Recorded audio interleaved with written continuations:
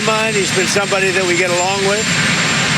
And I think you're going to see that good things are going to happen. And they meet in the middle of an Iran conflict that has halted Iran's oil shipping with a U.S. blockade, and China is Iran's biggest oil customer. The president says that he does not need President Xi to intervene on his behalf when it comes to the Iran talks, securing an Iran deal, although he did say that he's going to have a very long talk with him about Iran, as China is the one that stands to benefit the most from the Strait of Hormuz reopening. That's Fox's Aisha Hasni in Beijing. The president also told reporters before leaving, Iran won't be his top issue in the talks. So what is? I would say more than anything else will be trade. And after all the tariffs he imposed earlier on China, more than a dozen business leaders, including the CEOs of Tesla and Apple, are on this Trump trip.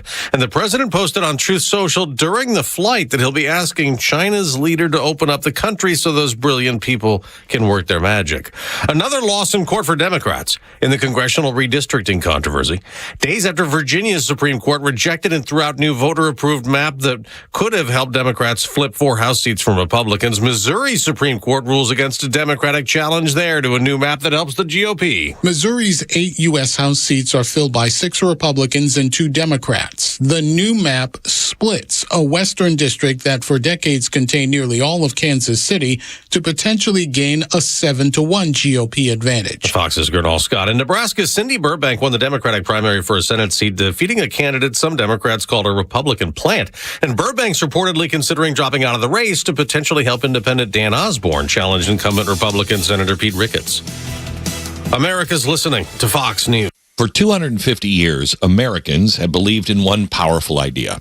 We were meant to live free. Free to pursue our future, work hard, free to move, free to enjoy life without being held back. But if everyday aches and pains are slowing you down, it might be time to declare your independence from pain. I tried everything and anything to help me get rid of my pain, and nothing freed me. It just masked the pain, and the side effects diminished my quality of life. I'm sure you have been there if you have real bad pain. Relief Factor is a 100% drug-free, research-based formula that is designed to help your body fight inflammation, one of the root causes of pain. And it is not a quick fix or a temporary mask. It works from the inside out, at the source. Relief Factor. It was created for people to get back to living their life on their terms. Is that you? Walking, working, exercising, enjoying the moments that matter? This year, as we celebrate 250 years of American independence, take your stand for your own freedom. Declare your independence from pain. Try Relief Factor today. 1995, 3-week quick start. Ready for you right now. Visit relieffactor.com, 800-4-RELIEF.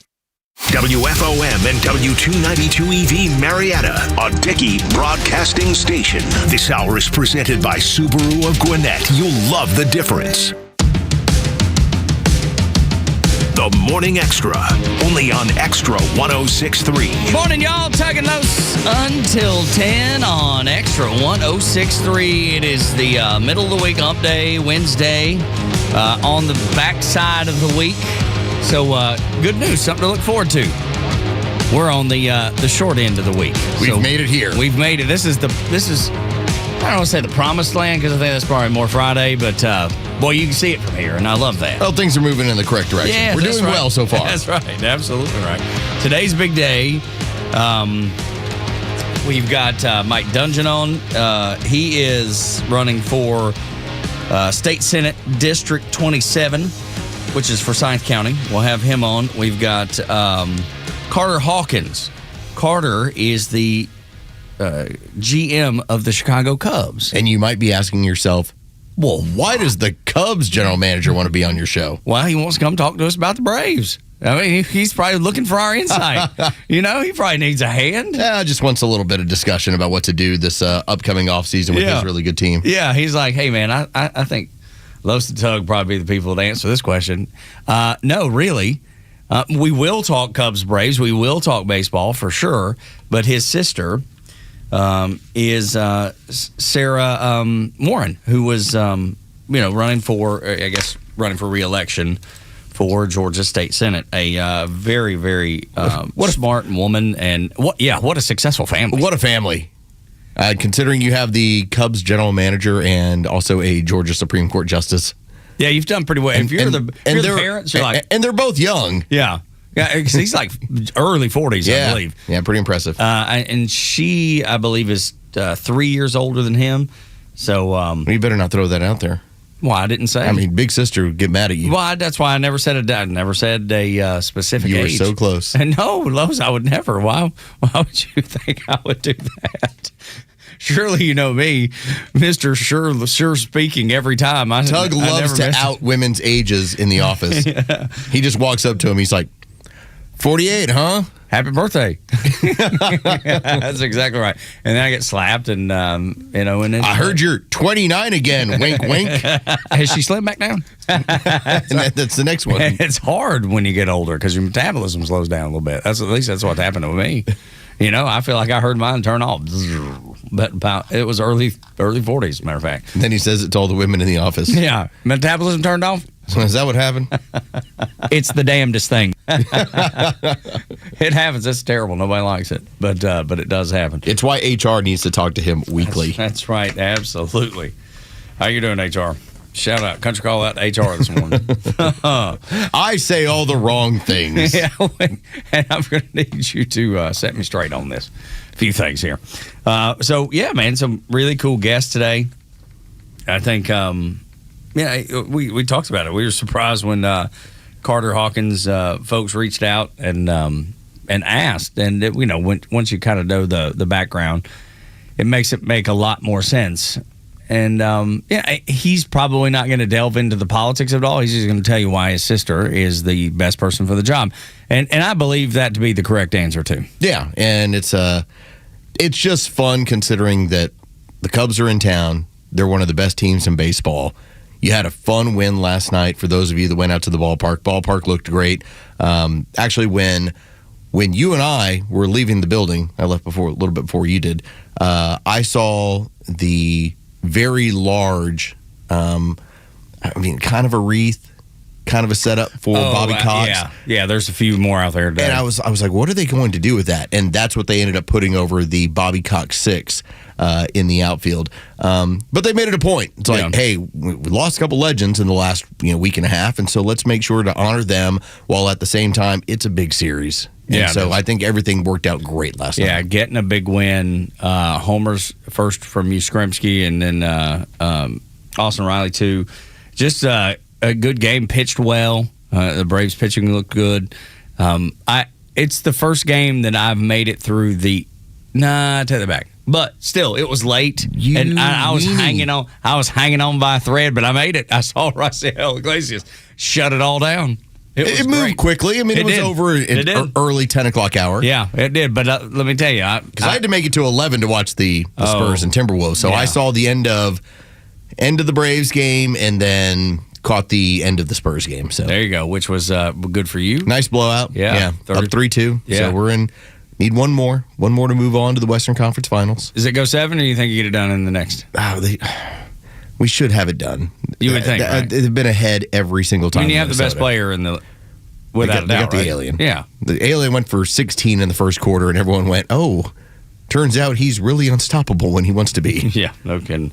Dude, you're talking about how good the stadium looked and everything. Somebody had posted a picture from last night. It says Tuesday night in May. By the way, school isn't even out yet.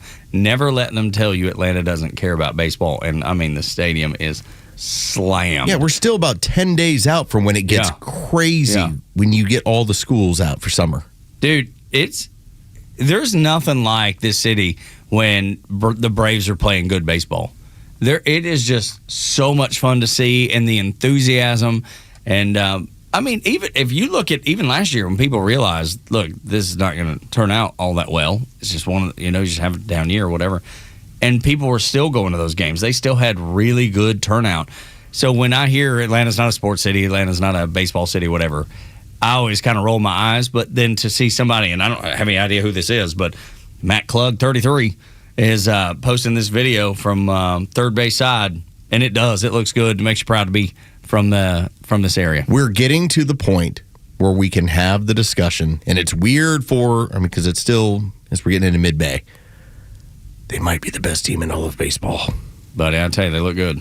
But nobody wants to rank them as that. If you look at any of the rankings the league puts out, good. It annoys me. It doesn't me. It annoys me. They got the shortstop back last night. That's right. And dude, he played looks well so defensively. Oh my gosh. Yeah, I think he went 0 for 2 with a walk, 0 for 3 with a walk, one of the two. So got to get some work done at the plate. Whatever, everybody picked him up, but that defense was solid. Defense was great. I saw him on a nice short hop late in the game. Man, there's a lot to be excited about, and then even tonight, get some more J.R. Ritchie action. Get to see that young man get out there again. So a lot of fun. Like I said, I'll be. I've got one responsibility. I just have to get my youngest daughter to volleyball practice and back, and so I will find myself a chair and over at the facility and watch the Braves game. There you go. That's living right there. Back to what Bryce said. I can't believe you care about that. What annoys me is that the Dodgers get so much media attention. Like, for example, I saw a tweet that the MLB put out. Shohei didn't pitch last weekend whenever the Braves were in town. Yeah, and he's on a real rough streak. Yeah, he so like, finally he's like hit a home 4 run. for 35 or something. Finally hit a home run last night, whatever. But they posted a highlight strikeout montage of him pitching versus the Marlins after they lost the series to the Braves. Yeah. Like, what are you doing? They're promoting their biggest player. They're back-to-back champs. Yeah, I mean, You're still going to have to go through them. that's right. Yeah. But Easy, it looks done it. good. What'd you say? Easy. Easy, we've done it. Yeah, you got to do it. You did it in May when they were That's pretty right. banged up and you didn't see any of their top-end pitching. We'll do it in 7. I ain't worried. I've seen this. I love it. I mean, I love that Okay. confidence. But that's just marketing, dude. That's all it is. You work in. I'm aware, but it's frustrating because it bother me at all. never ends. Like it goes back to the whole thing of Shohei getting the 7 batters away graphic on Fox that they had. Bryce, I'm just going to tell you this, young man. If you're looking from validation from people from outside the marketplace, you will be upset on a regular basis. Oh, I know that a lot of people don't. That is how it works around here. Yeah. When Georgia was busy being one of the greatest teams of all time in college football, it was, hey, you see what the Bulldogs are doing? Yeah. Yeah, you'll figure it out. Welcome. Yeah, man. Don't you let that stuff for you. Don't even read it. Matter of fact, don't follow any account. Or not to. It's nice when it's like the band that you know and no one else does. Yeah. Early on. You're like, I know what we're doing. Yeah. We're good. Absolutely. When you're really early and you went and saw them at the Roxy before they played Truist Park. You know what I mean? You're like, oh, yeah, dude, welcome to the show. Glad you got the T-shirt. You know? Glad you're here. Yeah. Finally. You'll figure it out. It took you long enough. I mean, these guys been playing forever. I just want Sean Murphy off the team. Well, Not going to do much about that. Yeah, it's tough. I mean, I'm sitting back going, I had my Jonah Heim pom-poms going, and here comes Murphy back, and they sell him off to Oakland. Now, don't you wish you had a Jonah Heim? Mm-hmm. Yeah, It's you okay, we do. got Sandy Leone. And who's the?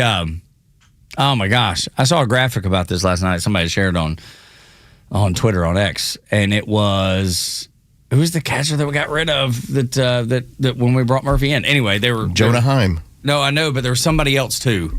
It's Jonah Heim. Now, this Are you was a talking about the different- original trade? Yeah. I guess. Anyway, point was they were looking at and whoever we let go had all the Yeah, the A's catcher. Yeah, I guess. Yeah. He's right now. Him and Drake Baldwin are the best 2 catchers in baseball offensively. Talking about William Contreras? There we go. Yes, it was the Contreras. Yeah, and like Contreras has him in every category except home runs. And you're like, well, and I when they made Shea the Langoliers, both of you idiots. No, the graphic was actually of William Contreras, But it's Shea Langoliers that was part of the trade. who was the one who was like putting up the crazy offensive numbers. There you go. And now you challenge my baseball knowledge, and now I'm upset at both of you. challenged him so much that the Google saved him. The Google got Well, him. I'm the one who knew where to find it. Yeah, so yeah. I think anybody can find Dude's, out there. by the way, dude's batting 340 with 12 homers and 25 RBIs. Tell me about what Contreras is doing, and then about who's the best offensive catcher in baseball, along with Drake Baldwin. The point is that there's all kinds of people across baseball that seems to be doing really, really well, and we got the guy that's not. That's the bigger point. Contreras is 295, 3 homers, 26 RBI. That's cute. Yeah, but I'm just saying the graphic though, when they compared the stats, Contreras beats him in every category except home runs. Oh yeah. So that's the thing. Even that guy is doing better. I think everybody's just disappointed ultimately in the fact that he got hurt when he got here, and he never has gotten healthy. No, he's not, dude. It sucks. But what are you gonna do, man? What are you gonna do? I mean, I just feel like the Braves just produce catchers. Like you mentioned, Shea Langoliers, got Drake Baldwin. You had Travis Darno. I mean, you would think Sean Murphy, but yeah, but no, because it was looking so good. Like I was so excited to get him, and then it's Sean I.L. Murphy. Yeah, that's right. Absolutely right, dude. Well, anyway, I don't know how we bounce back from that. Let's talk about something that should put a smile on your face, and that is the fact that the Democrats are in the red. And I don't mean like Braves red. I don't mean like the stadium red like they're going to do on Friday night. I mean they're in the red. They're in a bad shape financially. Way out west, there's a show, the Morning Xtra, the Morning Xtra. Tug so bold, deep in the story, breaking news that's bold. A couple days ago, we were talking about the money not coming in from donors for Kamala Harris, who blew through $2 billion in a failed campaign. It gets worse for the Democrats. The DNC is in the red as they struggle for donations, and the Democrat PAC blew through a $100 million amount of money that they had focused on redistricting. And they've been focused on this since 2020. So 6 years they've been fighting this redistricting fight because, as Lo said the other day, they started it. We're finishing it. The Democrat Legislative Campaign Committee is spending $50 million. The National Democratic Redistricting Committee, $46.5, and the Democrats reportedly spent $64 million alone in the redistricting up in Virginia. So that's the one, if you recall, that was deemed unconstitutional by the Virginia Supreme Court. You spent $65 to $70 million to be told that it's unconstitutional? And people in your office were telling you to begin with. Told you to stop? Hey, don't do this. This is not going to work. And it blew up in their face. They've been running on credit for the better part of a year and a half. It's funny you bring that up. They just took out a $15 million loan. There it is. $15 million loan because they are $4 million in debt. They can't raise money. Who's going to give them money? Who's going to go, yeah, man, you guys look like you got it together. I think I'm going to. And then when you think about USAID going away and all of a sudden they have money problems, I'm not saying they're related, but they're related. You don't want to say that they're correlated, but they look correlated. That's right. I mean, how funny is that? That this administration decided to go after, under the idea of dealing with waste, fraud, and abuse. And early on, it was DOGE, and it was about canceling these government contracts that were clearly, when you listen to Elon Musk, he's like, we're giving you $10 million for grain silos in Africa. Can you show me the grain silo in a picture? And no one would respond. They're like, well, canceled. Okay, that clearly is not how it was. But ultimately, what it was a way to just send money right over the Democrats. That's right.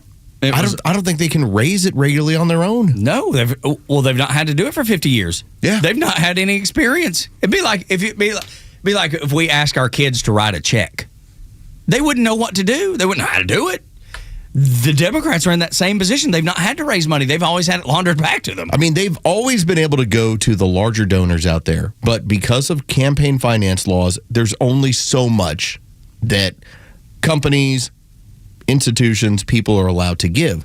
At least in the open. You make a large amount of your money off small donations, which that was why we had the controversy when it came to Act Blue over the micro donations. Which is also under investigation because of that. Which was another deal where people were having thousands of dollars donated in their name in small donations. And when contacted, they were like, I didn't donate that money. Well, no, you didn't. It was donated in your name in order to hide it. That's exactly right. They're not getting any money. These guys are in bad shape. And something you said the other day, too. They could have avoided all this just by not conducting the 2020 op. If you just left them alone. Dude, they would still be riding the big wave. It'd be business as usual in Washington. Mm-hmm. You'd be clear of Donald Trump. Instead, you're sitting on it for about 3 more years. We will win. Will you? We'll see. Hey, look. We won't rest. Oh, man. Chuck Schumer, he's active this morning. Sounds like he's got raspy, too. He's like his throat's sore, maybe. from screaming that a lot. Talkmaster Neil Bortz is up next on Extra 106.3. 6 o'clock hours brought to you by Subaru of Gwinnett.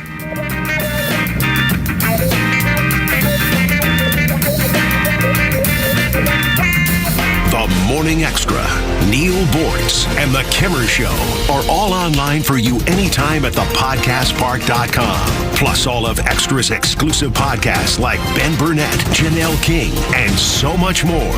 All at thepodcastpark.com. Presented by Associated Credit Union. Join Daniel Madelon, CEO of A Second Chance Bail Bonds, and co-host Tug Cowart as they bring together law enforcement, justice insiders, and voices from every part of the justice system, victims, advocates, and people who've turned their lives around. It's not PR, it's not fluff. It's an honest talk about what's working, what's broken, and how to build a better path forward, 1 second chance at a time. This week's guest is Rob Pitts from the Fulton County Board of Commissioners. Justice Unfiltered. Unfiltered, informed, and unbiased. So you got into an argument. Things got heated. Then a fight broke out, and it landed you in jail. Now what? You need A Second Chance Bail Bonds. They can get you or your loved one out of jail quickly, in most cases, in a few hours. So make the right call. A Second Chance Bail Bonds. It's better to know us and not need us than need us and not know us. Call 404-BAIL-OUT. That's 404-BAIL-OUT or online at atlbail.com. When it comes to luxury, performance, and cutting-edge technology, few brands do it better than Cadillac. And there's no better place to experience Cadillac than Jim Ellis Cadillac, where buying a luxury vehicle is just as refined as the vehicle itself. From the bold Escalade to the sleek XT5, the powerful CT5, and the electrifying new Lyriq, you'll find an impressive selection ready to go. That means more choices, more availability, and competitive pricing, all with the transparent, no-pressure approach Jim Ellis is known for. And with the Jim Ellis Expressway, you can start your purchase online. Value your trade, schedule a test drive, even complete paperwork from home. It's luxury car buying made simple and convenient on your terms. Or shop in person and enjoy a professional, welcoming dealership experience that puts you first. To get started, visit JimEllisCadillac.com or stop by the Jim Ellis Cadillac dealership on Peachtree Boulevard, just inside the perimeter. Jim Ellis Cadillac, where you can always expect the best. Man, I love this place. I've been surfing here since I was a kid. Now, seeing my grandson out on the water, it means everything to me. Watching him and taking in the blue waves, the sea breeze, the blurry horizon.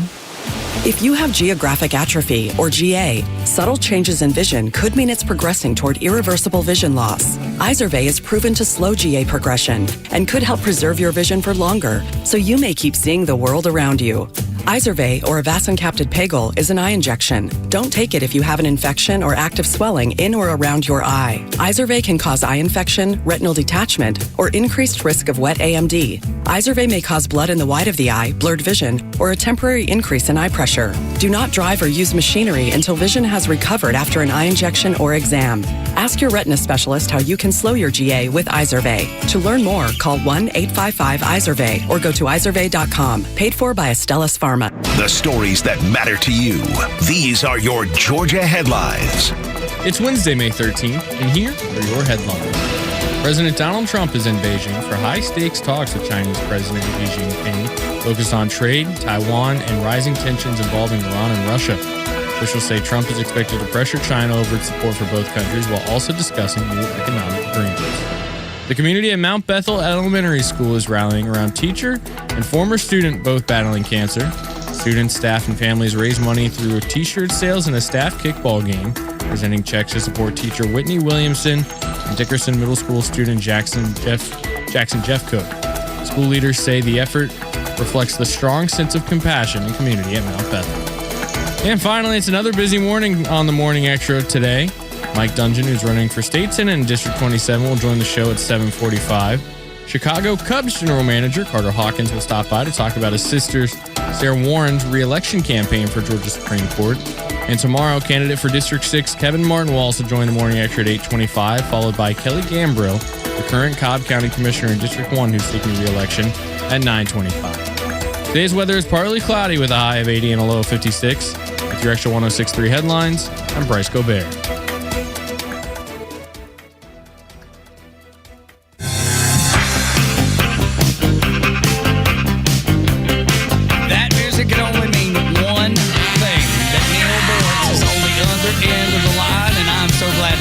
Neil. Good morning. How are you, bud? Well, I'm up and at 'em. Attaboy. Okay, that's a good start. That's a good start. Don't know what the day holds in store. Well, I mean, with whatever you want it to. That's right. Make it your own. You're right now. You know, I heard you say that no symphony to introduce Neil Bortz. No symphony? Did I say that? Yeah, one of you did. Said you don't want a symphony. And No, he actually said no sympathy. For me. No, I'm just that's right. But for God's sakes, please don't ever play that freaking achy breaky heart. Oh, come on, Neil. It's great. Behind me when I'm on the radio. My God. You know, do you have amoeba loose in your brain right now? I could. I got to tell you, I look back on achy breaky heart fondly. I look back on achy breaky heart with total disgust as a former country disc jockey. There is not a chance that piece of crap would have made it to the air on my show. Okay, I'm with you. I agree. But time has healed a lot of wounds. Because I wouldn't have wanted to play it on my show. That is an open, gaping, sucking chest wound. I think people look back on it fondly. And here's why. Because I would have said the same thing about A Flock of Seagulls. I ran so far away, and time has healed me on that. I love that song. Okay, I like A Flock of Seagulls. I especially like Thunderstruck with them. Well, I bet that was AC/DC, wasn't it? Thunderstruck. AC/DC. No. Well, you know what else? Flock of Seagulls. They did one called Thunderstruck too. Okay. Yeah, they did. I have found myself listening. If the banjo player would just cover up that emaciated, skinny-ass body of his while they're... I find myself listening to a lot of Duran Duran lately. I love Duran Duran. I flew out to Houston to see him. Me and my buddy, this was 20 years ago, me and my buddy were the only straight dudes there. It was exactly. It was gay men, 40-year-old women, and me and my buddy. That was it. Were you still straight? Yeah. Well, you were with man. I mean, your buddy didn't look at you and say, "What the hell?" Yeah, it was camouflage. Want to make out? No, he didn't. No, we're just admiring all the 40-year-old women. And another bone to pick with you. Oh, my God. I feel like I'm being beat to death. Biolabs are not all bad. Okay. I mean, I had asthma at the age of about 1.5 all of my life, right up until the point that a biolab created a biologic medication that wiped asthma off my map. And was that done in the United States? I don't know. It was a biolab. Because that's the conversation has been, when we're funding these labs across the world, yeah, there is going to be some productive elements to it. But largely, we're trying to make weapons. And this is now getting, as we're going 6 years removed from having the whole world slam on the brakes because of one of these things getting out. We got whiplash from that one. Yeah, it's still a matter of when you're funding 40 biolabs in Ukraine, and it's not like Ukraine is known for security. I think it's just very concerning when we start talking about that stuff. I agree, but I just wanted to put in a nice word for biolabs. Okay, well, you got it. You got in the love for the local biolabs. No, I don't know if it was local or not. Well, productive. Can we just call it productive one? Well, it was a good biolab. Yeah, there we go. You know, so there. And by the way, I agree with you on Anthony Fauci. There was never anything about him that ever instilled an ounce of confidence or believability in me. The man, the average dumb man on the street, pardon me, I'm in a mood today. Yes, you are. The dumb masses. Say that fast. Dumbasses. There you go. Dumbasses. They wouldn't be able to define to you, if their lives depended on it, what gain of function research means. Agreed. They wouldn't know. Hey, what is gain of function research? Oh, I don't know, but that's what led us to COVID. Yeah, the ridiculous idea that you're trying to figure out how to make a pathogen cross over to humans, so if it ever does, you know how to treat it. You're actually making a pathogen cross over to humans so that you potentially know how to treat it, or what I believe is more likely, weaponize it. There you go. I was going to say that. You took the words right out of my mouth. You and me, Neil. Yep. Yeah. No, it's so you can create a weapon. Yeah. Yeah. And boy, did this weapon ever get a test. Yeah. Yeah, and by the way, credit to Babylon Bee for something they put up yesterday. Speaking of weapons, they're genius. What did they have that grabbed your attention? That New York is going to take hantavirus patients and move them into nursing homes. Yes, I saw that. Oh, man. They never miss. They never miss. They always get it right. I just thought, oh, that's terrible. You people are perverts. Dude, I love them. I think they're great. Coming up with saying, but Hochul, how do you pronounce that? Hochul, Kathy Hochul, yeah. Hochul? Yeah. The accidental governor of New York? Yeah. Yeah. What is a per pupil? Do you know that you do know the difference between pupil and student, don't you? No, but I don't know that. Yeah, no. Now I want to know. A student studies. And then a pupil does not? Yeah. Okay. Pupils occupy space. Okay. All right. But you know the difference, the per pupil expenditure in Atlanta schools? You have any idea? I saw the number of this. 42 grand? Yeah, that was 40-some grand, isn't it? No. That's New York City schools. Oh, okay. Got it. Okay. Well, what is it, Atlanta? I don't know. I'm going to look it up. Okay, we'll figure it out then. Yeah. But anyway, $44,000 per student in New York City schools, and they can't get above the 30% mark in capability of reading and math and writing. That's, the Atlanta schools are pretty bad, but New York City must be a mess. Roughly $26,000 per student in the city of Atlanta for Atlanta public schools. Wow. Did you just call them public schools? That is, you guys are getting on my nerves today. Government schools, Neil Bortz. Government. They're government schools. They're owned by the government, operated by the government. All the employees are government workers, and you call them public. They're government schools. If we would start calling them government schools, maybe some brain-dead parents out there would say, well, wait a minute here. The government really doesn't do anything well or anything right. So why am I sending the most precious thing in my life off to the government to be educated? Yeah, I wish I could. But I wish I had the answer. I think it's parents just don't have the ability. With both parents working, sometimes paying for private school. I mean, I'm not making excuses. I'm trying to figure it out myself. I know there's always a way. I knew a young lady, a friend of mine. She worked in broadcasting in Atlanta. She was a single mother. Okay. Yep. Single mother. And she, by God, saw to it that her son went to a private school. That's got to be That's got to be your biggest focus, though. It has to be the only thing. It was her biggest. And good for her. What else? What is a bigger focus when you bring a life into this world? Nothing. No, I'm with you. Volleyball. It depends on who you ask, I guess. I'm sorry. Yeah, and her son ended up at the Naval Academy. Good for him. And then flying F-18s for the United States Navy. God bless him. That's awesome. Okay, single mother. Yeah, no, it can be done, but it has to be the complete focus of everything you do. It has to be first and foremost. And most people have a lot going on. I'm not making excuses. I'm just trying to figure it out, walk through why would this happen the way it does. Yeah, well, and the number one cause of the disaster that is government education in New York City and New York State is teacher unions. Yeah. And they controlled it. Here's a favorite trick of teachers unions. We can improve education. We can do a better job if just weren't so many students in our classes. So we need a law that reduces class size. Now, what happens when you reduce class size? That means you need more teachers. And if you need more teachers, that's more teacher union members paying teacher union member dues to the teacher union. And people can't see through this BS about reducing class sizes.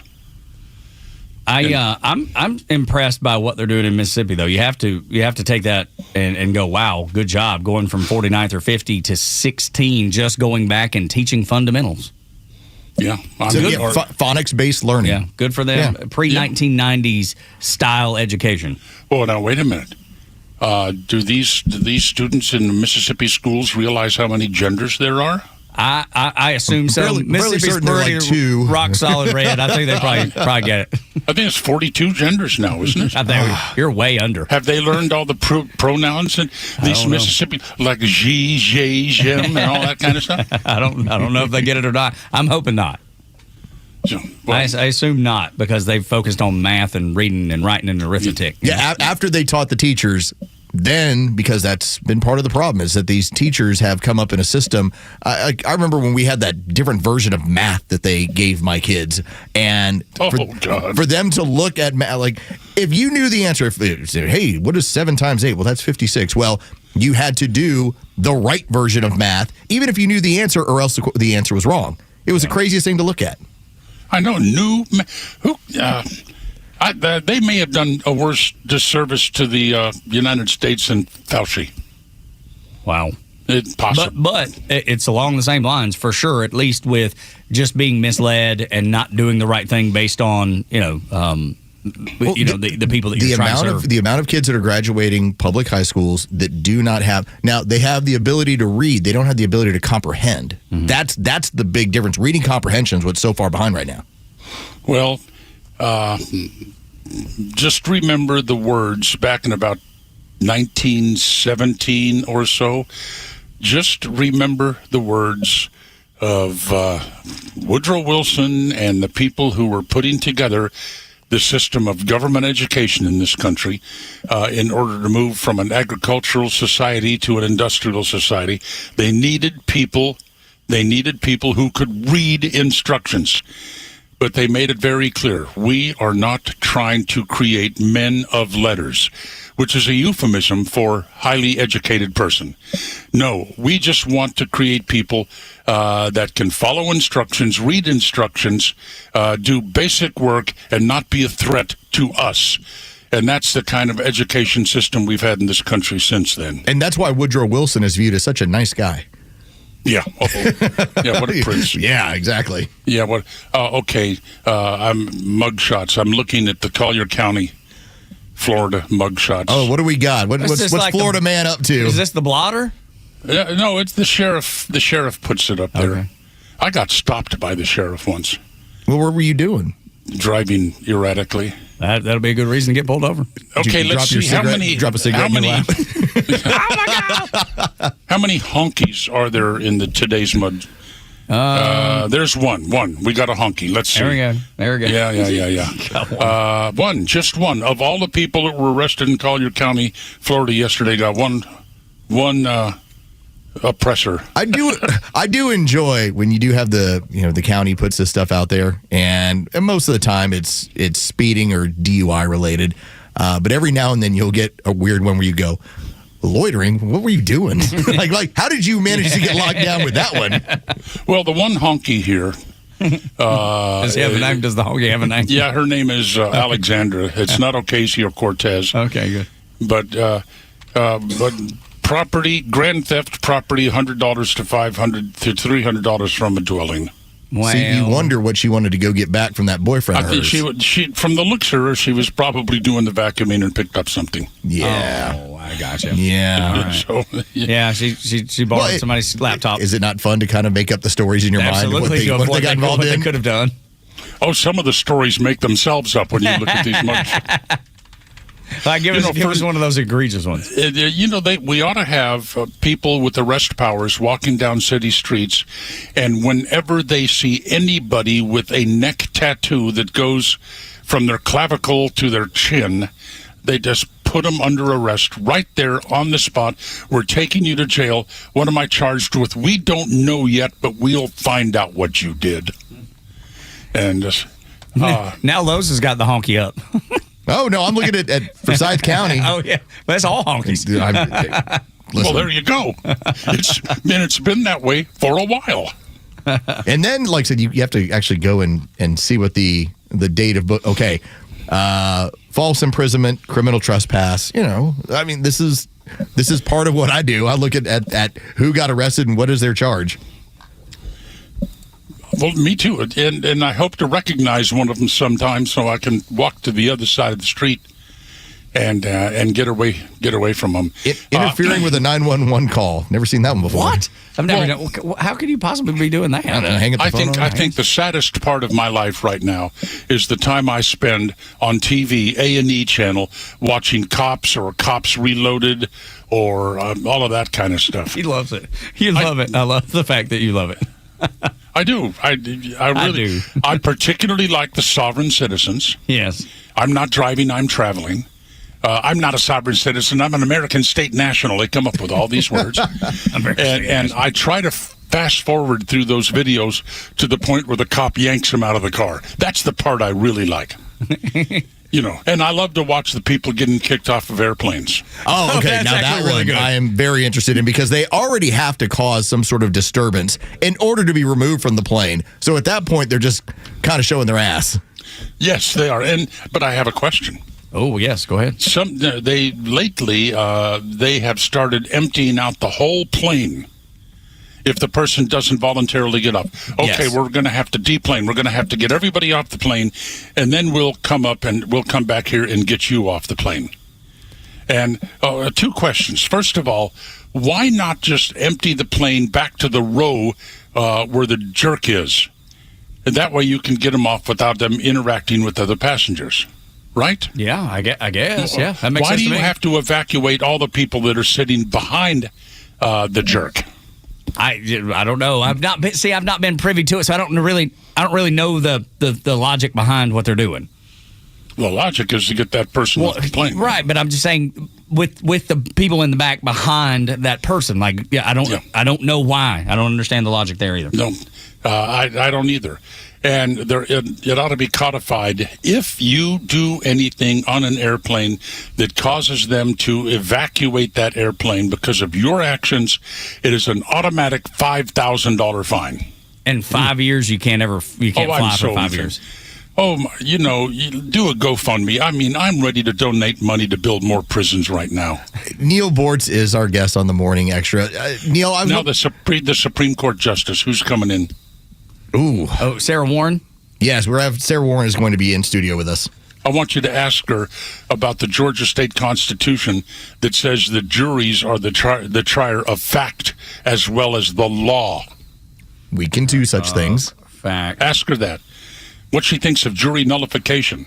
Well, the Georgia Constitution says that the jury, when they're deliberating, they can decide whether or not this should even be a crime, regardless of whether or not the person did it.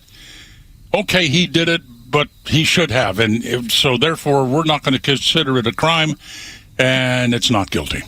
Well, then there you go. We'll make sure we try to bring that up. For next week, we have to have a discussion because I'm having a debate with Tug. I keep telling him that there is such a thing as hot air balloon pilots. And he says there's no such thing as a hot air balloon pilot. Why would he say that? Because he's just trying to draw you off sides and me off sides. See, that's not exactly the way it came next down. week, Neil, this is what we got to break this thing down for him. Yes, but we need to get to the actual truth, too. Well, there's a word for it, too. What is that? Aeronaut. I saw that, but I didn't know how to pronounce it. Because I looked it up. I love it. Yeah. What is this word? Aeronaut. It's aeronaut. Yeah, I didn't know how to say it. And my FAA license is, it's also for airplanes, but it says hot air balloons. Commercial. I'm a commercial hot air balloon pilot. Well, then there you go. Making money off of it. I love it. I used to. There you go, Neil. We appreciate you, buddy. Just charge people for rides. Yeah. Some people, I think that's only legal out in Nevada, isn't it? Nye County. Oh, by county. Charge people for rides. Nye County. Oh, Nye County. Gotcha. Yeah. I said by county. All right, Don't Neil. ask. Thank you. Okay, can I go now? Yes, you can. Have a good one. Excuse for the day. I'm out of coffee. I got to go make another cup of coffee. God bless you, that, Neil. Joe. Yes, sir. Y'all be good. Do our best. No achy breaky crap on you. No more. We won't do that to you. My achy breaky heart. What a dope. He is a dope. Although he's dating Liz Hurley now, so he's done pretty well. Oh, yeah. He has Polaroids. That's the only way he can get into that. Could be. Maybe. We will. I don't know how to respond to that really exactly, but Neil, it's always good to have him. The action following the inaction figure. Next on the Morning Extra.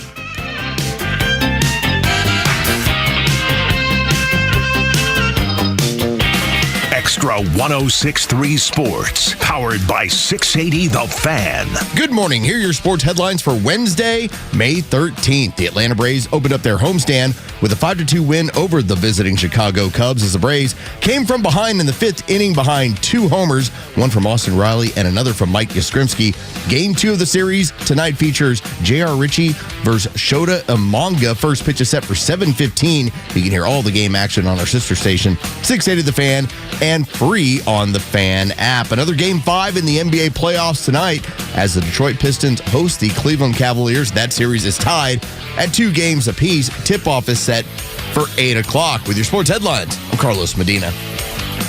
Hey, this is Los with David from Atlanta, who just purchased his new car with the Honest Car Guy, the new, fully transparent way to buy your next vehicle. David, tell us about your experience. I had been looking for a vehicle for a couple months. The car buying process was a little challenging at first for me. I had some credit issues in the past, and I just happened to hear a familiar voice on the radio, and it happened to be on the Honest Car Guy ad. I got in touch with Tom. Within 2, maybe 3 days, I had a vehicle being shipped here from Orlando, Florida. I have already recommended him to family members, several friends, and I'll purchase a car from Tom when I make my next purchase for sure. Friends, if you're in the market for a pre-owned car, truck, or SUV, get an honest car buy from the Honest Car Guy. You pay what we pay, plus an honest fee, and we back that up by giving you the bill of sale. That's our transparency guarantee. Call 844-SHOW-ME-1. That's 844-SHOW-ME-1, or visit honestcarguy.com. Okay, I got a question. When you update your home, do you want a quick patch job, or do you want it completely done right, start to finish? Hey, it's a Kimmer. That's why I trust my buddy Jeff at Peach State Windows. You can see their work right now at peachstatewindows.com, and what stands out is quality. For over 50 years, Jeff and his team have been helping Georgia homeowners do things the right way. No shortcuts, no goofing around, no surprises, especially when it comes to siding. Now, I've always loved Hardy Plank, and in Georgia, it's not just about the looks. It's about holding up to heat and humidity and everything our weather throws at your home. Right now, Jeff's got a great offer. 1,000 square feet of premium cement, fiber, Hardy Plank siding for just $69.85. That includes removal of your old siding, professional installation, finishing paint, a complete exterior upgrade. How about this? 0% financing for 12 months. 770-485-8011. Making the uglies go away. Check them out. PeachStateWindows.com. Atlanta, it's Mark from the Safe House. The legacy of Joe Biden lives. His open border policy let millions of illegal criminals stream into our country. We continue to have customers visit the showroom and report that they have been victims of break-ins and lost their hard-earned and irreplaceable items. So don't be a victim. Drive by the Safe House showroom and see what real security looks like. Picture yourself placing your valuables in a Fort Knox safe. Now that's real protection for your priceless valuables. Drop by the showroom or go to AtlantaSafeHouse.com. Retirement should feel exciting, not stressful. But if you're close to retirement or already there, have you ever stopped to ask, do I really understand the risks to my plan? Hi, I'm David Nicholas, president of Nicholas Wealth Management. Things like market swings, higher taxes, inflation, healthcare costs, even living longer than expected can slowly chip away at your savings if you're not prepared. And even solid plans can have blind spots. That's why we offer a retirement risk analysis. It looks at how your investments, income, and taxes could hold up in real-life situations, not just on paper. It helps answer the big questions. What happens if the market drops? And will your money last as long as you do? If you're within 10 years of retirement or already retired, give us a call, 678-990-8500, or visit nicholaswealth.com to schedule a complimentary retirement risk analysis. Nicholas Wealth Management, helping you retire with clarity, confidence, and control. Nicholas Wealth Management is an independent financial services firm. This is for informational purposes only and is not specific investment advice. Every day, Americans make choices that shape our country's future, right down to which cell phone provider we support. Here's what most people don't realize. Patriot Mobile is an activist organization funded by selling top-tier cell phone service. And they've been on the front lines defending our freedoms long before it was cool, standing in that gap when others wouldn't. And the best part is they delivered prioritized premium service on all 3 major U.S. networks, giving you the same or even better coverage, backed by 100% U.S.-based customer support. You're going to get unlimited data plans, mobile hotspots, international roaming, so much, and you'll save money. And when you switch to Patriot Mobile, you're going to help grow a movement that fuels the Christian conservative cause. Every bill you pay helps advance the faith of values, family, and freedom. And switching is easier than ever. Activate in minutes. Keep your number, keep your phone, or upgrade. Take a stand today. PatriotMobile.com/Beck or call 972-PATRIOT. 972-PATRIOT, promo code Beck. Get a free month of service. PatriotMobile.com/Beck, 972-PATRIOT. Make the switch today. The Democrats, if you're a conservative, they're not your friend. They don't like you. The establishment Republicans hate you. They can't stand you. They can't imagine how they have to deal with the conservatives to get stuff done. They're grossed out by it. In fact, they might hate you more than Democrats do. The Morning Extra, 6 to 10 a.m. on Extra 106.3 and the Extra app. Tug and Los until 10 on Extra 106.3. We're just making fun of the do-nothing Republicans. And we'll get to that a little later in the show.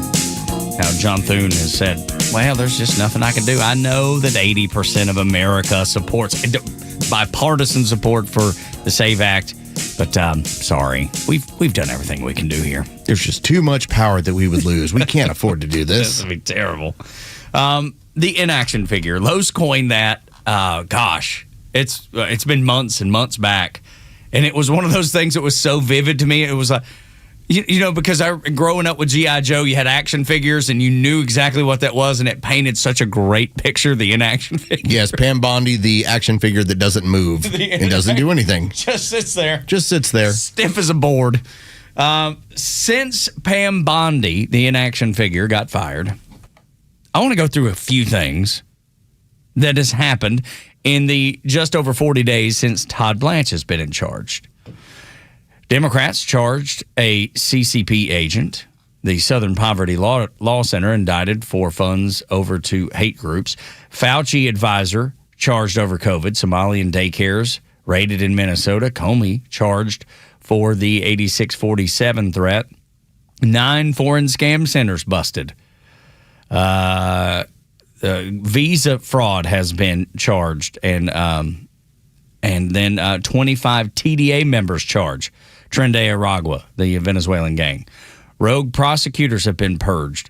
Firing squad was reinstated. And was that Utah where that happened? I feel like Utah. Jumps. I think it was Utah. Utah does have it on the books. So does a number of different states. It's just not used. We should use it. I mean, in Utah, you can elect. Yeah, you if choose you it, get right? capital punishment. Yeah, you say that's. I'd rather have them just shoot me. Can you imagine, Judge? I'll take the firing squad. I mean, quite honestly, horse thieves in Texas can still be put to death. Mm-hmm. But I mean, it doesn't happen. Yeah, but it's on the books. Fraud division launched, and then legal gun deregulation. All of that in just about 40 days. With Todd Blanche now in charge. Dude, what was the inaction figure doing? I've read so much, and I'm sure you've seen it too, Los. Well, she was prepping all this. She was setting the stage for all this to happen. It was always meant to be that way. Look, I was born in the morning, but it wasn't yesterday morning. You know what I mean? If you're prepping cases because you're trying to make them ironclad so you win, okay, I get that. But the amount of time where things were on her desk and nothing was occurring kind of gave you this wink, wink, nod, nod of... I ain't doing nothing. I ain't doing nothing. Nothing's going to happen. Nothing's going to happen. I'm not going to do anything. And let's face it, some of these could absolutely go nowhere. Sure. But at least they're in motion. At least something's trying. They're trying to do something. Like, this is a great meme, and I want you to see it, Los. It's if not charging anyone was Olympic sport, and it's Pam Bondi with just medals. Tons of gold medals. All over the place, not doing anything. And she didn't. And it's frustrating, and because that's what Americans want to see. Like, we know what's happened. We know all the things, and it's being revealed even more every day that all the things under the Biden administration are such bull crap, and nobody did anything about it and won't. I mean, we had a situation. Let's consider the Obama administration. All right, when it came to controversies tied to them, like Fast and Furious was probably as far as, hey, is that prosecutable, considering that you were taking part in a gun running operation to then track weapons, how they moved around the cartels in Mexico. Like, okay, is anyone going to see justice over this? Oh, no, it's an operation. All right. You also had an IRS situation where they were going after conservative groups. Okay, the person who was basically running that, you put him on Capitol Hill and you made him testify to it. Fast forward, the Biden administration was doing so many crazy things that are what was the one dude at the town hall was like, so many things that are unconstitutional. Yeah. Name one. I'll just start with free speech. Yeah. I mean, you just had this government settle with Alex Berenson because of what the Biden administration was doing to them. So it's not like you didn't have this gaggle of people you could go after or look into and basically say, if for the very least, don't ever do this again. Yeah. And the Biden administration was charging conservatives at a higher rate, and the conviction rate, when they would be convicted, their sentences were even longer. They made it a point to make you and let you know, if you go against our will, we will come at you with the full force of the law, and when we convict you, you will suffer more than anybody else. What do socialists do? That. That's what they do. And then the whole Todd Blanche thing, like, all that looks good and sounds good. Pat Bondi did nothing. At least there's some movement there. But until I see convictions, even Todd Blanche, even he gets my question mark. Well, and that's the difference between, I was taking my time because I wanted to make sure these were ironclad, because typically when the federal government goes after you, they're typically going to beat you. Yeah, that's right. They have endless resources, and they feel like it's an ironclad case. Remains to be seen what's going to happen with this one. I guess we will find out. We will see what direction things go. We shall see. I hope Todd Blanche knocks it out of the park, man. I hope he's the Hank Aaron of AGs. But until I see convictions, I still have big question marks. Miss Stacy, boy, she's got some cues to A, especially about them finances and her campaigns. Next on the Morning Extra on Extra 106.3, 6 o'clock hours, brought to you by Subaru of Gwinnett.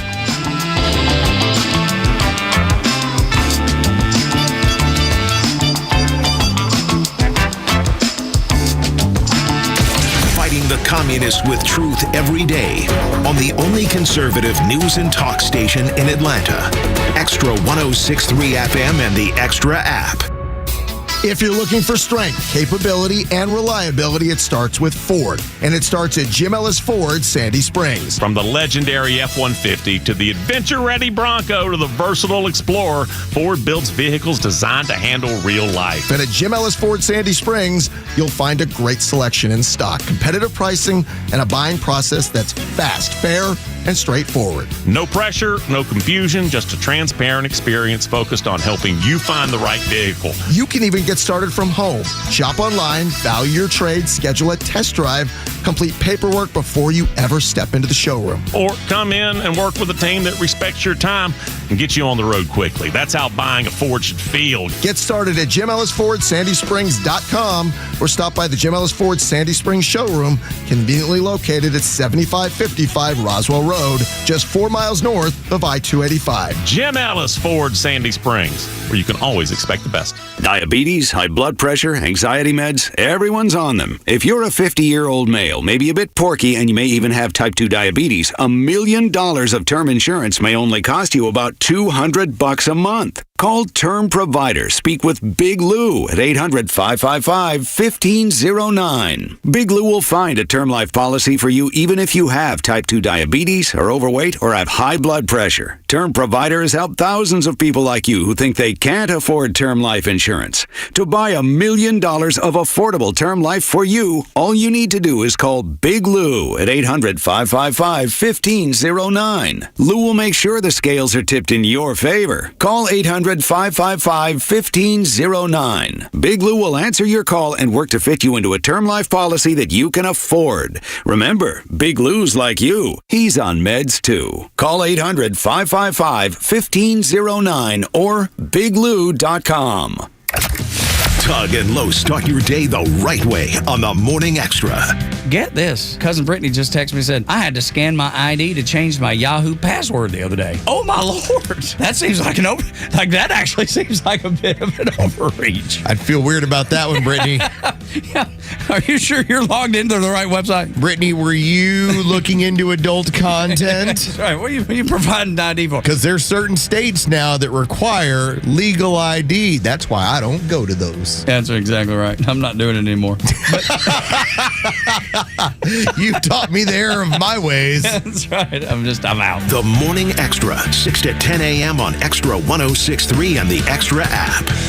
The Morning Extra, Glenn Beck, Clay and Buck, and The Kimmer Show on WFOM and W292 EV Marietta, a Dickey Broadcasting Station, Extra 106.3. He'll soon land in China.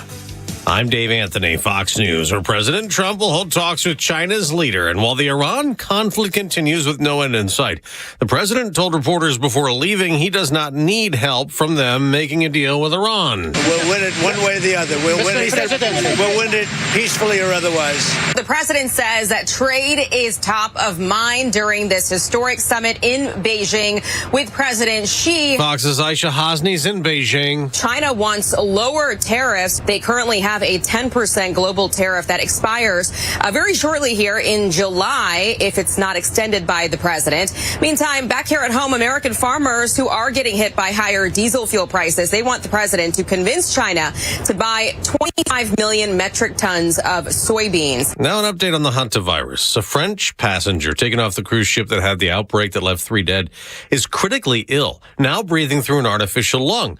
As for the 18 Americans in quarantine, only 1 tested positive for hantavirus. Stephen Kornfeld tells CNN he feels fine now, but last month a number of us on board came down with felt like a flu-like illness or the ship's flu.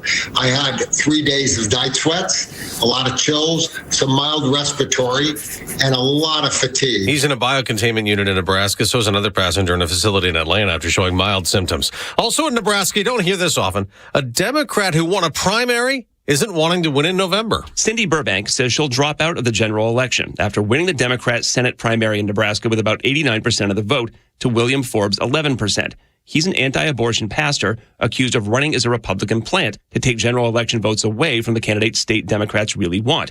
Independent Dan Osborne. He came pretty close to winning a Senate race 2 years ago and is seen as having the best chance to beat incumbent Republican Pete Ricketts. That's Chris Foster. America's listening to Fox News. For 250 years, Americans have believed in one powerful idea.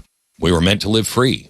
Free to pursue our future, work hard, free to move, free to enjoy life without being held back. But if everyday aches and pains are slowing you down, it might be time to declare your independence from pain. I tried everything and anything to help me get rid of my pain, and nothing freed me. It just masked the pain, and the side effects diminished my quality of life. I'm sure you have been there if you have real bad pain. Relief Factor is a 100% drug-free, research-based formula that is designed to help your body fight inflammation, one of the root causes of pain. And it is not a quick fix or a temporary mask. It works from the inside out, at the source. Relief Factor. It was created for people to get back to living their life on their terms. Is that you? Walking, working, exercising, enjoying the moments that matter? This year, as we celebrate 250 years of American independence, take your stand for your own freedom. Declare your independence from pain. Try Relief Factor today. 1995, 3-week quick start. Ready for you right now. Visit relieffactor.com, 800-4-RELIEF. It took 100 years, but finally there's a conservative voice you can trust. Atlanta's only conservative news and talk station, Extra 106.3. Morning, y'all. Tug and Los on Great Wednesday. Appreciate you being here up early with the Morning Extra. 404-741-1230 at Extra 106.3 across the social media platforms. It is a Disco Wednesday. You can tell that Bryce has found his groove right quick. So if you happen to, let's say, have a hole in your budget and you happen to borrow money from somebody else in order to pay it, does that hole in the budget just go away completely? Well, it depends on where you are, I guess. Depends on your location. Because I was just curious about that New York State math that's so funny. Yeah. When We're when you make a $12 billion deficit disappear by stealing money from the state taxpayers. From the people upstate. Oh my God. And the governor's like, well, yeah, here's $4 billion, and make sure you stop your pension payments. That's right, to your police officer and your firefighters and things. And then celebrate it. And then cut services to the homeless and children, and everyone's like, hurrah! Look, huzzah! The communist did it. He said he was going to do it, and he did it. And so it's just math. People just go along with it. Yeah, they sure do. They're looking for a victory anywhere they can, in heavily. What was it? It's communist New York, but what is it? Social Democrat New York. Yeah. The funny part is, it normally takes years for the communists to run out of money. It took him months. Yeah, that's right. But he did it with such a smile. Yeah. I mean, look, that's a handsome looks friendly. Smile. That's the nicest guy you've ever met in your whole life. Listen, I need $12 billion, or else. Yep. Here you go. There you go. Let's stack it up. Would you consider that running from the sun? Yes. That would be running from the sum. That would be very much like when we get into that. What is it? What is the number? Yeah, let's just get out of here. Oh my God! Yeah, so we got to just turn into camera. Oh my God! Yeah. No. Oh my God! Oh my God! I mean, if in this state, if you had the city of Atlanta that was running, let's just call it a $1 billion deficit, do you really think the rest of the state would be all like, hey, we got to go ahead and do this? And not say anything about it? Yeah. No. And then there would be a celebration of, what genius, look what they've done. They just took all the money from those fools up in the rest of the state. It's amazing. Because I was looking, because Laura, my wife's from New York, I was looking at the breakdown. If you look at this, the county by county, the majority of counties in New York are blood red. Especially one, like from New York City, like on the east, from New York City, kind of up. North up New York State. Yeah. But it doesn't even go all the way up to, the county my wife grew up in is the last county, and it's 2 hours from New York, but it's the last county that is blue. Everything around it is solid red. And if you get up there and spend time with those folks, they're good, regular old hardworking folks. They absolutely don't support any of that stuff that's happening in Albany and everything south. It's nuts. It's nuts the way it works. But yeah, take the victory lap. Fools, take the freaking victory lap. They all think that they have this belief that when the state steps in and hands you money, that somehow that money was just sitting around. It's just waiting for you to come finally pick it up. It's like, no, the taxpayer bailed you out. They don't care about that, dude. That's the thing.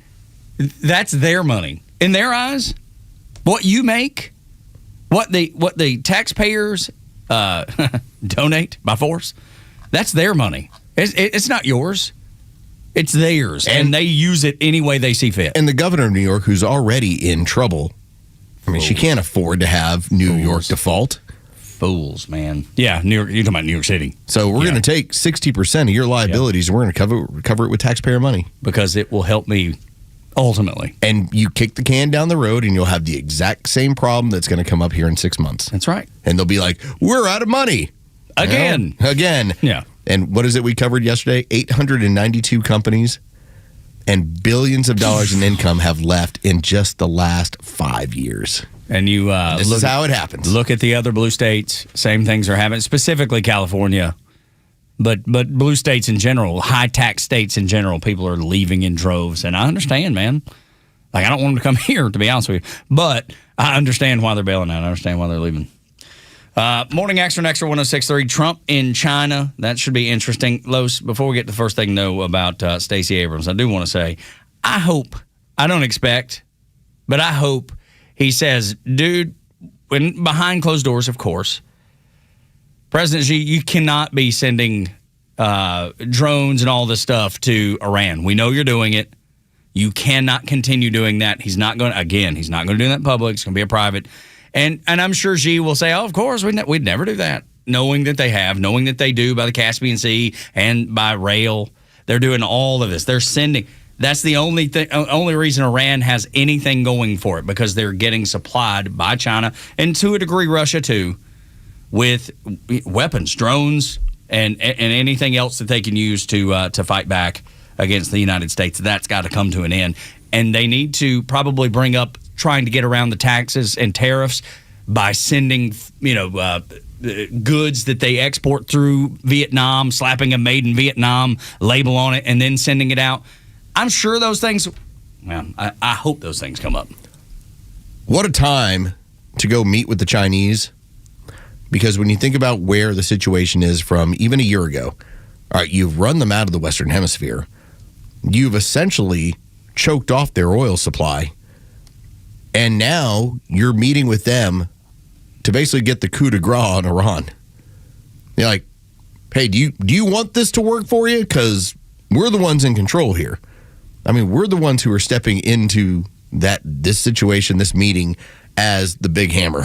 Yeah, and I think they realize it.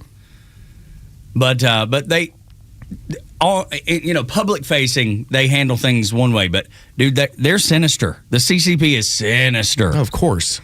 So it's a murderous regime. Exactly. I mean, in the 1950s, they killed 50 million of their own people. So I expect, yes, they will say the right things, but will they do them? And then what do we do in response to that? They only recognize power. Exactly right, dude. That is the same sort of thing you get there. You don't do it on the front page of the newspaper. You do it in private, and you say, hey, we've got your nads in a vice, and we're about to squeeze it down. Yeah, do you want to save some face here? Yeah. Let's make some stuff happen. That's exactly right. Morning Xtra, Xtra 106.3, the first thing to know this morning.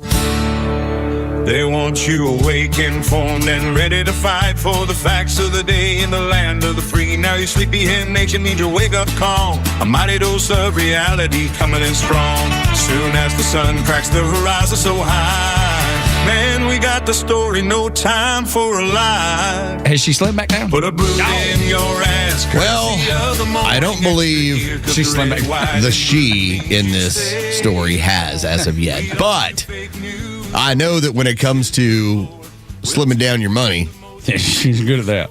That apparently did happen. As former gubernatorial candidate Stacey Abrams, she received the subpoena to appear in front of the state Senate. And looks like that's going to go down on Friday. And here's the very simple question. It's like straight out of Big Lebowski. Where's the money, Lebowski? Yes. There's the money, Lebowski. $2 billion that she received from the Biden administration in the interest of fighting climate change. Her nonprofit made that money disappear. They had $100 in their bank account when they got a deposit of $2 Dude, that's unbelievable. In order to have energy-efficient refrigerators delivered throughout South Georgia, and as we went through the math on it, even if you bought the most expensive refrigerators on the market, for the amount that actually found their way into homes, okay, that accounts for, I think the number we best came up with was like maybe 120,000. Yeah. What happened to the money? Where'd it go? Yeah, it's going to be as embarrassing as the last time the Georgia State Senate went on this kind of campaign. Because the last time, if you remember, it was Fonnie Willis, right? And they had her up in front of everybody, and she ran circles around them. And unfortunately, for you and I expect the same thing out of Stacey Abrams. I expect Stacey's going to bloviate. She's going to... she's already started calling it racism. Yeah, she's already called it racism. Right, of course. Yes, everything's racism. I'm not sure that one has the teeth it used to. No, not really. Yeah, that's what I'm saying. So it must be racism. Well, you couldn't get black men to vote for you. I guess they're racist too. Must be. Miss Stacey? Yeah, I'm guessing so. But that's the thing. Fonnie, is she being held accountable? She testified in front of the Georgia State Senate. Is she being held accountable anywhere for anything? I don't recall it. I'll wait if somebody wants to dial me up and remind me where it is. It's just the question, and I know Greg Dolezal, he was basically sending her some messages, some tweets on X of, well, we'll see you this week. I love it, man. Good. And it's just a simple question: where did the money go? Because $2 billion that came from the... Seems like it'd be tough to hide. Basically, the Green New Deal. Yeah. Where'd it go? What? It disappeared. Yeah. It's like I don't know how you get around answering it. Like, I'm not smart enough to know. Maybe she'll have lawyers and she'll be smart enough. But she'll figure out an answer that is going to be, layers upon layers of BS. And then as soon as the hearing's over, she's going to leave and nothing's going to happen, dude. She's not going to answer that question. You know she's not going to answer that question, right? Well, and here's the part about her. The career as a politician is over. Done. Put a fork It's like in you it. lost twice. Yep, Democrats will basically, at that point throw you off the bridge. But they looked at her as a vessel, a large one, as a way, in my opinion, to funnel money to the Democrat Party that was taxpayer money. Yeah, of course. It's going to you for Green New Deal, for, we're going to do these things in the interest of climate. And it was basically to then send the money throughout the rest of the Democrats. Because they can't raise it. That's right. And we talked about it last hour, how much debt they're in. They're taking out, the DNC taking out $15 million loans. So basically, you had $2 billion stolen from you, sent over to Stacey Abrams, and then she made it disappear.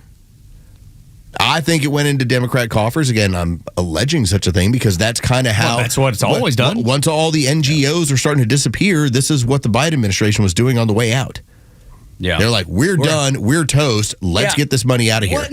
Wasn't it in like the last 6 weeks that they just started? It was like $50 billion. They just started writing crazy checks to anybody and everybody because they knew at some point that would filter back, as we're alleging, and as we've seen that it happened in previous situations. And now that all that's dried up, all that's been wiped away. USAID's gone. They're investigating Act Blue. Now they can't raise $1. But back to the point, it's not going to matter. This is going to be just as performative as everything that happens in D.C. She's going to roll in there. She's going to say what she says. Why you got to say roll?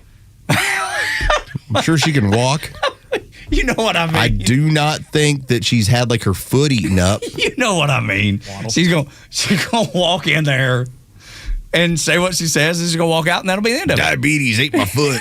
So, where's that one fella on the horse talking about the diabetes? I mean, if we're concerned, because remember, the time that I had somebody emailing in is when she was taking a picture. She had all the kids masked, and she wasn't. Yeah. Oh my gosh. Yeah. And I was like, well, your size, lady. You might want to consider some different changes here. Look, but that's hard to do. Those personal changes are tough to do sometimes. People, they get in that one person who heard it, they got so upset, and then I basically told her because her point was like, my child has this issue. I was like, well, maybe you should feed them better. Yeah, ultimately, it's great that they're going to haul her in front, but I don't. They're going to embarrass her, or try, or will it be like Fonnie? And Fonnie embarrassed them. No, and dude, Fonnie Willis made them look like fools. Fonnie also had a situation where by the time everything goes around in 90-second snippets, and what Fonnie Willis came across to the rest of the country was, this is the one we gave a chance to get Trump. No wonder she couldn't. What an idiot. She couldn't stop from having sex with her boo and giving him money. All that's true. All that's 100% true. It's like, let me get this straight. Your boo was charging the state for 26 hours a day of work? Yep. Actually, technically, it was like 22 hours. 22 hours, yeah. Yeah, okay, he's working hard. Yeah, I do. Tell you nobody this is what he's doing hours. nobody's working 22 hours. Get out of here. It's crazy. Yeah, but that's it turned it into, we sent you to do a job, and this is how unreliable and as big of an idiot as you are. And I believe that's going to be the same thing that's going to happen when it comes to Stacey Abrams. They're going to look at it as, we gave you $2 billion to make it disappear.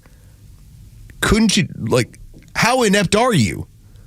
Very. There's plenty of programs that make money disappear more efficiently. Yeah. She actually was trying to tell us all that it was going to refrigerators?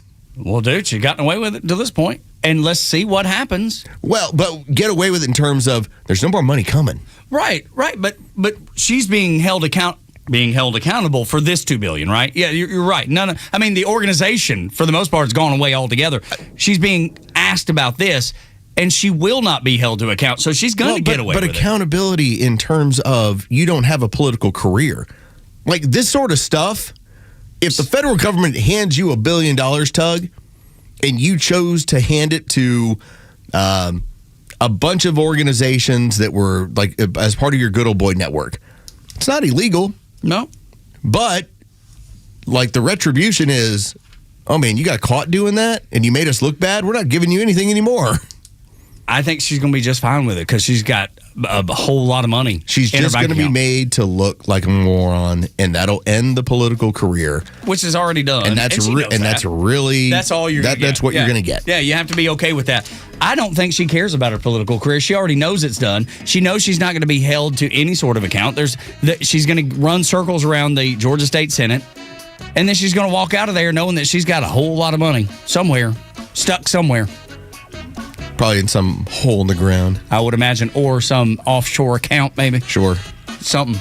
So, is she the winner in this? Because I feel like she is. We'll see what happens on this week. Yeah, I feel like she is. I can't believe you said roll. You just suddenly turned into Neil Bortz. No, that's not what I meant at all. Has she slimmed back down? Come on. That's out of context. I just can't win this morning. You are just making fat jokes over it. Stacey Abrams. It's just mean. Right. You know me, Mr. Mean-Spirited. That's right. I hide it well behind this nice Mamdani-like smile. Tug's going to get baptized again this weekend. I'm going to need to. Get cleansed. After this week, I'm going to need to, for sure. When we come back, Georgia Supreme Court Justice Sarah Warren joins us. You must vote. It's so important, you must vote by the 19th. It has to be done because they're voting. As far as the nonpartisan Supreme Court, they don't have a general, so you have to get out and vote for her now. That's why it's so important to do it. Talk to her next on Xtra 106.3.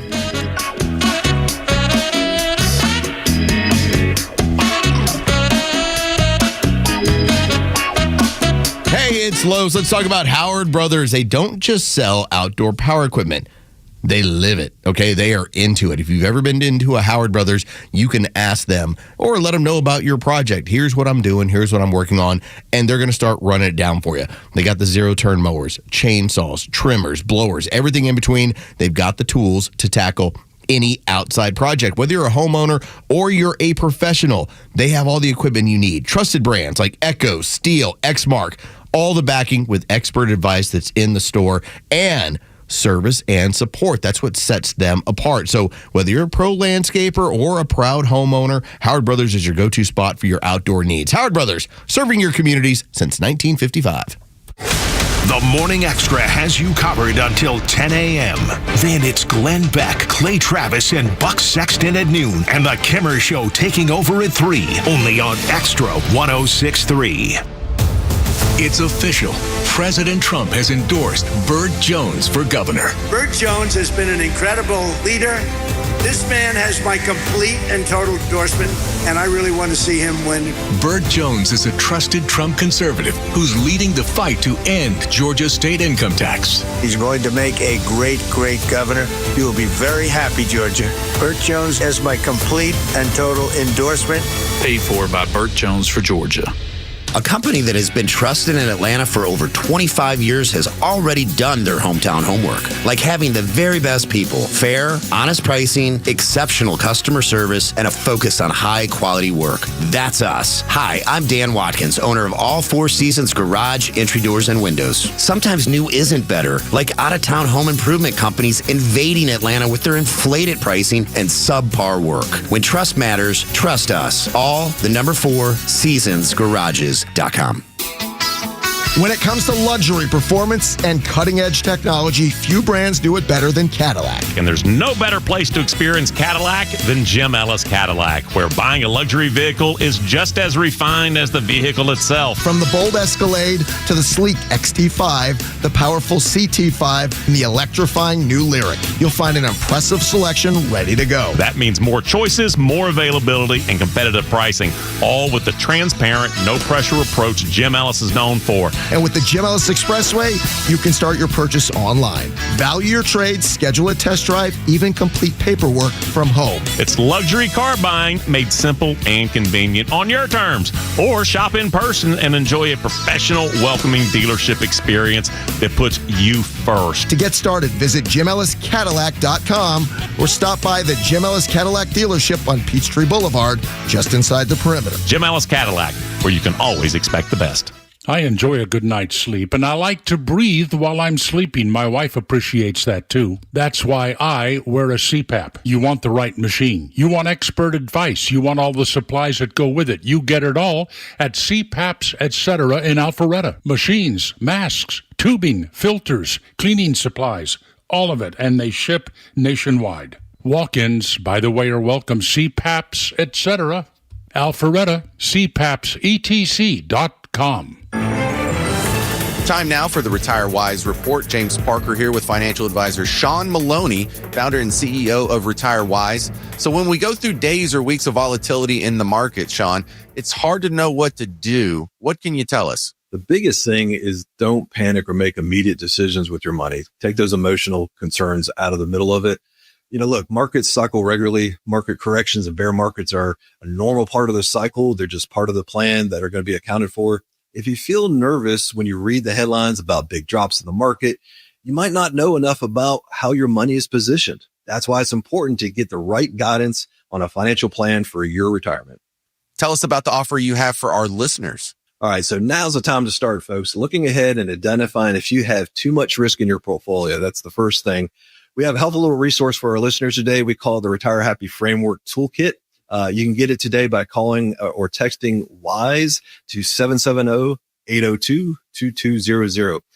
My team helped put together this just for you, and it's a complimentary guide. And the center of this is a copy of my latest book, The Priority of Retirement, plus guides on major topics like investments, Social Security, income planning, taxes, and so forth of the key components of retirement. So if you want to get this information in your hands today, call or text WISE to 770-802-2200. That's 770-802-2200. Take advantage of this offer and get your Retire Happy Framework today. Just text WISE to 770-802-2200. The team at Retire Wise will get you your Retire Happy Framework to you right away. So just call or text WISE to 770-802-2200.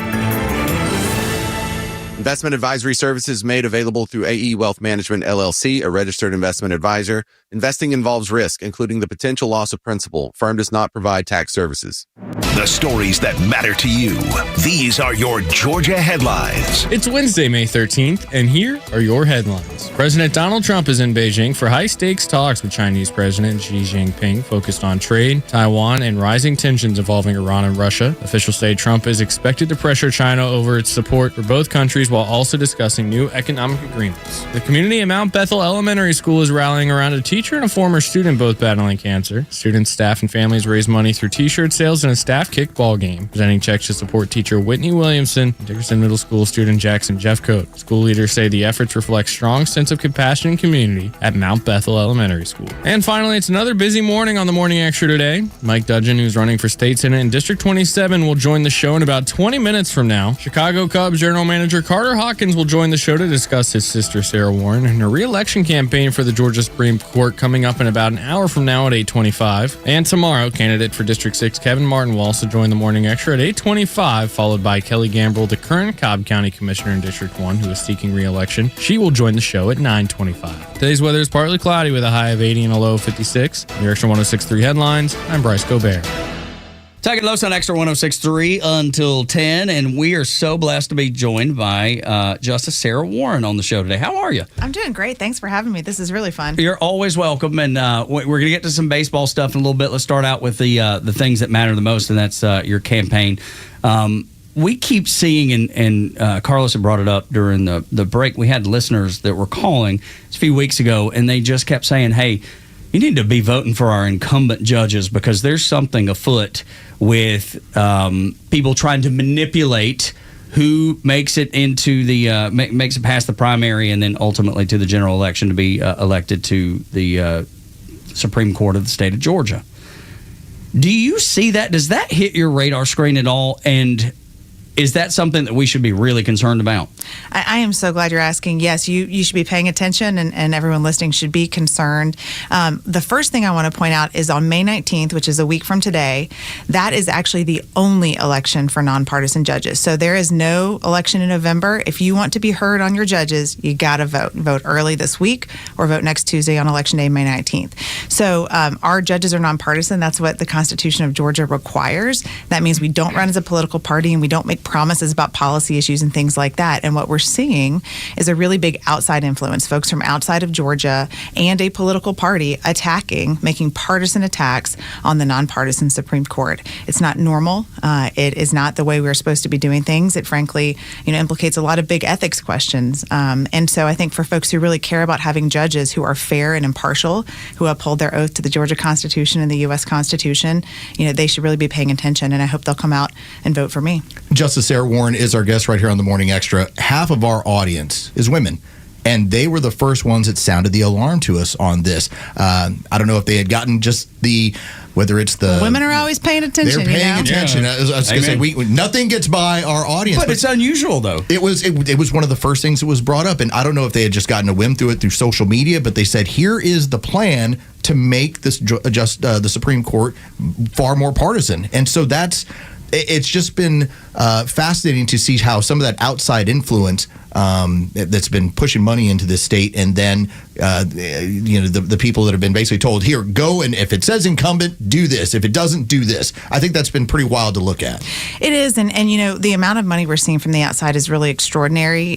We were thinking about $5 million in negative ads against me and some colleagues. That should be very concerning to people, and I think people are perceiving that there's something afoot and that they don't like it. And I hope that that's what people are seeing too, and saying what we really want are judges who are judges. We don't want judges who are politicians, because you guys know and your listeners know we have three branches of government. If we make the judicial branch political, there is no judicial branch anymore. We have lost the branch. We've lost that check on the government, that independent branch that's supposed to be deciding things fairly and impartially. And I know you have a lot of folks who like sports too. When you think about it, there's just a lot of fairness involved in this. The judges are supposed to be calling the balls and the strikes, and so they're not supposed to be making promises about what happens in the outcome of a case. That's exactly what we're seeing here, is that the other side is promising certain outcomes on issues, but that's not what judges are supposed to do. Judges are supposed to interpret and apply the law. And I'm seeing a political party, and this is just a post, and I won't go into the detail of who it is, whatever, but it talks about Georgia's Supreme Court is run by MAGA Republicans. They're a danger to your voting rights and democracy.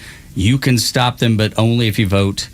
And it's the group. It's our Supreme Court, and your picture's on there. I mean, this is what, and they are making this a very blatant partisan issue, trying to probably get their base fired up, I assume. But it's being made political, and I know you're trying your best to protect the nonpartisanship of your position. But how do you respond to that? How do the other judges respond to that? I can't speak for anyone else, but I'll tell you, when I hear things like that, I immediately just think about how much misinformation is out there, and it bothers me a lot that folks are getting confused or perhaps even sort of being induced into thinking things that simply aren't true. But what I can say is this: if you have a judicial candidate or a judge out there making promises or using these kinds of really incendiary tactics, you should stop and pause and ask yourself why that is. The contrast, which I think I am the contrast, is, I'm a person who makes one specific promise, that I will uphold my oath. You should want nothing more and nothing less from a judge. I have oaths to the Constitution, and I have oaths to be fair and impartial in every case. That's exactly what judges do. And what that means is, I can't make a promise to any group that I'm in front of. My message to everyone is the same. But when most people don't want to have a day in court. But if you had to have a day in court, you want to know that when you walk in, those judges on the bench have not already cast the die against you. You want to know you're going to be able to come in and present your case, and that your case will be decided only on the facts and the law in that case and nothing else. Not because of who you are, what your political party is, what your policy preferences are, right? You want that fairness and impartiality. That's what I bring. I bring judicial experience. I've been doing the job for about 7.5 years, but I bring that fairness and impartiality, and I hope that contrast, that positive, nonpartisan message resonates more than all the bad stuff that's out there. Sarah Warren is our guest right here on the Morning Extra. There's a term that has now gotten me to cringe when I hear about social justice, because I look at everything as, if I'm being judged based on the law and not who I vote for or what I look like, that's what I want, just equal protection and representation underneath the law. I feel like that is what has now gone on in some of these places where you will have justices making rulings that it might be based on, well, this person probably wasn't as well off, so here's the scenario. How much do you hear about that stuff where it kind of puts all justices in a tough spot?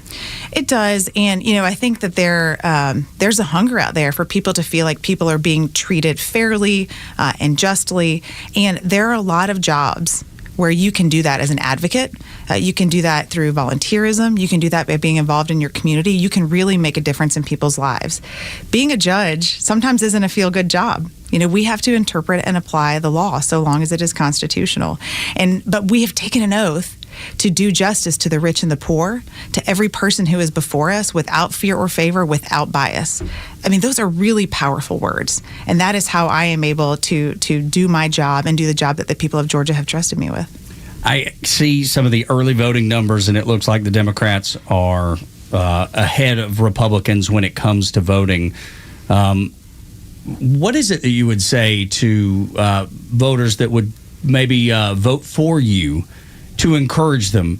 You've got to get out if you want Georgia to be a fair and balanced place, if you want Lady Justice to have the blindfold on. How would you encourage them to maybe pick it up a little bit, because we're seeing less Republican numbers? I'm so glad you asked. And I am speaking to all Georgians of all political parties, and I really enjoy broad bipartisan support. My opponent, by contrast, is only speaking to one political party. So, it doesn't matter to me what political affiliation is showing up at the ballot box, but I do need people showing up to vote. That's so critically important. So I would say if you're a person who really cares about only voting on election day, that's okay.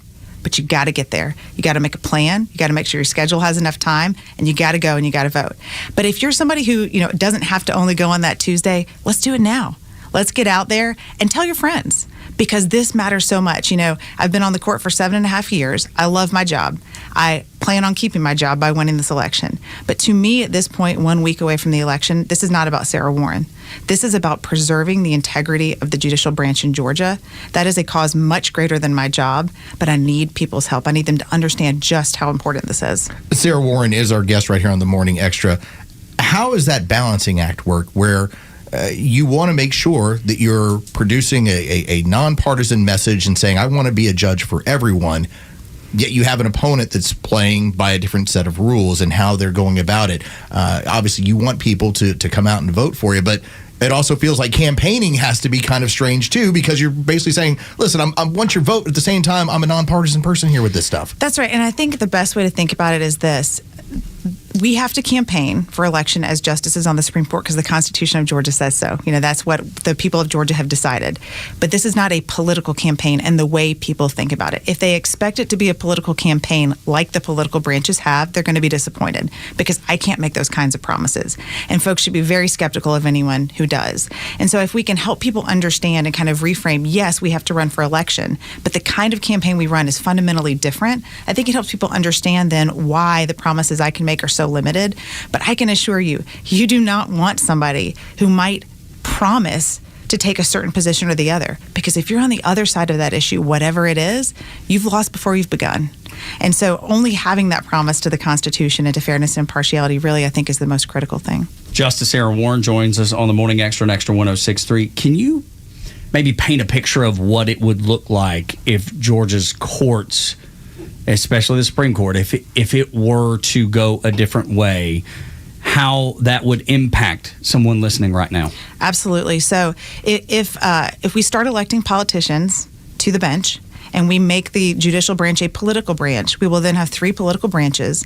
And then whatever our elected representatives do in the General Assembly will have less and less effect over time, because with the stroke of a pen, a judge can override it based on their personal preferences, and therefore we have no check on what the legislature's doing, and we have lessened everyone's vote as to who they're electing in the representative political branch. It is so important that the judiciary stay independent and impartial and nonpartisan, and we have seen in other states, like Wisconsin and others, an escalation in the partisanship to the point that so much money is flooding into the state, and it is so ugly. They're spending hundreds of millions of dollars on those types of elections. And let me just say, by contrast, I've traveled around our state so many times and met so many incredible people in every corner of our state. I'm talking to Georgians. I'm raising money for my campaign from Georgians, people whose lives are affected, whereas my opponent is really getting so much money from the outside. These are not people who live in our state and share our values and care about the integrity of our court. That's something I care about, and I think your listeners do too. I think that's so important what you point out, because in other states where the courts have become decidedly political, they will look at something that comes out of their state legislature, and typically that might look unconstitutional, but hey, they vote like I do, and we have the same people voting for us, so I'm not going to touch that. That's the idea of remaining impartial in the state of Georgia, is that if something does come out of the Golden Dome and clearly it looks like something that's unconstitutional, there's a check against that. That's right. It's a huge part of our system, and we want that system to work. That is how the system was designed, and we don't like these things just because they're hypothetical and academic. We like them, and we care about the integrity of the system because it does affect everyday Georgians all across our state. And I want to bring in something that we've just seen recently, how important your state's Supreme Court is. And I will direct you to look at what's happening in Virginia. Something happened up there. They're trying to gerrymander away. It was going to be 10-1, Democrat to Republican. The state Supreme Court said, no, this is unconstitutional. We cannot allow this to move forward. And now you have the politicians like, we're going to get rid of the whole Supreme Court. I've never seen anything like it. It should be alarming to see that. But then also something I'm sure you've heard too that I keep hearing. Well, that's a Trump judge, or that is a Biden judge. That is where we are, and if we don't preserve what's happening, what the right thing here in the state of Georgia, we're going to have the same kind of issues that those states are. Well, and let me put a finer point on that one. What we have in Georgia is special. We have a functioning Supreme Court of 9 people who live all over our state. We're not the Supreme Court of Atlanta. We are the Supreme Court of Georgia, and many of our justices drive hours to get to work every day from far-flung corners of our state. What we have is consistency and fairness and a nonpartisanship that we have all honored. If you don't want to see Georgia become one of these other states, if you want to preserve one of the things about Georgia that makes us special and wonderful, we need to make sure we turn out to vote in this election. How do folks find out more about you, Justice Warren? You can go to sarahwarren.com. On Facebook, I'm at Georgians for Justice Warren, and on Instagram, Justice Sarah Warren. Please look us up. I hope you'll go and find out more, and I encourage you, you must. Let's turn it out, folks. Please do. Yes, ma'am. Early voting until Friday, and then obviously you get May 19th is actual primary day. And please, I feel like this can't be overstated enough. If you want to make sure that Sarah Warren stays a Supreme Court justice, you have to vote now. This election, this specific election, will not be part of the general election. The date is the 19th, so early vote or get out to the polls on the 19th. As I said earlier, Republicans are lagging behind. Do not allow our courts to be jeopardized. Pick it up, people. Pick it up. Pick it up. We got Big Mike coming up next. The man asking you for your vote in Forsyth County for State Senate. Mike Dungeons coming up next on Extra 106.3. Extra 106.3 Sports, powered by 680 The Fan. Good morning. Here are your sports headlines for Wednesday, May 13th. The Atlanta Braves opened up their homestand with a 5-2 win over the visiting Chicago Cubs as the Braves came from behind in the 5th inning behind 2 homers, one from Austin Riley and another from Mike Yastrzemski. Game 2 of the series tonight features J.R. Ritchie versus Shota Umanga. First pitch is set for 7:15. You can hear all the game action on our sister station, 680 The Fan, and free on the Fan app. Another Game 5 in the NBA playoffs tonight as the Detroit Pistons host the Cleveland Cavaliers. That series is tied at 2 games apiece. Tip-off is set for 8 o'clock. With your sports headlines, I'm Carlos Medina. For more local sports, head over to The Fan, 680 and 93.7 FM. And for the latest political news and talk, stick with Extra 106.3 FM and the Extra app. Oh no, what is that sound? found? It's our rejection detection system. It's showing that several men across Georgia are being denied intimacy by their partners due to ED. How can this be? Well, it's more common than you think. As men age, their bodies change. And unfortunately, once they get over 50, some things don't work like they used to. So what do we do? There's only one thing to do. We need to get them to Dr. Eric Deal at Total Body Therapy of Georgia. He can fix ED problems. But how? At Total Body Therapy of Georgia, they are experts in the P-shot, testosterone replacement, regenerative therapy, and Trimex to create an erection and more. Hi, this is Dr. Eric Deal from Total Body Therapy of Georgia. Did you know that 50% of men over 50 struggle with some form of ED? Guys, it won't get better on its own. When it's not hard, it's really hard. But I can help you today. Call us at Total Body Therapy of Georgia at 404-777-1911 or learn more about us online at tbtofga.com. Hey, it's Front Office Los with Tom, the honest car guy. Let's talk about the new way to buy a car in 2026. Tell me how you can save clients thousands of dollars in this process. I got a customer here, Jeff Everhart. I met him today first time because I delivered his 25 model Honda Pilot, fully loaded with only 16,000 miles on it. Jeff, answer Los's question about that one. It was actually shocking. I mean, you hear the advertisements, you want to believe it, and then when you go through with the sale, and there's no extras, there's no dock fees, there's no storage fees, no transportation fees. The price I was given was the price that I paid plus their honest fee. I did save thousands of dollars, and it was a very quick sale. Well, we appreciate that. And did it from my living room. Did it from your living room. Friends, if you're in the market for a pre-owned car, truck, or SUV, get an honest car buy from the Honest Car Guy. You pay what we pay, plus an honest fee, and we back that up by giving you the bill of sale. That's our transparency guarantee. Call 844-SHOW-ME-1. That's 844-SHOW-ME-1, or visit honestcarguy.com. Babe, can you knock out my honey-do list today? Oh, I know. I told you I'd get to it this weekend. Hi, I'm Chris Lalomia, owner of the Trusted Toolbox. I can't fix your marriage, but I can fix your house. With our handyman for a day service, we'll handle those drywall patches, that door that won't latch, the leaky faucet, and the wood rot all around your house. The whole punch list, done fast, done right. You keep your weekend, she gets the house done. Everybody wins. Book your handyman for a day at thetrustedtoolbox.com. One call, one handyman, one day, the Trusted Toolbox. In a time when everything feels political, one place must rise above it all: the courtroom, where the law rules and integrity matters. In 2020, Georgians came together, electing a justice who believes in protecting our courts. I'm Georgia Supreme Court Justice Sarah Warren, and here's what I believe. I believe in the rule of law, the separation of powers, and a judge's limited role to interpret the law as written. I believe in a nonpartisan judiciary, impartial judges who don't advocate for political positions or outcomes. I believe in deciding cases without bias or favor, treating everyone with dignity and respect. As a justice on your Supreme Court, I've upheld these values. With your support, we'll maintain the integrity of our courts. Vote to re-elect Justice Sarah Warren. Vote early starting April 27th or on Election Day, May 19th. Paid for by Georgians for Justice Warren, Inc. Summer vacations are coming, and you need the peace of mind that comes from knowing that someone has an eye on your home other than potential criminals. This is Matt Harvey with Alert 360 Security, and we offer the latest in security and video surveillance technology to keep your home and valuables safe and secure while you're enjoying your time away. Starting service with Alert 360 is easy.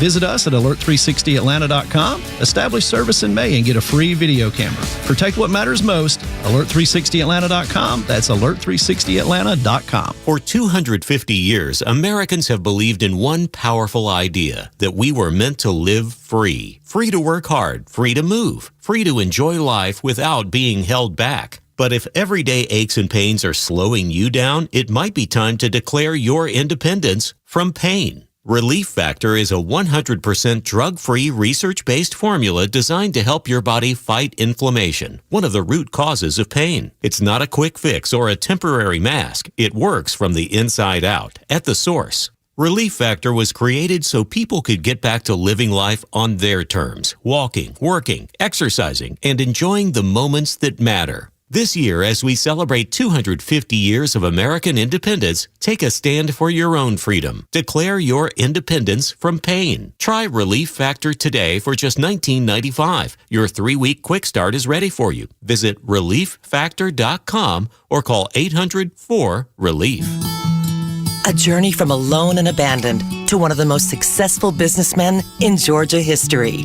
Conservative, Rick Jackson. I spent Christmas Eve alone in a children's home. When I woke up, a Good Samaritan had left me $100. Rick Jackson knows what it's like to go without. That's why he'll fight the career politicians who talk about cutting income taxes and property taxes, but always fail. Unlike career politicians, I know how some extra money can change everything. That's why I'll freeze your property taxes and slash the income tax in half. Conservative businessman Rick Jackson will deliver major property tax relief that failed career politicians never will. I'll get you a boatload of your money back, or I won't run again. It's as simple as that. No more waiting and wavering from career politicians. It's time for real tax relief. Rick Jackson for Georgia. Paid for by Rick Jackson for Governor, Inc. Need a quick sports fix? Catch Holy Crap, It's Sports with Pete Davis every weekday at 5:20 on The Kimmer Show. It's fast, funny, and a break from the political chaos. Only on Extra 106.3. Tug and Los until 10 on Extra 106.3. A man that does not back down. His website says so, and I believe him. Big Mike Dudgeon joins us on Extra 106.3. Hey, guys.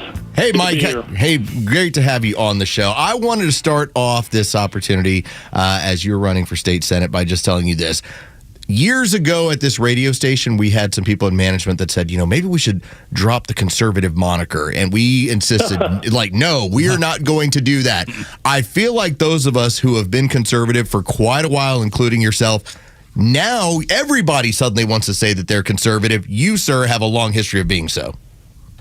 Yeah, I think that's what I stand out as. In a Republican primary, everyone knows what you're supposed to say, so they all say the same things, right? And I think what I bring is just a long, proven conservative track record going back 20 years ago when I was just a parent who was mad at the school board because they were doing some pre-woke stuff of trying to get rid of grades in Forsyth County because, grades might hurt somebody's feelings and make people feel bad, and ran and got elected, and then 4 years later got myself elected to the Georgia legislature in 2010 in the House, where I showed up with a bunch of other Tea Party type people in 2010, and we were ready to do a bunch of conservative things. And as we found out there that a lot of people down at the legislature, even who were Republicans, weren't particularly conservative. So, but in my political career, I did 6 years in the House because I believe in term limits. And during that time, I voted against tax increases. I voted against these tax credits, and everybody thinks they're a bad idea, but I was voting against them back in the day.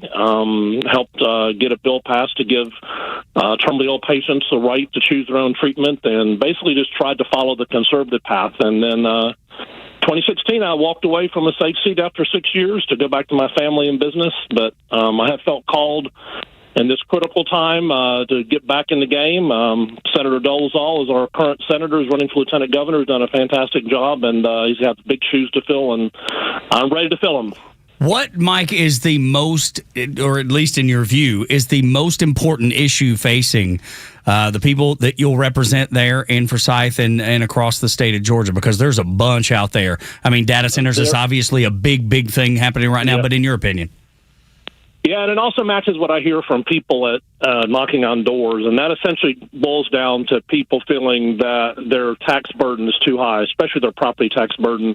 You may buy a house for $250,000, and now it's worth $500,000, and your tax is doubled. But guess what? Nobody had to take a vote, and so you kind of get these free tax increases that kind of show up to these people without a lot of political pressure.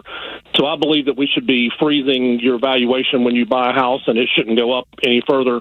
And if people need to raise your taxes, then they need to take a vote on that. And you mentioned the data centers, and tax burden being my number one issue on the income tax side and just the general taxing side. I mean, we built up a $14 billion surplus. We've been fiscally conservative, which is great, but also we're probably taxing too much. And the way we can continue to lower the income tax rate and get it closer to zero, like our competitive states, one big thing is to get rid of the tax credits, like $1 billion to Hollywood to film movies here. And it depends on how you do the math, but somewhere around a couple billion for data centers. Hey, data centers are needed because people want their stuff, but they are basically run by the richest corporations on the planet. So why would they need a tax break?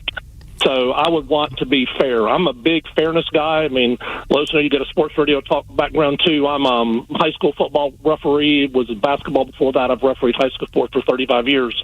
So fairness is a big deal to me. So why should your industry get a break because you have lobbyists and I don't, and therefore you as a regular homeowner are paying more tax? So I want to take that surplus that's out there and direct a lot of it back to property tax owners and freeze that valuation and make sure we're fair moving forward. Well, as a Forsyth County resident, I can tell you that I've talked to a number of the football coaches in the area, and they all say, "Don't mess with Big Mike." Okay, that's just understood. He will give you a technical foul. Do not mess with Big Mike when it comes to this stuff.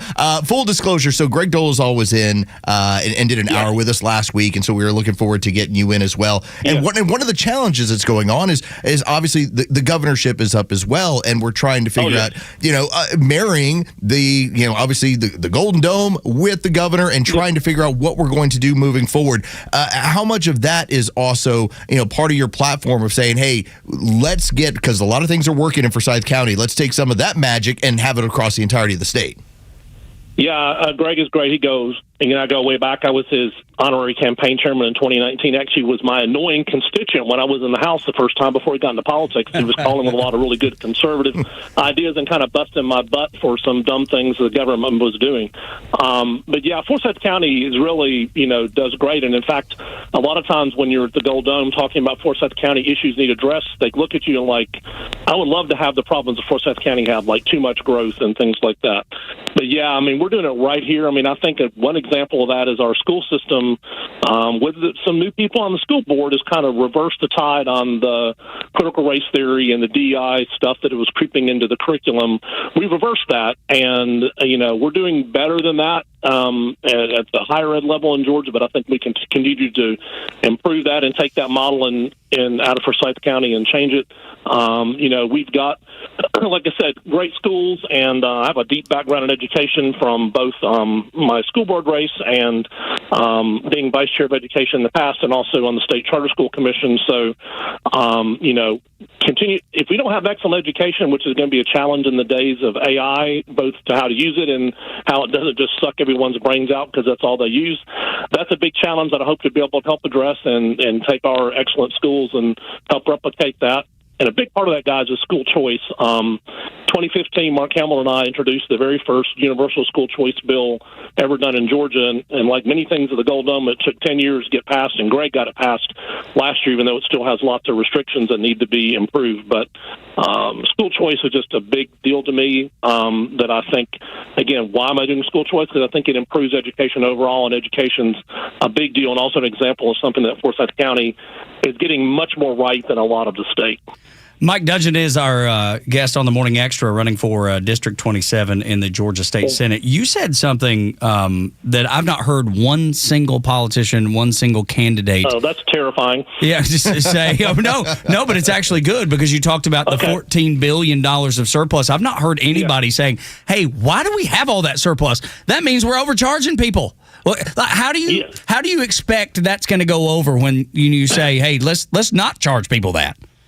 Well, it's funny because back when, again, I was elected in the Tea Party wave in 2010. It was very much about taxes, and we had a bill, us young freshmen who didn't have any power, we wanted to automatically give surpluses back at least 50%. So it wasn't like, now what happens is every year the legislature passes a special bill to give a little bit back, like there's going to be some income tax refunds coming this cycle, and we've had it a couple times, and I give Governor Kemp and the legislature credit for doing that, but it becomes almost like a gift. But my thought was like, look, we had an idea we were going to limit the growth of government to inflation plus population, and any surpluses that came back the next year would at least half would automatically go back to the taxpayer. And that's kind of my argument. Like, the economy's doing well. We're building up the surplus, which is, again, you need some for the rainy day fund, but I would like to make it more of an automatic return to the people. And like I said, because I think property tax in particular has really hurt a lot of people and is the biggest issue that I hear, I think that I would want to prefer returning some of that surplus at a majority level to people who've been impacted by property tax. Conservatism to me is also it's maturity, it's responsibility, and so I asked about that because property taxes, we've heard a lot of different people talking about freezing property taxes or trying to roll them back, and some of the changes to income taxes. How are you looking at that from a state level on the income tax and property tax, especially when it comes to income tax, considering that the state of Tennessee doesn't have one, Florida doesn't have one, but obviously their property taxes are significantly higher? Yeah, I'm a business guy, and business guys, you set goals, right? And sometimes you set goals that are aspirational. I mean, 0% is a great goal, but it's incredibly structurally difficult. But if you set that goal, and every year you look at what can I do to make a difference. Economic growth is going to help as long as we limit the size of the growth of government. Two, like I said, there are billions of dollars that we're letting special interests take that, again, that could be used to spread across and cut that rate as well. It's all about the details. In other words, you can have a slogan, but, I'm a policy guy, and I have experience down at the Gold Dome, and I'm also pretty into the budget, and you just have to be diligent about keeping the spending under control and keeping the special interest tax breaks done and let economic growth go. It's not. The recipe is not that hard. It's just politically difficult. It's much easier to add stuff to the budget to get pork barrel things for your hometown or do stuff that sounds like a great program. It's also easier to say yes to the lobbyists to give them a special interest tax breaks to make them happy. Those are all easier things to do in the short term, and then you campaign on the slogan. So I'm willing to go do the hard work of actually digging in and trying to push that needle back down. Mike, we appreciate you being on, and we hope folks will get out early voting through Friday, and of course, Election Day primary on Tuesday. Absolutely. And everybody needs to vote for the judges, those conservative judges. That we don't need to get bushwhacked on that. That's exactly right. Mike, make it a great day. We appreciate you. You have a great day. Take care.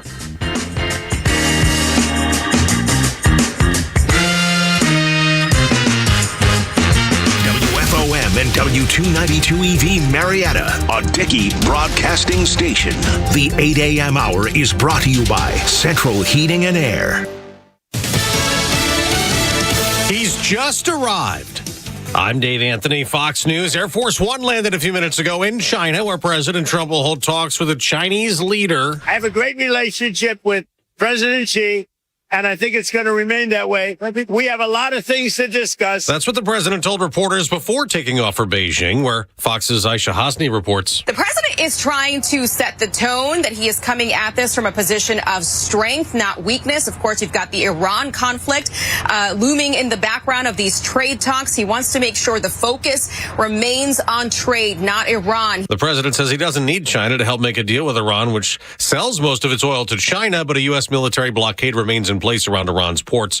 The president's been very critical of our NATO allies for not helping the U.S. get shipping back to normal in the Middle East. Now, Britain wants to help, but only after the conflict ends. The British government is part of a 40-nation joint mission to help reopen the Strait of Hormuz once the immediate crisis has eased. UK Defence Secretary John Healey announcing a package of hardware, including systems to detect and clear mines, drone boats and jets for air patrols. Iran has effectively closed the strait in retaliation for US and Israeli attacks. British Prime Minister Keir Starmer has said the UK will not get dragged into the conflict. That's Fox's Jonathan Savage. 18 Americans remain in quarantine in the U.S. after being taken off the hantavirus-stricken cruise ship. One who tested positive is in a biocontainment unit, but none of the 16 in Nebraska have symptoms now. Unit Director Michael Wadman just told Fox how long each one stays there isn't certain yet. The CDC needs time to do assessments to make appropriate decisions on what needs to happen from that point. And so we really need to wait for those assessments to occur so that we can make the best decisions for each individual. 2 others are in quarantine in Atlanta. 3 people died on the cruise. 11 have tested positive. A passenger in France is hospitalized critically ill. America's listening to Fox. For 250 years, Americans have believed in one powerful idea. We were meant to live free. Free to pursue our future, work hard, free to move, free to enjoy life without being held back. But if everyday aches and pains are slowing you down, it might be time to declare your independence from pain. I tried everything and anything to help me get rid of my pain, and nothing freed me. It just masked the pain, and the side effects diminished my quality of life. I'm sure you have been there if you have real bad pain. Relief Factor is a 100% drug-free, research-based formula that is designed to help your body fight inflammation, one of the root causes of pain. And it is not a quick fix or a temporary mask. It works from the inside out, at the source. Relief Factor. It was created for people to get back to living their life on their terms. Is that you? Walking, working, exercising, enjoying the moments that matter? This year, as we celebrate 250 years of American independence, take your stand for your own freedom. Declare your independence from pain. Try Relief Factor today. 1995, 3-week quick start. Ready for you right now. Visit relieffactor.com, 800-4-RELIEF. Look out, it's only me. It's only the Kimmer. You know, you can download the Kimmer podcast on the Extra 106.3 app, along with a ton of other great shows. Go get it, for crying out loud, now on Apple or Android. He has arrived. Donald Trump and Air Force One and the delegation has arrived in Beijing for the summit with Xi Jinping in China, in Beijing. It is 8:02 there. He brought Elon. Oh, wait, it's 8:02 here. Yes, he did bring Elon. That's exactly right. I don't know what time it is. What, 8:02 weird. They have the local time. Huh? Just 8:02 p.m. PM. There we go. They're Look, it's on the left side. 8:02 p.m. 8:03 now p.m. There's 12 hours. I didn't realize there were 12 hours. Good Lord. All right. It's Wednesday, y'all. Back off. Poor Tug. Tug's like, stop it. Not enough caffeine yet. I've only got a little bit in me. I've only got half this rainstorm down. Yes. Help me. It's funny how the sun managed to be in the same place in China and here, Tug. Hell's going on? I feel like I've been, I've been to the Persian Gulf, and I know that's like 8 hours. I should probably have thought, if you continue on east. As a Navy man, he's like, what do you mean time zone? Yeah. Listen, I struggle with directions. You struggle with time. Yes, that's right. Balance. Absolutely. I'll never bother you about that again. Oh, I'll never say a word because I just stepped into myself. Isn't it kind of interesting that the world's richest man is also on the plane because you're going to go talk some business? Well, but Apple CEO, sure, Tim Cook, he's involved. There's quite the delegation there. There's a bit of me though that doesn't love rolling out the red carpet for the Chinese. I know we have to do it to a degree, and I understand. We're not; they are. Right, exactly.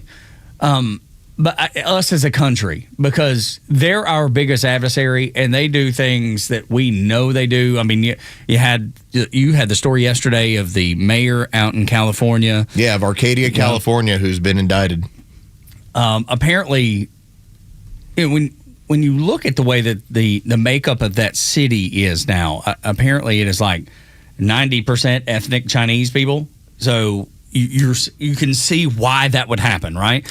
If again, the police stations, I know I'm beating a dead horse with this a little bit, but I feel like it gets overlooked and it gets kind of whitewashed a little bit with people bringing pathogens in, and there's just so much that the Chinese are doing on a covert level that at least you and I, we've talked about, we see it. I don't know that the rest of the country sees it, and that is a big problem for me. Well, they're still pissed off at us about Fauci. Well, yeah, I guess so. I don't know if they are. Because I almost think they blamed us for everything. No, of course they did. I mean, it happened in their country. We funded it. Everybody knows it was a joint venture, so they can't be too pissed. You know what I mean? Like, hey, we're in this together of slaughtering people. That's right. It was your Wuhan lab. That's right. There's a reason. Couldn't you shut the door? Yeah. What? Because don't you think that ultimately escaped by accident? Do you think it escaped by accident? Yeah, more than likely. Me too. I do believe that there were more sinister or bad reasons to be working on the things that they were working on, and both sides had skin in the game. Listen, they are the other most powerful country in the world. Definitely. Now, the last year and a half has shown that we are significantly, when it comes to military prowess, way ahead of the Chinese. But when you walk into Beijing, because of what has gone on, whether it's the Panama Canal or what has gone on in Venezuela or the influence in the Western Hemisphere, that the Monroe Doctrine basically back in effect, that we've basically told the Chinese, stay out of our affairs. And if you get involved in our affairs, there will be repercussions for it, typically economic repercussions for what you're doing. And they know that they're an exporter as an economy. Everything relies on their exports, them being able to sell their cheap goods. And the United States, obviously, the major destination of the world. So, yes, we have them, at least economically, in a pretty good position. I don't want to say under our thumb because I don't think it's that, but in a good position. But they have us in pretty good positions, too, when it comes to rare earth minerals. They control about 90% of the Earth's rare, all the production of rare earths. Are we trying to catch up? Of course. But there's just, it just seems like we both have each other in a position, depending on what it is, whether economically or being able to get those rare earths because they control it. Well, listen, we're not in a economic headlock with the Chinese, but we are holding hands. Yeah, that's exactly what you said. You simplified it. That's exactly right. And I don't like holding hands with somebody that I don't like, or don't trust. What it is. I know, but don't you think Donald Trump, his whole intent ultimately would be to break up with them? I mean, we're going to start making our own medication? What? No, I think eventually. I think that's part of our own goods. I think that's part of it. That's bringing all those industries home. Yeah, I do. Yeah. I mean, it'd be ideal. Yeah. I'm not saying we can accomplish it. I'm not saying he can accomplish it. But I do believe that is the ultimate. That's the long-term plan. That's kind of the Dunrow doctrine, right? Is to bring all that industry home so we don't have to rely on them for medication. We don't have to rely on them for rare earths. We can mine, find our own, and there's plenty of it in the ground in the United States. Now, you run into NIMBY that you've brought up many times. Not in my backyard. Not in my backyard. And there's deposits of all kinds of rare earths in the United States of America that we could ultimately get to. It's going to take some years, and I think that's why Trump's doing what he's doing. I think he wants to get us in a position where we don't need them, but right now we're holding hands and we have no other choice. It's just that we now have a 50-year history since Nixon reopened relationships with the Chinese, and what they have done on the world marketplace. Is it the nicest stuff? No. It's cheap goods, and let's face it, there is a market for cheap goods. Oh my gosh! Yes, it's just what it is. Yeah. Well, because a thick market. Because of that, and what has gone on over the last 50 some years, we are addicted to Chinese goods. It's part of what goes on, and so we need an intervention. Well, I mean, listen, and until we start working our own sweatshops and paying people $1 a day, well, we're never going to be able to make it as cheap. No, definitely not. So it's still about here comes Donald Trump. Look, he can actually go downstairs. I'll be. It's interesting. It's weird to have a president that can actually walk stairs. Looked like he had regular shoes on, too. Yeah, kind of strange. Good life, man. So strange to have that. Yeah. Our veiled shot. But no, you're going to have a relationship with this country. And is it always going to be frigid? Probably. Because they want the same thing that you currently have. You're the world economic power. You're the world military power. And they see themselves ascending to such a level. They certainly want to. And their goal is world domination. That's what communists do. That is their goal. They want to get it done. And the bump in the road, probably bigger than the mountain that they must climb, is the United States. It's just so strange because Chinese culture for 1,000 years has always been insulated. It's always been, this is their part of the world. This is where they do their thing. Leave us alone. And now it's turned more into, well, we want to be this economic power and we want to be a military power in the region. And what is our sphere of influence? And the sphere keeps growing in this very underhanded way, just as you were lining out. When you indict a mayor in California because she's disseminating information from the People's Republic of China on a website that they're giving her directly, like, here, put this out there, do it. That's in your backyard. That's right, it is. And again, it's not boots on the ground. No, but it's still it's the same influence that we use around the world. Absolutely, it is. 100% it is. I think we've got to be so locked in on this. This is something that gets brushed over in the mainstream media, and you can't gloss over it. And I feel like Trump knows that. I feel like most conservatives know that. I just don't know that most Americans know that, which is the scary part. Can I point out one thing before we get to the first thing to know? If you look at the what would you call this display that they're doing with the flags there, Los? Some sort of organized, not cheerleading, but it kind of looks like they're that. They're giving us a small celebration. There we go. And so they're waving. They've got a Chinese and an American flag. Do you remember when Xi Jinping went to California? And we flew all the Chinese flags? Yes. Gavin Newsom. I won't say we because we didn't. That was a Gavin Newsom thing. That was that thing. Dude, it was only CCP flags in San Francisco. They cleaned it all up, got the homeless people out, and then they only flew the Chinese flag, which is another thing that stands out to me about the Democrat Party. That's the same thing that they subscribe to. I think that's their goal. Like they would like to get there. They call it socialism. They call it Democrat socialism, whatever they go. But ultimately, they know where they want to go. The Democrat Party wants to be the Communist Party. That's what they want to be, or at least that's every action would tell me. Well, it's pure authoritarian power. That's what they have now. But the Chinese, and this is where it's going to be interesting to watch what happens to them over the next decade. They do worry about their economy because it has to grow at a certain rate in order for them to maintain power. And there have been threats to the People's Republic of China in the past. And every single time they've reinvented it in terms of, well, let's go after the youth. And then once we have the youth, okay, now we have power again for another generation or two. They also have the problem of the one-child policy. So they don't have, it used to be like, hey, got 1 billion people in China. There's no possible way. No, that's right. They have to be suffering from some sort of population issue that's going on. And so, what is China going to be in the future? Well, they're going to need us. And so that's where all of this conversation is going to start from. It's going to include Iran.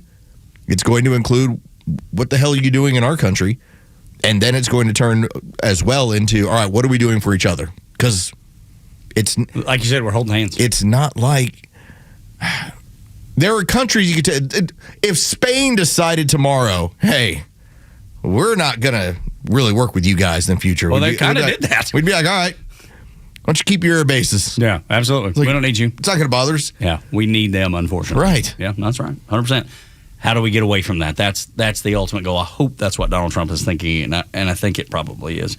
8 o'clock hours brought to you by Central Heating and Air Conditioning, your Atlanta carrier experts. 770-GET-HEAT, centralheat.com. First thing to know this morning. Way out west, there's a show. The Morning Extra, the Morning Extra. Tug so bold, deep in the story. Breaking news that's bold. Well, here's the thing. There's some dancing that's going to be done in Washington, D.C., and it's funny to see everybody talk about how the ballroom is a bad idea. And we've seen over and over and over again reasons that it's a good idea. And the fact that Donald Trump is not using taxpayer dollars is the biggest. Can I be Aunt Peg? Yes. Well, that's why he hired that assassin, so she can get his ballroom. Yeah, that's right. The one that's going to go to jail for life for trying to assassinate that guy. He's willing to give up his whole life. Donald Trump made him do it so he could have his ballroom. Well, how, Aunt Peg? How did he make him do it? I just don't understand. He's got powers. That's right. He gave him an arm burn. He makes me mad every day. I know he does. I know that's true. So this was yesterday, and so Donald Trump and what they've done with this building of this ballroom is it has expanded. It's growing. And so you have a reporter who decides to ask about how, because let's face it, in government, if they say it's going to cost $10 million, just assume $20 million. It's what's going to happen. And Trump had said, hey, it's being privately funded, but here's what it's going to cost. Well, again, there is no taxpayer money associated to this thing. In fact, when Congress tried to get involved with the Democrats, they're like, we have to stop this. It's like, you're not funding it. You have the power of the purse, but the money ain't coming from you. So you don't have the power. So take a listen as this reporter starts to ask about the price increases of what's going on with the ballroom. So what happened is we have a ballroom that's under budget. It's going up right here. I've doubled the size of it because we obviously need that. And we're right now on budget, under budget, and ahead of schedule. I doubled the size of it, you dumb person. Double the size. You are not a smart person. Right over here. Right over here. And based on a lot of things that have happened over the last year, we doubled the size of the ballroom. So we're going to have a ballroom that's appropriate for the White House. We doubled the size. The ballroom now is ahead of schedule.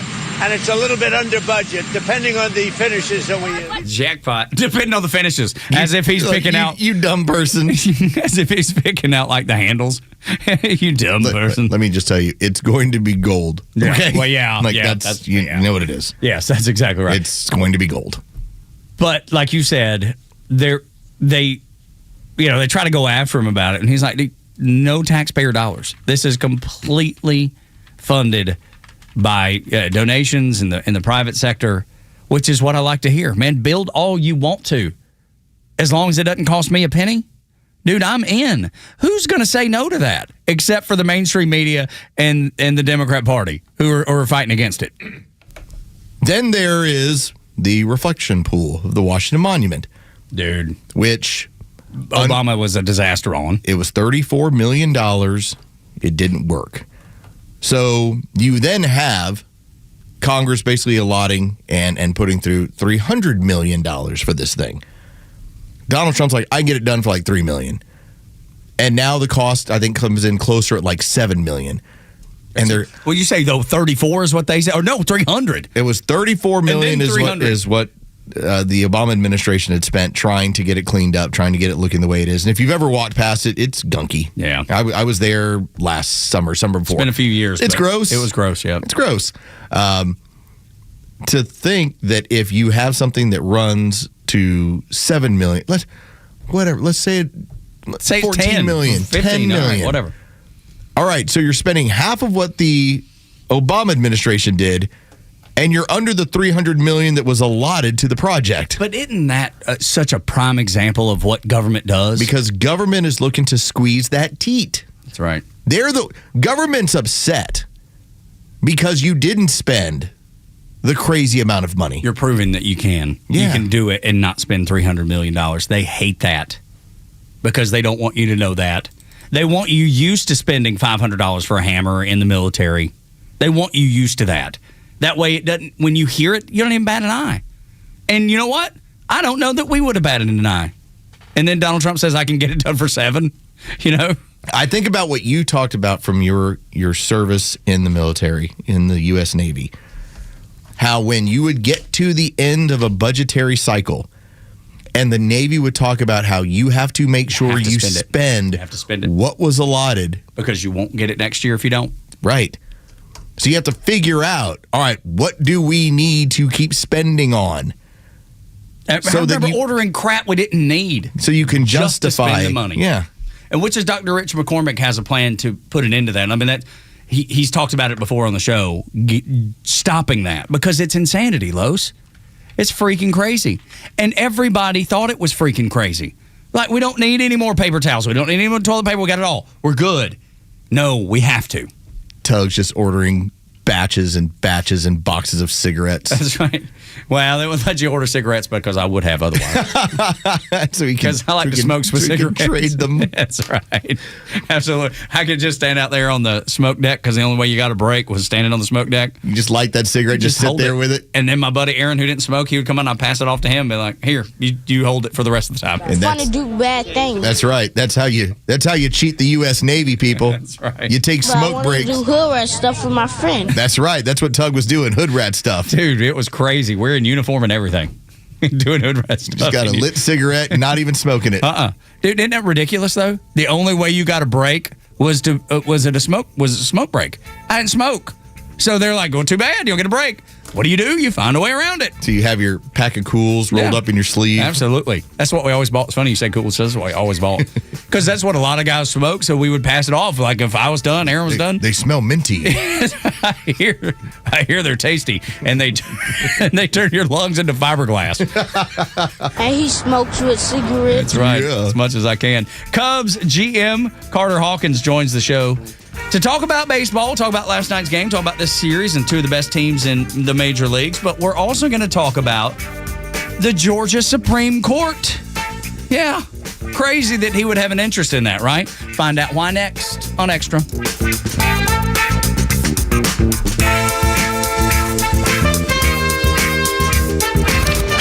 Extra 106.3 is getting ready for the 2026 midterms. And on the ballot, it's freedom versus communism.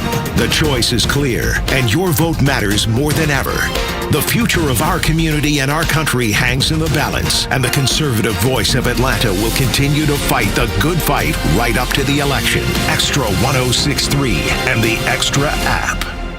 If you're looking for strength, capability, and reliability, it starts with Ford. And it starts at Jim Ellis Ford, Sandy Springs. From the legendary F-150 to the adventure-ready Bronco to the versatile Explorer, Ford builds vehicles designed to handle real life. And at Jim Ellis Ford, Sandy Springs, you'll find a great selection in stock, competitive pricing, and a buying process that's fast, fair, and straightforward. No pressure, no confusion, just a transparent experience focused on helping you find the right vehicle. You can even get started from home. Shop online, value your trade, schedule a test drive, complete paperwork before you ever step into the showroom. Or come in and work with a team that respects your time and get you on the road quickly. That's how buying a Ford should feel. Get started at JimEllisFordSandySprings.com or stop by the Jim Ellis Ford Sandy Springs showroom, conveniently located at 7555 Roswell Road, just 4 miles north of I-285. Jim Ellis Ford Sandy Springs, where you can always expect the best.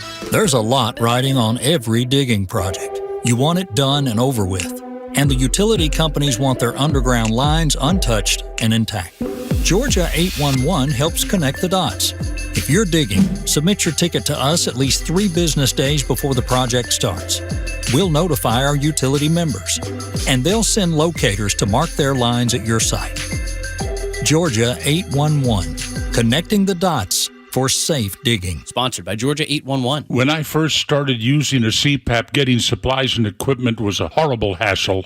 It pretty much stayed that way until I discovered CPAPs, etc.com. Same-day shipping on anything you might need, including travel CPAPs, hoses, masks, you name it. Same-day shipping. CPAPsETC.com or visit their store in Alpharetta. So easy, and you could be preserving your health and saving your life. Summer vacations are coming, and you need the peace of mind that comes from knowing that someone has an eye on your home other than potential criminals. This is Matt Harvey with Alert 360 Security, and we offer the latest in security and video surveillance technology to keep your home and valuables safe and secure while you're enjoying your time away. Starting service with Alert 360 is easy. Visit us at alert360atlanta.com, establish service in May, and get a free video camera. Protect what matters most. Alert360atlanta.com. That's alert360atlanta.com. Georgia Tech women's basketball season tickets for the 2026-27 season are on sale now. Here's Moon with the loose ball. Forefoot to Albin, putting up a jumper. A long two is good as the buzzer sounds. You don't want to miss a second of second-year head coach Karen Blair and the Yellow Jackets at McCamus Pavilion next season. Posting up, muscling in strong, putting it up and good. She'll go to the line, hunting a three-point play. Save your seat today at RamblinWreck.com/tickets. Sting 'em. The biggest candidates in Georgia are live on Extra 106.3 FM. Joined by gubernatorial candidate for the state of Georgia, Burt Jones. I've been consistent on cutting taxes, cutting regulations, trying to improve our education system by giving parents more choices. Also, we passed a literacy bill for our public school systems. So I've had a real heavy focus on education, economic opportunities, and all these things. You know, I'd rather talk about the issues. I think the voters would rather hear about the issues. Candidates, the road to victory includes a stop at Atlanta's only conservative news and talk station, Extra 106.3 FM and the Extra app. The stories that matter to you. These are your Georgia headlines. It's Wednesday, May 13th, and here are your headlines. President Donald Trump is in Beijing for high-stakes talks with Chinese President Xi Jinping focused on trade, Taiwan, and rising tensions involving Iran and Russia. Officials say Trump is expected to pressure China over its support for both countries while also discussing new economic agreements. The community at Mount Bethel Elementary School is rallying around a teacher and a former student both battling cancer. Students, staff, and families raise money through t-shirt sales and a staff kickball game. Presenting checks to support teacher Whitney Williamson, Dickerson Middle School student Jackson Jeffcoat. School leaders say the efforts reflect strong sense of compassion and community at Mount Bethel Elementary School. And finally, it's another busy morning today on the Morning Extra. Mike Dungeon is running for state senate, stopped by earlier today. Chicago Cubs general manager Carter Hawkins will join Tug and Los next to discuss his sister Sarah Warren and her re-election campaign for the Georgia Supreme Court. And tomorrow, candidate for District 6 Kevin Martin will also join the Morning Extra at 8:25, followed by Kelly Gambrell, the current Cobb County Commissioner in District 1 who is seeking re-election. She will join the show at 9:25. Today's weather is partly cloudy with a high of 80 and a low of 56. Your Extra 106.3 headlines, I'm Bryce Gobert. Tug and Los until 10 on Extra 106.3. We are joined by Chicago Cubs GM Carter Hawkins on the morning show. How are you, Carter? Doing great, guys. Appreciate you having me on. Yeah, man. It was such an honor, and it was so cool to have your sister on yesterday. She came in studio with us for a little while. I don't know what you want to say about her, but I have a pretty good idea that you're pretty impressed by the things that she's accomplished. Yeah, for sure. I mean, it is easy to be impressed by her. Not just the resume, but how she's gone about it and how she's going about this race too. I know our family, and I think the state of Georgia is really proud of her, and looking forward to her coming out on top next Tuesday.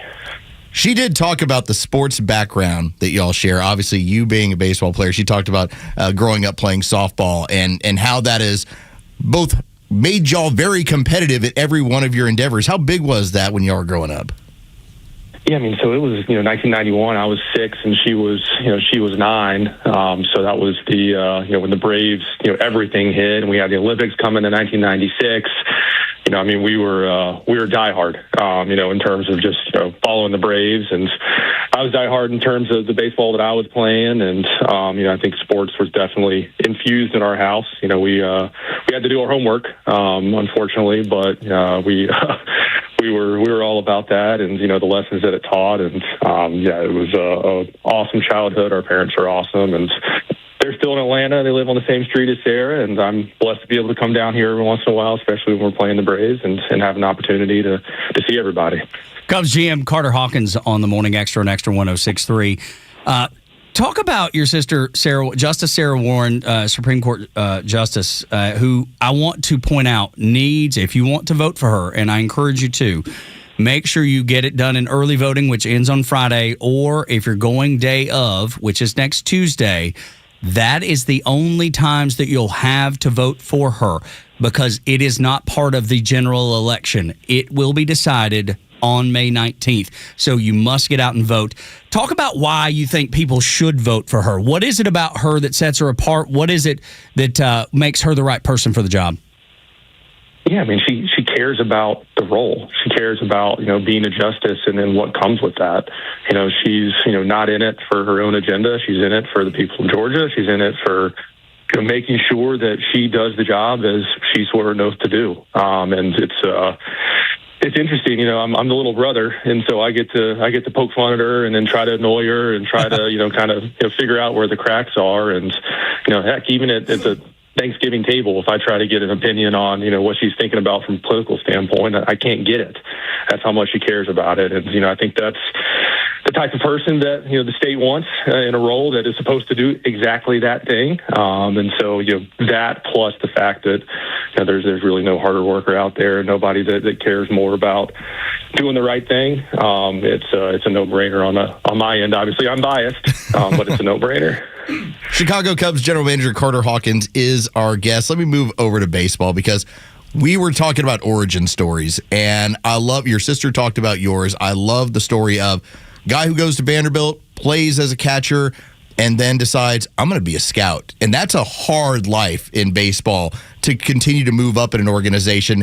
As we were even joking around with your sister, she's like, yeah, it's a 14-year overnight success. That's how long it took to really rise up. Talk about that role from starting right out of college, starting at the lower end of an organization, and then eventually getting yourself to obviously being a general manager in Major League Baseball. Yeah, so as you mentioned, I played at Vanderbilt. Tim Corbin, who's kind of this is probably sacrilege, but kind of the Nick Saban of college baseball coaches, had just gotten there, and for some reason he gave me a $1,000 scholarship to go to Vanderbilt, which is actually illegal to give a scholarship that low now. But I snuck in the door, and the 2 years after I got there, a bunch of first rounders, guys like David Price, Pedro Alvarez started coming in, and the program really blossomed into what it is today, which is arguably the preeminent baseball program. And we're scattered throughout Major League Baseball, both as players and as coaches. Actually, for the Braves, the bench coach Tony Manfilino was on my team. The first base coach Antoine Richardson was on my team, over at Vanderbilt, and so we're kind of spread throughout, but. was lucky enough to, after my 4 years were over, to get an internship with the Indians, now Guardians, up in Cleveland, and just some unbelievable people there in terms of just developmental opportunities and investing in me. And I did 2 internships there in 2008 and 2009, and then stuck my way into the pro scouting department, and then was able to get into some player development, which is ostensibly just a big baseball school, and I found that I really loved that, and I think that kind of clicked in terms of my skill set. And was lucky enough to move into the farm director role, which is like the principal of that school, and then the assistant GM role, which oversaw more of just kind of the broad baseball operations. And then in 2022, slipped into the Cubs GM role, and I love living in Chicago, miss Atlanta, but it's been a really fun opportunity. Carter Hawkins, our guest on the Morning Extra, Cubs GM, as the Cubs are in town for a 3-game series, 2 of the best teams in baseball. I know your everyday focus is the Cubs, and I know how hard your sister Sarah told us the focus that you have and the things that you do to make sure that your team is prepared to play and your roster is right and all the hard work you put in throughout all levels of the organization. Yeah, no doubt. And she brought all that up. But can we reflect back to growing up in Atlanta, because we lost Bobby Cox, and it's my understanding you got to see some of the things that the Braves did for Bobby Cox in memory of him. Do you have any personal interaction memories with Coach Bobby Cox? I knew him a little bit just from in passing, but not close. So I don't have any anecdotes from there outside of watching him close as a child. I remember Sarah and I were at the Braves-Astros game where we clinched they clinched the NL West in 1991 with Greg Olson jumping into John Smoltz's arms. Just watching those teams and how much they cared about each other. And then I could be able to do that 14 straight years was just, it's now being in it, knowing how special that is and the consistency and the care that you have to be a part of success like that. Unbelievable. Anything that they're saying about that man has to be true, given the success that they had as an organization. Carter Hawkins is our guest, Chicago Cubs general manager. I want to ask you about culture, because your sister talked about the culture that is in the Georgia Supreme Court. Obviously, you spending time at Vanderbilt, and then, and obviously before, as watching the Atlanta Braves and what they accomplished during the 90s.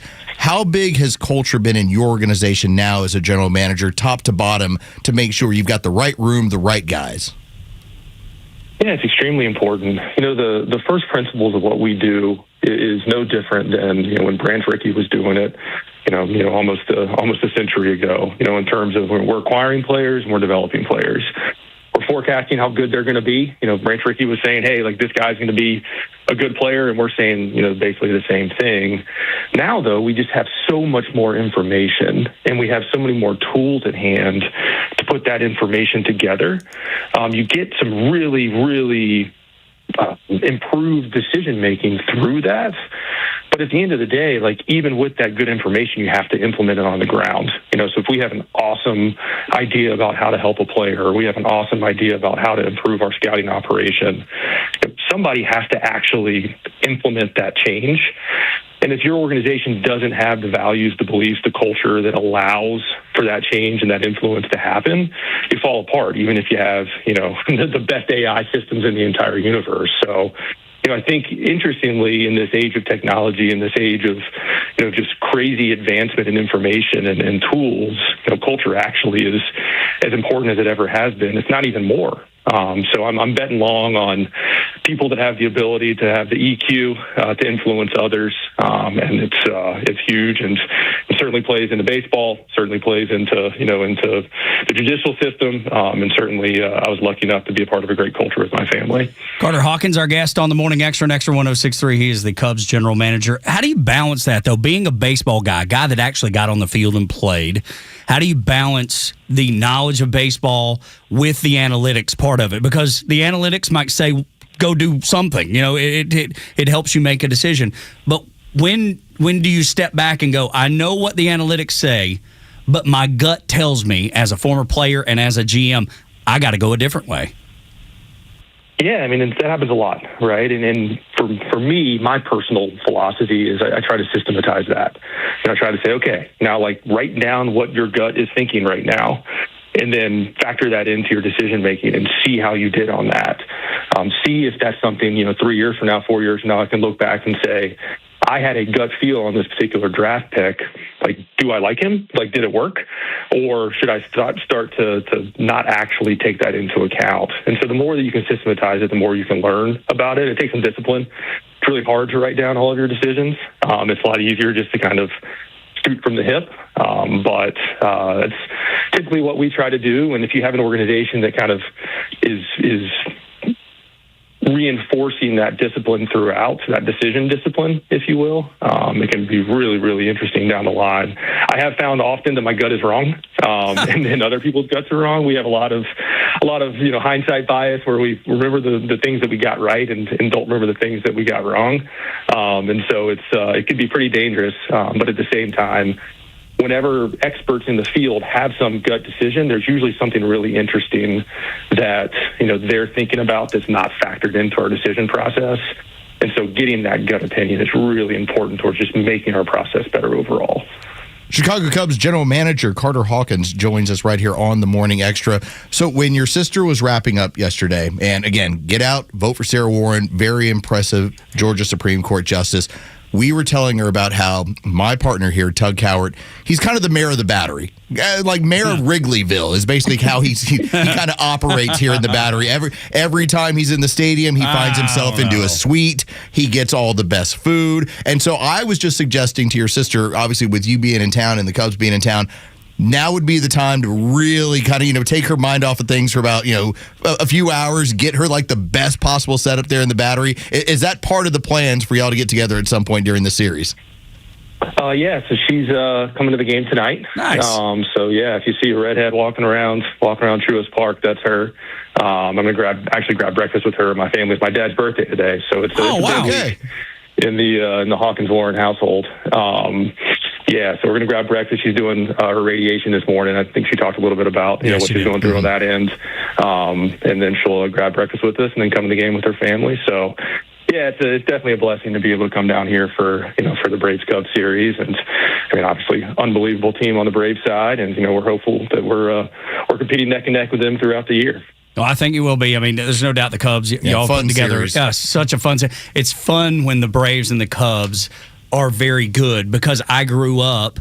I'm a tick older than you, Carter. I grew up watching the Braves on TBS, like my whole childhood. And then, during the day, I would watch the Cubs on WGN. So we had GN, TBS. Those were the two teams that I watched more than any other. Braves fan, much like you were, and probably still are, have an affinity for the Braves, but your focus is the Cubs nowadays. But that's the thing, you watch those teams, and it's so good when those two really important brands are really good in baseball. So it is, like Lo said, it's a really fun series. Where do y'all do, like what's an Atlanta staple? When you're in town, you get to come to Atlanta. I mean, you hitting the Waffle House?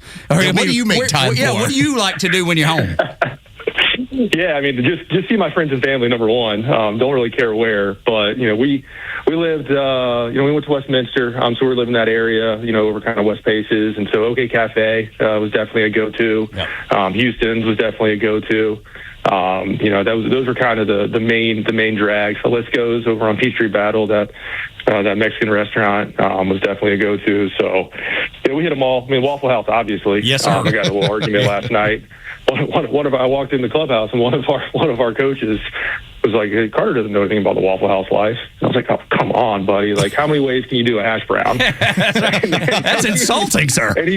And he froze, and I just walked out. Quite honestly, if I run into somebody who doesn't know what's on an All-Star special, I think there's something wrong with them. That's right. Yeah, I told him to put an All-Star special in a certain place. Kind of bring that, so. I love it, dude. That's so awesome. I know for me, Carter, when it's birthday time, the Waffle House is where I go for my birthday every year. That's where I go, man. It's just, I believe it, dude. It's just part of being raised up around here, and man, I tell you. Your sister is so impressive, and obviously you've done an impressive job with your own career. I know your parents are really, really proud, but I want to encourage people to get out either today, tomorrow, Friday in early voting, or next Tuesday and vote for Sarah Warren for Georgia's Supreme Court Justice. Make sure that she is reelected, because there's I won't drag you into the politics of it, but there's some games that are being played, I'm sure that you're aware of, and I'm sure that we talked to Sarah about, and we know. So I want to encourage people to go out and vote for your sister and get that done. I know you're proud of her, as you should be, Carter. Well, I appreciate it, guys. I appreciate you having me on, and then the support for Sarah. And like you said, please everyone go out and vote, and tell your friends too, and tell your friends to tell their friends. It's an important thing for the state, and I just can't think of anybody better than my sister. There you go. That's awesome. Thank you so much. Thank you, man. I hope it won't be the last time that you'll visit us. The next time the Cubs are in town, you got an open door invitation to the show. I appreciate that, guys. Thank you. you. Be well. Yes, sir. Carter Hawkins, the GM of the Chicago Cubs, in town against the Atlanta Braves. Braves got a 5-2 win last night. Definitely cheering for the Braves, but certainly have a soft spot for Carter and his family here on the Morning Extra on Extra 106.3. 8 o'clock hour brought to you by Central Heating and Air Conditioning, your Atlanta carrier expert. 770-GET-HEAT. CentralHeat.com is the website. When we come back, John Thune is a complete failure. And you know what? He's admitting it. Next on Extra.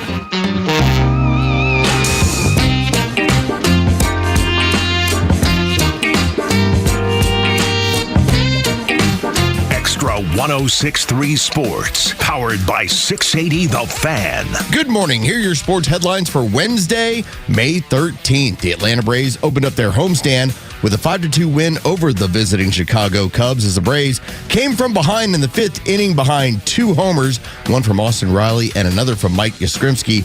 Game 2 of the series tonight features J.R. Ritchie versus Shota Umanga. First pitch is set for 7:15. You can hear all the game action on our sister station, 680 The Fan, and free on the Fan app. Another Game 5 in the NBA playoffs tonight as the Detroit Pistons host the Cleveland Cavaliers. That series is tied at 2 games apiece. Tip-off is set for 8 o'clock. With your sports headlines, I'm Carlos Medina. For more local sports, head over to The Fan, 680 and 93.7 FM. And for the latest political news and talk, stick with Extra 106.3 FM and the Extra app. Hey Atlanta, the Summer Starts Here sales event is now going on through June 1st at Marietta Toyota. If you want a smart new Toyota with a payment that makes sense, start with the 2026 Toyota Corolla. And a vehicle that people choose for reliability, efficiency, and long-term value. Perfect for daily driving and commuting. At Marietta Toyota, every new Toyota includes our nationwide lifetime powertrain warranty, unlimited time, and unlimited mileage for as long as you own it. And we're voted Best of Cobb for 2026, Best New Car Dealership, and Best Service Center. Well-qualified buyers, 4.99% APR for 72 months is available on the new 2026 Corolla. Visit us on Cobb Parkway South, just north of Truist Stadium. Marietta Toyota, since 1975. We've been here and will be here for you. 4.99% APR for 72 months with approved credit through Southeast Toyota Finance. Not all buyers are qualified. Offer ends 6/1/26. See dealer for details. All purchases exclude tax, tag, title, and include dealer fee of $699. You should never need financing for a simple garage door repair, but it's happening here. Out-of-town companies have invaded Atlanta for a cash grab, charging outrageous prices. Hi, I'm Dan Watkins, owner of All Four Seasons Garage, Entry Doors, and Windows. Stay local and stay on budget for every opening of your home. All Four Seasons, trusted in Atlanta for over 25 years, exceptional customer service, and fair, honest pricing. When trust matters, trust us. All the number 4 Seasons Garages. Hey, this is John Flading from ATL Turfco. We're a family-owned and operated independent local company here in the Atlanta area. We've been in business for over 15 years. We install several different types of artificial grass. One is landscape, which looks like real grass for your lawn. The next one is pet turf. Pet turf is a little bit shorter than landscape, and it's more durable. And the other one is putting greens. If you can dream it, we can build it. Just go to atlturfco.com to schedule an appointment. May in the A continues as the Nationals roll into Truist Park May 22nd through the 24th. So dust off your boots and join us for Country and Western Night on May 22nd, full of country music and cowboy flair. Fans will also receive a Brave straw cowboy hat presented by Visit Sarasota. The fun continues with the block party in the Battery Atlanta on Saturday, the Kids City Connect Socks giveaway on Sunday, and so much more. And then get ready to slide into summer at Truist Park as the Blue Jays and Pirates come to town June 2nd through the 7th. There's 3 exciting giveaways to look forward to, including the David Justice bobblehead presented by Truist, the Drake Baldwin hockey jersey presented by Xfinity, and the kids soccer jersey built by the Home Depot. Plus, don't miss the Summer Beach Bash theme night.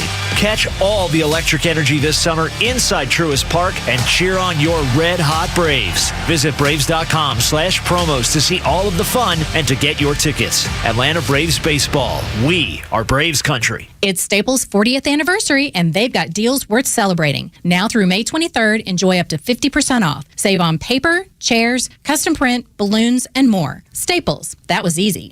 Hey Braves fans, Tom Glavin, and when my ride needs a wash, I head straight to Tidal Wave Auto Spa.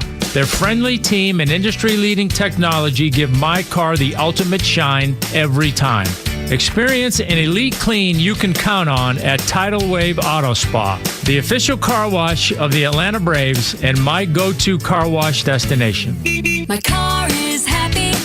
I am happy. Tidal Wave Auto Spa. Hey, listen.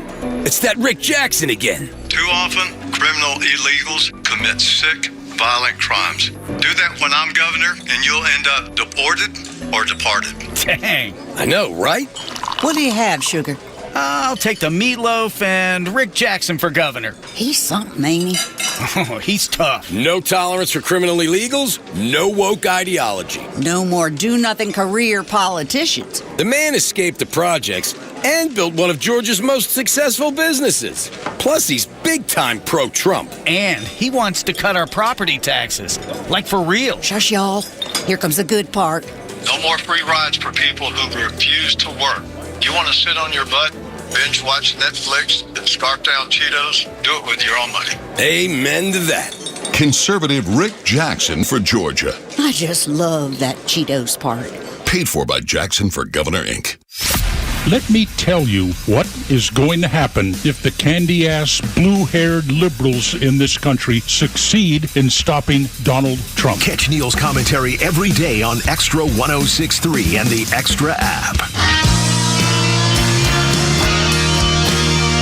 Tug and Los until 10 on Extra 106.3. Download the app so you can listen live or on demand, however you see fit. Not looking to brag, but I should go down the hall and just say, hey, we just talked to Carter Hawkins, Chicago Cubs general manager.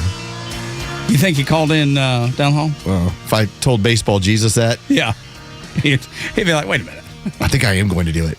No, I just I'm want to do it. Top of the hour break, I'm going to walk by and I'll be like, hey, Carter Hawkins wanted me to tell you hello. Yeah. He'll be like, really? And I'll be like, no. And he said vote for his sister. He said vote for his sister. He did say that.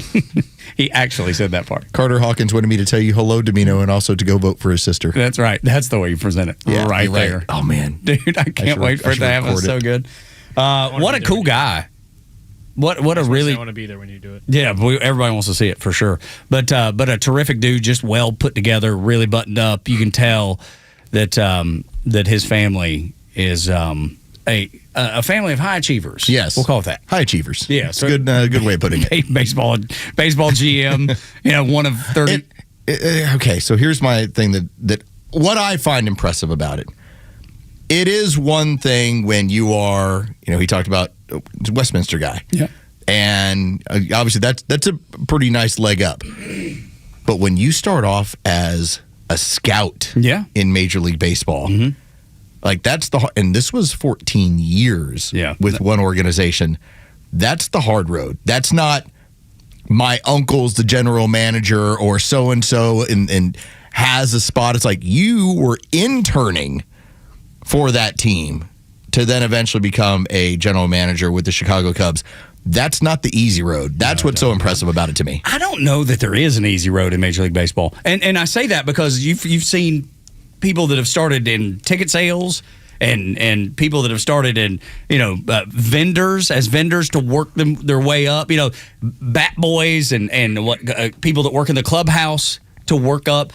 It seems like every road in Major League Baseball is really difficult. I mean, you have to really grind and want to accomplish the goal to have that ability to stick to it. Oh, that's why I have such acclaim for Ben Ingram.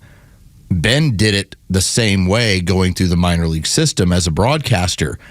He's not the son of some other broadcaster. Nepotism is awful in the NFL and in broadcast of Major League Baseball, where that's how you jump the line. Yeah. That's when the Nepo baby stuff helps. So to get a chance to talk to somebody who didn't have, nobody who is a Nepo baby has 14 years in an organization with that.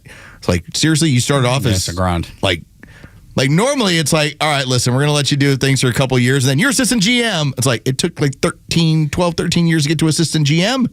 That's why I tell my own son all the time. I'm like, dude, I love the fact that you have this big dream. You want to work for a team. I love it. I love that.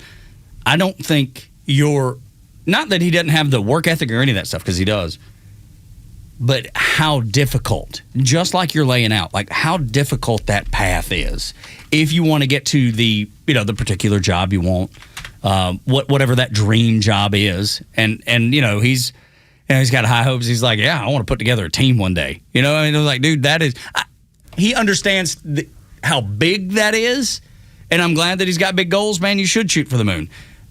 But just the everyday grind of getting there, there's no way for him to understand it. He's not lived it. Alex Anthopoulos, the Braves general manager, has a World Series ring and is considered one of the best general managers in all of baseball. You know what he started doing? First off, he started with the Montreal Expos that don't exist as an unpaid intern, and he was in charge of sorting fan mail. That's what I'm talking about, dude. That's exactly the example. I'm so glad that's the example you brought in. That is the story. I had to double check because I was like, I think he started with no, it was the Expos, but he started sorting fan mail. Yeah. Like, here, do this, intern. There's so many stories in Major League Baseball like that. People only see the bright lights and the big stars on the field, but they don't always see the long bus rides when you're in high A and double A, and then finally getting your call up. A friend of ours, their son is a catcher in the Boston Red Sox organization, and he's seeing that firsthand. Like, he's up in Maine right now, in Portland, Maine, and he's missing Greenville because Greenville's such a great place to see. Greenville, South, wonderful city. He doesn't love Portland, Maine, and he doesn't really want to be in Portland, Maine, but he knows that's part of the task, part of the process, right? But nobody sees that. Like, if he were to get to the Red Sox, if he ultimately, and I believe he will, if he becomes a catcher in the Reds, in the big league team, I'll know that he went down that path, but everybody in the stadium won't. The windshield time for those guys. Oh, dude. The amount of travel. It is unreal. And like, I just remember how hard it was when our guys, because I was years ago, I was part of the broadcast team for the Frisco Rough Riders, and that's the Rangers AAA affiliate. Well, you're in the Texas League. Well, that's a big state. The trip to El Paso is not a short ride. That's right. Okay, and then down south, I was like, the Texas League, you're on buses for hours. I was like, so imagine you're regional scout or whatever you're working in that area, and you're having to make those trips. Sure. Whew. Dude. It's a lot of windshield time. It absolutely is. When we come back on Extra 106.3, 8 o'clock hour, brought to you by Central Heating and Air Conditioning, your Atlanta carrier experts. The data centers literally stealing from homeowners. Next on the Morning Extra.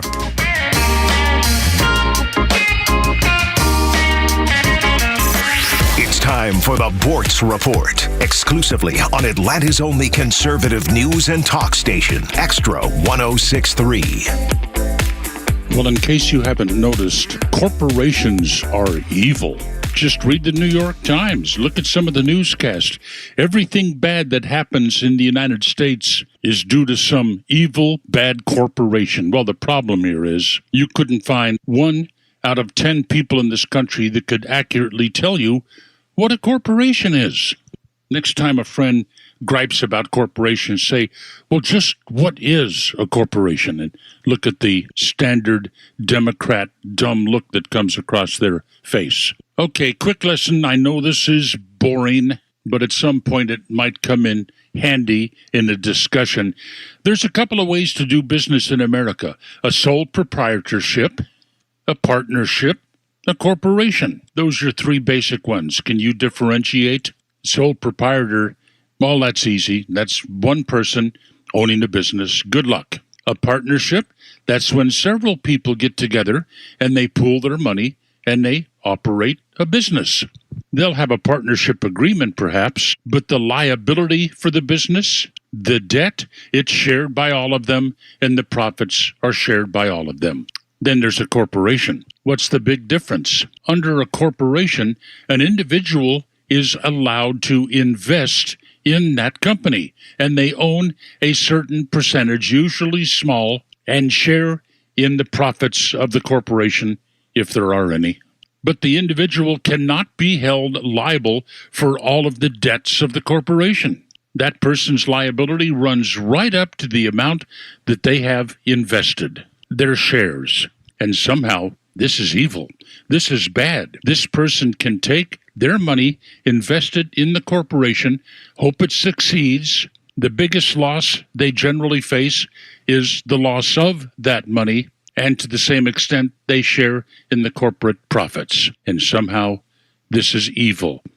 The next time somebody tells you how evil corporations are, just ask them, what makes them evil? Share your interesting answers. Neil Bortz, Extra 106.3. Hey, this is Los with Terry from Alpharetta, who just purchased a new car with the Honest Car Guy, the new, fully transparent, honest way to buy your next vehicle. Terry, tell us about your experience. I have a son serving in the military. He's active duty with limited time to look for a car.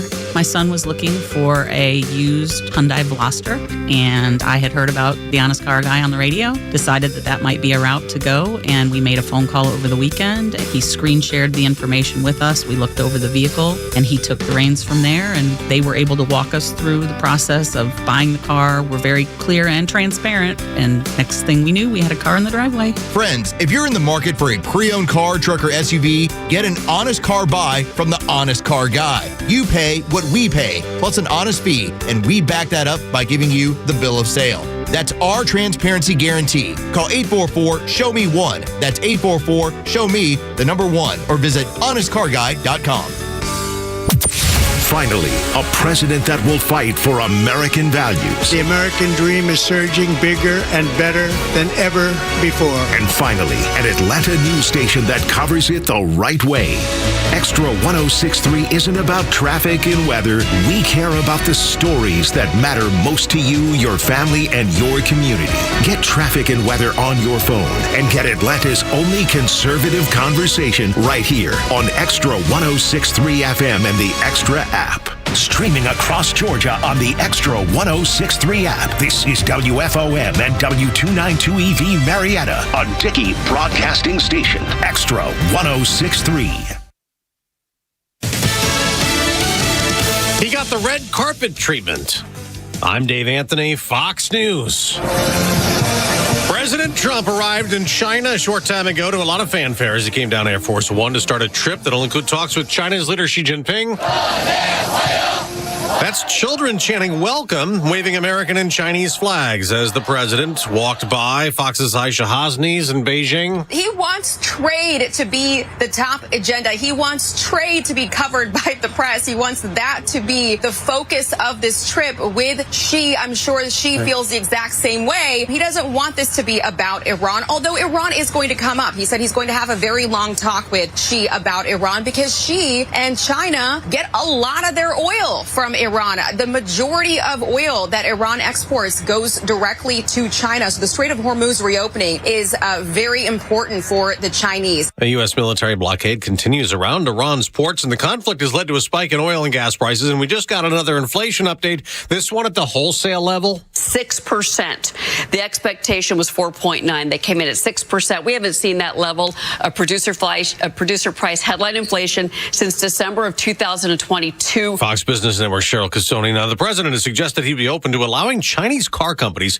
to come to the U.S., build factories, and manufacture vehicles here with American workers. But Republican Senator Bernie Moreno opposes that with legislation that has Democrat support to prevent it. He just told Fox. So if they came into the U.S., they would wipe out our automakers, completely devastate our steel industry, our rubber industry, our electronics industry. And Moreno claims Chinese cars would also be rolling surveillance machines. One of the passengers on that cruise ship with the hantavirus outbreak that killed 3, is critically ill in a French hospital, now said to be breathing through an artificial lung. 18 Americans taken off the ship remain in quarantine in Nebraska and Georgia. America's listening to Fox News. For 250 years, Americans have believed in one powerful idea. We were meant to live free to pursue our future, work hard, free to move, free to enjoy life without being held back. But if everyday aches and pains are slowing you down, it might be time to declare your independence from pain. I tried everything and anything to help me get rid of my pain, and nothing freed me. It just masked the pain, and the side effects diminished my quality of life. I'm sure you have been there if you have real bad pain. Relief Factor is a 100% drug-free, research-based formula that is designed to help your body fight inflammation, one of the root causes of pain. And it is not a quick fix or a temporary mask. It works from the inside out, at the source. Relief Factor. It was created for people to get back to living their life on their terms. Is that you? Walking, working, exercising, enjoying the moments that matter? This year, as we celebrate 250 years of American independence, take your stand for your own freedom. Declare your independence from pain. Try Relief Factor today. $19.95, 3-week quick start. Ready for you right now. Visit relieffactor.com, 800-4-RELIEF. No need for traffic updates. We always steer you right. It's the Morning Extra on 106.3. Tug and Los until 10 on Extra 106.3. Welcome to the show. We appreciate you. Download the app. That way you can listen live and on demand anytime that you see fit, anytime that you have time to join us. We are grateful for you doing that. This is not. Oh, sweet. I see what you're doing there, because this is usually Disco Wednesday. So you throwing in the Chicago Blues was not that. I didn't have that on the old bingo card, but I like it. We just spoke with Carter Hawkins, the man from Atlanta. His sister is the Georgia Supreme Court Justice running for re-election. There's some games that are being played, so make sure you get out and vote. I want to stress. I feel like this needs to be stressed. And so I've brought it up a bunch of times. I'll bring it up again, is that her name will not be part of the general election in November. You have to vote for her either in early voting now through Friday or on Election Day. Re-elect Sarah Warren. And it's nonpartisan. Yeah, it is. Well, use my quotations there. At least her side is. The other side, not so much. When she was in here, I just did a quick Google search of her name. It said, nonpartisan. Didn't even. You'll see that her opponent was a complete cozied up with Stacey Abrams to the point where she firmly believed she was going to be the state attorney general for Stacey Abrams. Mm-hmm. So just realize what's at stake, and I think it's important. And look, the Democrats are they have a reason to be motivated to vote, and they've shown up. Give them credit. They've shown up. They lead in early voting, so that means you got some work to do if you want to see Georgia run the way that we hope that it remains to be run in a very conservative manner. Otherwise, ain't no telling what's coming. But I just feel like good Lord's got a plan. You do the things that you can control, and I'll do the things that I can control, and we'll be in good shape. We're gonna be just fine. Yeah, like not getting picked off a base. Well, look, Matt Olson, look, Michael Harris. What? How do we 10 Braves picked off a base? How does that happen, dude? How does that happen? Especially with all the rules about throwing over and you know what I mean? It seems like it's impossible. I have no idea. It's already equaled last year's total. It's unreal, dude. It's unreal. Maddie, come on. And they're 21st in stolen bases, so it's not like they're taking big leads and taking bags. Super threat or anything. And the crazy thing is, last night when Matt Olson got picked, he's leaning. He's leaning. Like, dude, where are you going? You're not stealing second. Nobody's fearful of you being a threat. When I played college ball, there was maybe 2 guys on the team they would allow to run. Mm-hmm. Because the rest of our team was 6'4", 210. Mm-hmm. All these guys just hit the ball out of the ballpark, right? That was our first base, our right field. All these guys hit the ball at the ballpark. So your job was to take a one-way lead. So here comes Friendly Los, who just, singled, doubled into the gap. Yeah. And my job is to stand as close to the bag as possible. As to not get picked off. Because Sean's about to hit it out of the ballpark right. and don't get picked off. You can just take the Nobody you didn't move. That's right. You didn't need to. In fact, when we get to the break, I'll show you how we took our lead. I love it. You're going to be like, really? I'm like, yeah. He's literally a foot off the Keep it up bag. for the YouTube viewers. Yeah, that's right. That's right. A foot off the bag. I don't know how the Braves are doing that. But look, I love the fact they won last night. It's great. I wasn't going to rub that in with Carter Hawkins when he came on. No, he's a guest. No, absolutely. We treat him with the utmost respect. We do all of our guests, even the ones we disagree with. We try to be respectful of them too. But that you have to be thinking, if you're Carter Hawkins, you have to be like, damn, I'd really like to get game one. And then to be out, I think they got out to an early 2-0 lead. Braves tied up and then go ahead. I think it was a big 3-run fifth, if I'm not mistaken. And things went the Braves' way the rest of the night, with the exception of the pickoffs. Everything else looked good. Yastrzemski with a home run, and then Austin Riley starting to heat up nicely, and a home run there too. Kim at shortstop looking really good on defense. It's going to take a minute to get his timing back down, I assume, before he starts putting the ball in play a whole bunch. But it's good to have him back. It's a good thing we have a catcher. Yeah, that's right. We do. We have a catcher, which is good. We had this conversation really early. People just wearing Sean Murphy out, dude. Just beating him up. I had my Jonah Heim. Yeah. Yeah. Now Oakland has him. Yeah, that's right. Unfortunately, things not going all that well. You can depend on Jonah Heim. Yeah, right. He will be there. That's right. It's important. Showing up. It's like half the battle right there. What was it, 2 games back? 3? Something like that at this point. Yeah. Donald Trump is in Beijing. The delegation flew in and arrived about an hour ago. We'll see how all that shakes out and what you might expect out of the visit. Oh, look, there's Hakeem Jeffries on MS Now looking like a guy who doesn't know how he's going to be Speaker of the House. It's like, oh, my goodness. Look, it looks like he swallowed a frog. Look at his face now of like, upset. This is what's happening. Seems nervous. Seems very nervous. He's got his blue tie on, though. He's playing the part. See the picture of Marco Rubio?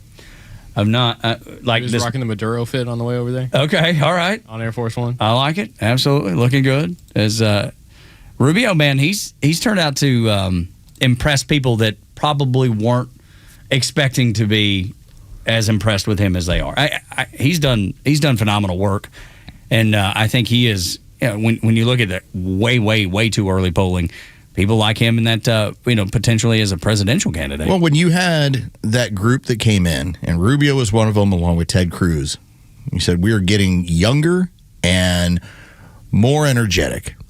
And as it's turned out, yeah, Marco Rubio, even in 2016, I thought, hey, this is a pretty impressive guy. He's going to run for president. Now, Donald Trump did what he did to him. That little Marco thing actually kind of worked. Yeah, it did. It did work out well. But to think about where those guys are a decade later, sure, where Ted Cruz is on a short list along with like Ron DeSantis to be another Supreme Court justice, and you're seriously discussing about whether or not Marco Rubio makes sense, not just as a vice president, but as a potential presidential candidate. Good spot to be. Yeah. It beats having Kamala. I mean, there's not a Democrat alive that's like, oh my gosh, this is great. We got Kamala. I mean, I say that. I'm probably wrong. There are probably Democrats out there like, yes, she's great. She's leading them in their polling. I know. They think that America just made a mistake if we just get a chance to get to know her better. We spent $2 billion. Like, guys, if you run her longer, it works out worse. Yeah, things do not go well. Besides, that woman can't allegedly stay sober that long. Well, not the way her public appearances go. Yeah. Look, it's understandable. It's understandable. If she has that problem, I hope she gets about as much of a chance of me staying sober during a Spurs game. Okay, on the weekend. Throw in on the weekend. I mean, like last night was pretty chill. Yeah. When they lost Game 4, I was like, well, you turned to the sauce. Gonna have to drown this one out a little bit. Last night, yeah, they won by 30 last night. Last night was comfortable. Last night was like, I'm gonna have a shower and go to bed. Yay! Yeah. And the Braves won too. Look at there. All my teams are winning. I love it. No, that's good. It absolutely is. Game 2 tonight, and Carter Hawkins, I hope you get another loss, buddy. I hope you lose another one. And the Braves go on to, look, I'm pulling for the sweep. Give me the sweep of the Cubs. It'd be amazing. I don't know if it'll happen. Still won't be ranked first. No, I know. Yeah, you like it. the ESPNs and the places like that, whatever outfit you're reading there. MLB won't give the Braves the love they deserve. Good. That gives them a little chip. Good. I think it's a good thing. I don't want them talking about how great my team is. I like playing with swagger. You can play with swagger. Dude, they're playing with swagger. I'm not saying they're not. I just want to say I want to see them. I like. You want to be a fan with swagger. That's what it sounds like to me. Yeah. And I say I don't need I that. want to wear it on my chest. I want to get a number one. I want a picture of it. Nah, I don't need all that. Morning Extra and Extra 106.3. Let's get to the first thing to know this morning. They want you awake, informed, and ready to fight for the facts of the day in the land of the free. Now your sleepy hen nation needs your wake-up call. A mighty dose of reality coming in strong. Soon as the sun cracks the horizon so high. Man, we got the story, no time for a lie. Did we fail? Put a boot in your ass, courtesy of the morning. I don't know what I asked it, but it sounds inquisitory. Yeah, that's right. This story is getting some national attention. Data centers popping up everywhere. Yes, we're going to need a lot of data centers for the AI that most people are using in some way or other. But I don't want to see people's homes taken in eminent domain. It seems very un-American. I think everybody can agree on this one. Yet it's happened, and it's happening, and will happen again. And we've talked to people on the show running for office. Everyone talks about big data and the impacts of it in Georgia. I want to see who's going to come to the aid of the people losing their land and property. Greg Dolezal has spoken out about it. He's talked about it. You're even seeing national names like country star John Rich. He's on board with this. Like he's gotten into this. He's calling out Coweta County's county commission.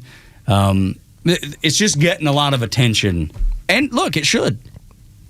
There's two ends of this, and we've talked about this with a number of the politicians that have rolled through in the last week and a half.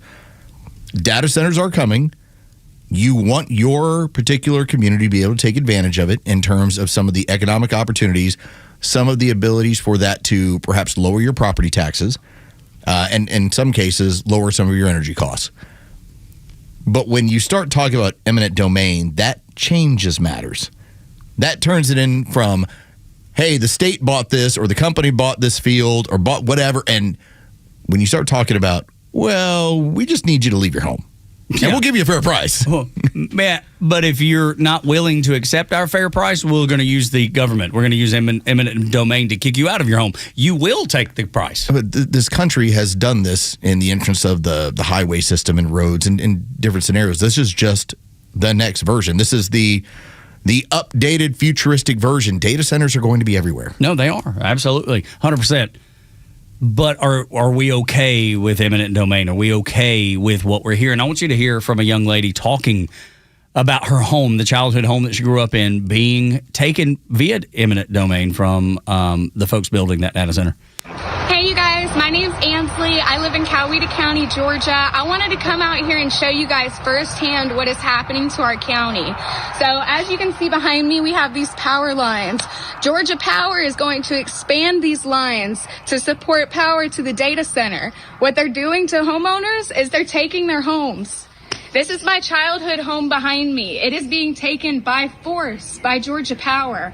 Homeowners in this county do not have a choice. It is called eminent domain, and they will take it. That is not the way it's supposed to go down. That's not the way it's supposed to happen. It's not the way it's pitched. It's not the way, and it's not the way it's pitched. And that's why it's getting so much attention. That's why every person running for office has been asked about big data centers and the need for them. And then when you throw in the utilities part, Los, the energy that it uses, obviously the power that's needed, and the water that's needed to operate these things, then it becomes a real strain on communities. And I was reading in Bloomberg, not exactly a conservative outlet, that power costs are up nationally by 6%. People are feeling this data crunch, this power crunch, and I understand why people feel the way they do. This is something that you're going to have to stand up for. This is what I expect will be the battle of the next 5 years. You're going to see this battle pop. It won't just be in Coweta County. No, it's going to be all over the state and all over the country. It's coming to your county, especially if you are in a more rural county or you're in an area that's rural. There is a lot of land around my home that families own, but you can see where in the future that land is going to be sought after, not just for the development of homes, but you are going to have the government as well as corporations that are going to be looking to get a hold of that to place data centers in. Now, would it be great for the county? Probably. But in all cases, it's not. No, that's right. Not every one of them. And who are the politicians that are going to stand up for people like the lady you just heard? Who are the ones that are going to be out on the forefront? I'm not talking about the people that just say, I'm going to be on their side. Who's going to be in the trenches with them? That's what I want to know. And you're going to see it play out right in front of your eyes. It's not right. Doesn't feel right. And then as we wrap up here on this anyway, the tax credits, Greg Dolezal brought it up when he was in. The tax credits those people get, yes, that you and I don't get, that regular everyday Georgians don't get, is complete BS. Completely. But that's the trade-off for if they're going to put it in your community. There's supposed to be some benefit to the community. Now, as you said, the tax credit is supposed to be there to encourage it. Then you're supposed to get something on your end for it being in your community. And all you've gotten so far is higher bills. Right.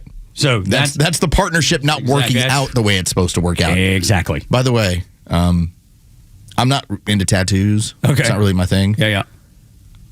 Kind of cute. The video, if you were detecting when you were listening to her voice and you said, that woman sounds attractive, it certainly doesn't hurt. And this is why that video has gone viral everywhere. Absolutely. Because if it had been me. Yeah, it's like, okay, who cares? Yeah, right. Shut up, dude. Yeah, it's like, oh, look, here's Bryce and Los talking about eminent domain and losing their home. Their childhood home. Right. Here's my childhood home. Grammy gave it to us when she passed on. It's not going anywhere.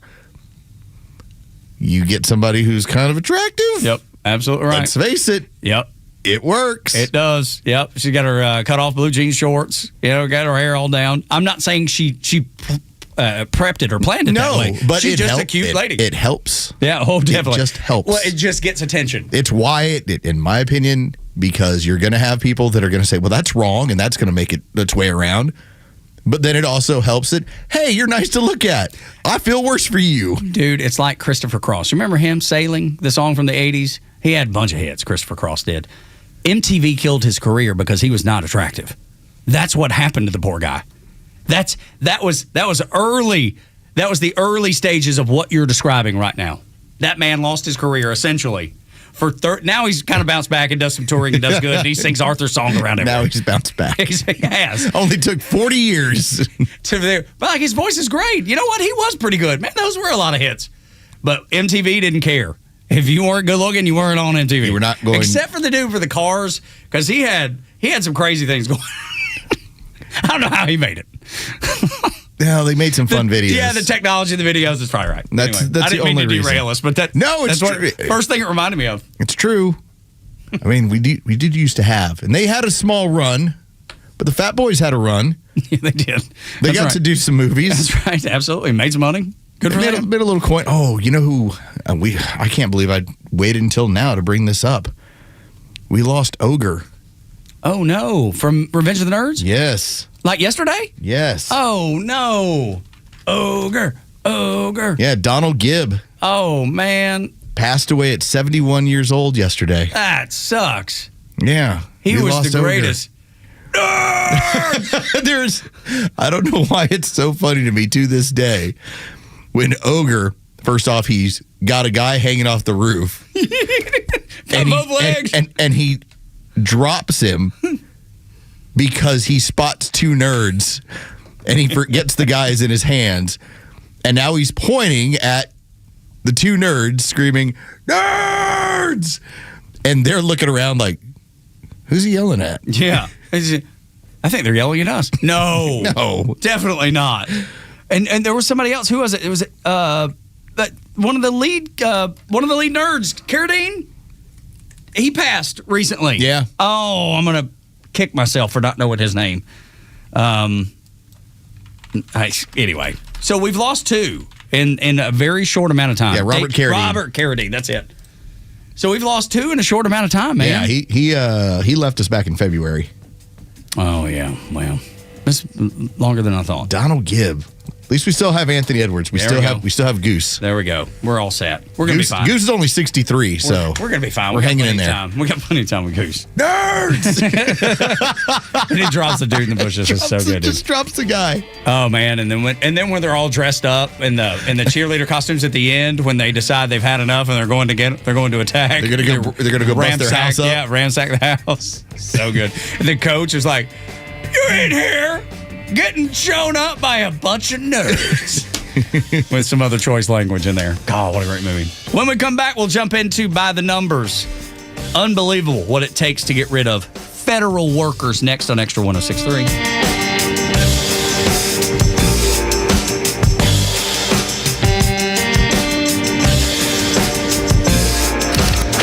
Stream Atlanta's only conservative voice anywhere you go with the Extra 106.3 app. Now equipped with Apple CarPlay. That means you'll always have Extra's crystal clear HD stream right on your dashboard no matter where you are. Download the all-new Extra 106.3 app now and start streaming.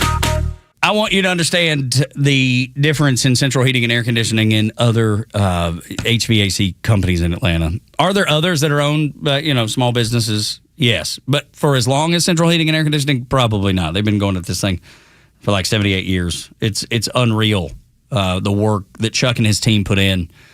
Wonderful organization. Hopefully that you'll reach out. Just by me telling you about it, I hope you'll take my word for it. 770-GET-HEAT, centralheat.com is the website. But I've seen them do work in my home that they didn't even need to do.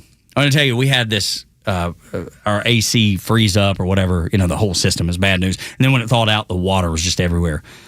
And the guy who came out just by chance to do our maintenance, our semi-annual maintenance, he's on his hands and knees helping me clean up this big puddle of water in the unfinished part of our basement. He didn't have to do that. He'd be like, "Hey, man, I'll wait at the top of the steps. You let me know when you're done with this, and I'll get to the rest of it." And he found an issue, got it fixed, and we didn't have to replace our system. You see what I mean? Just those small things, having a maintenance agreement will do for you.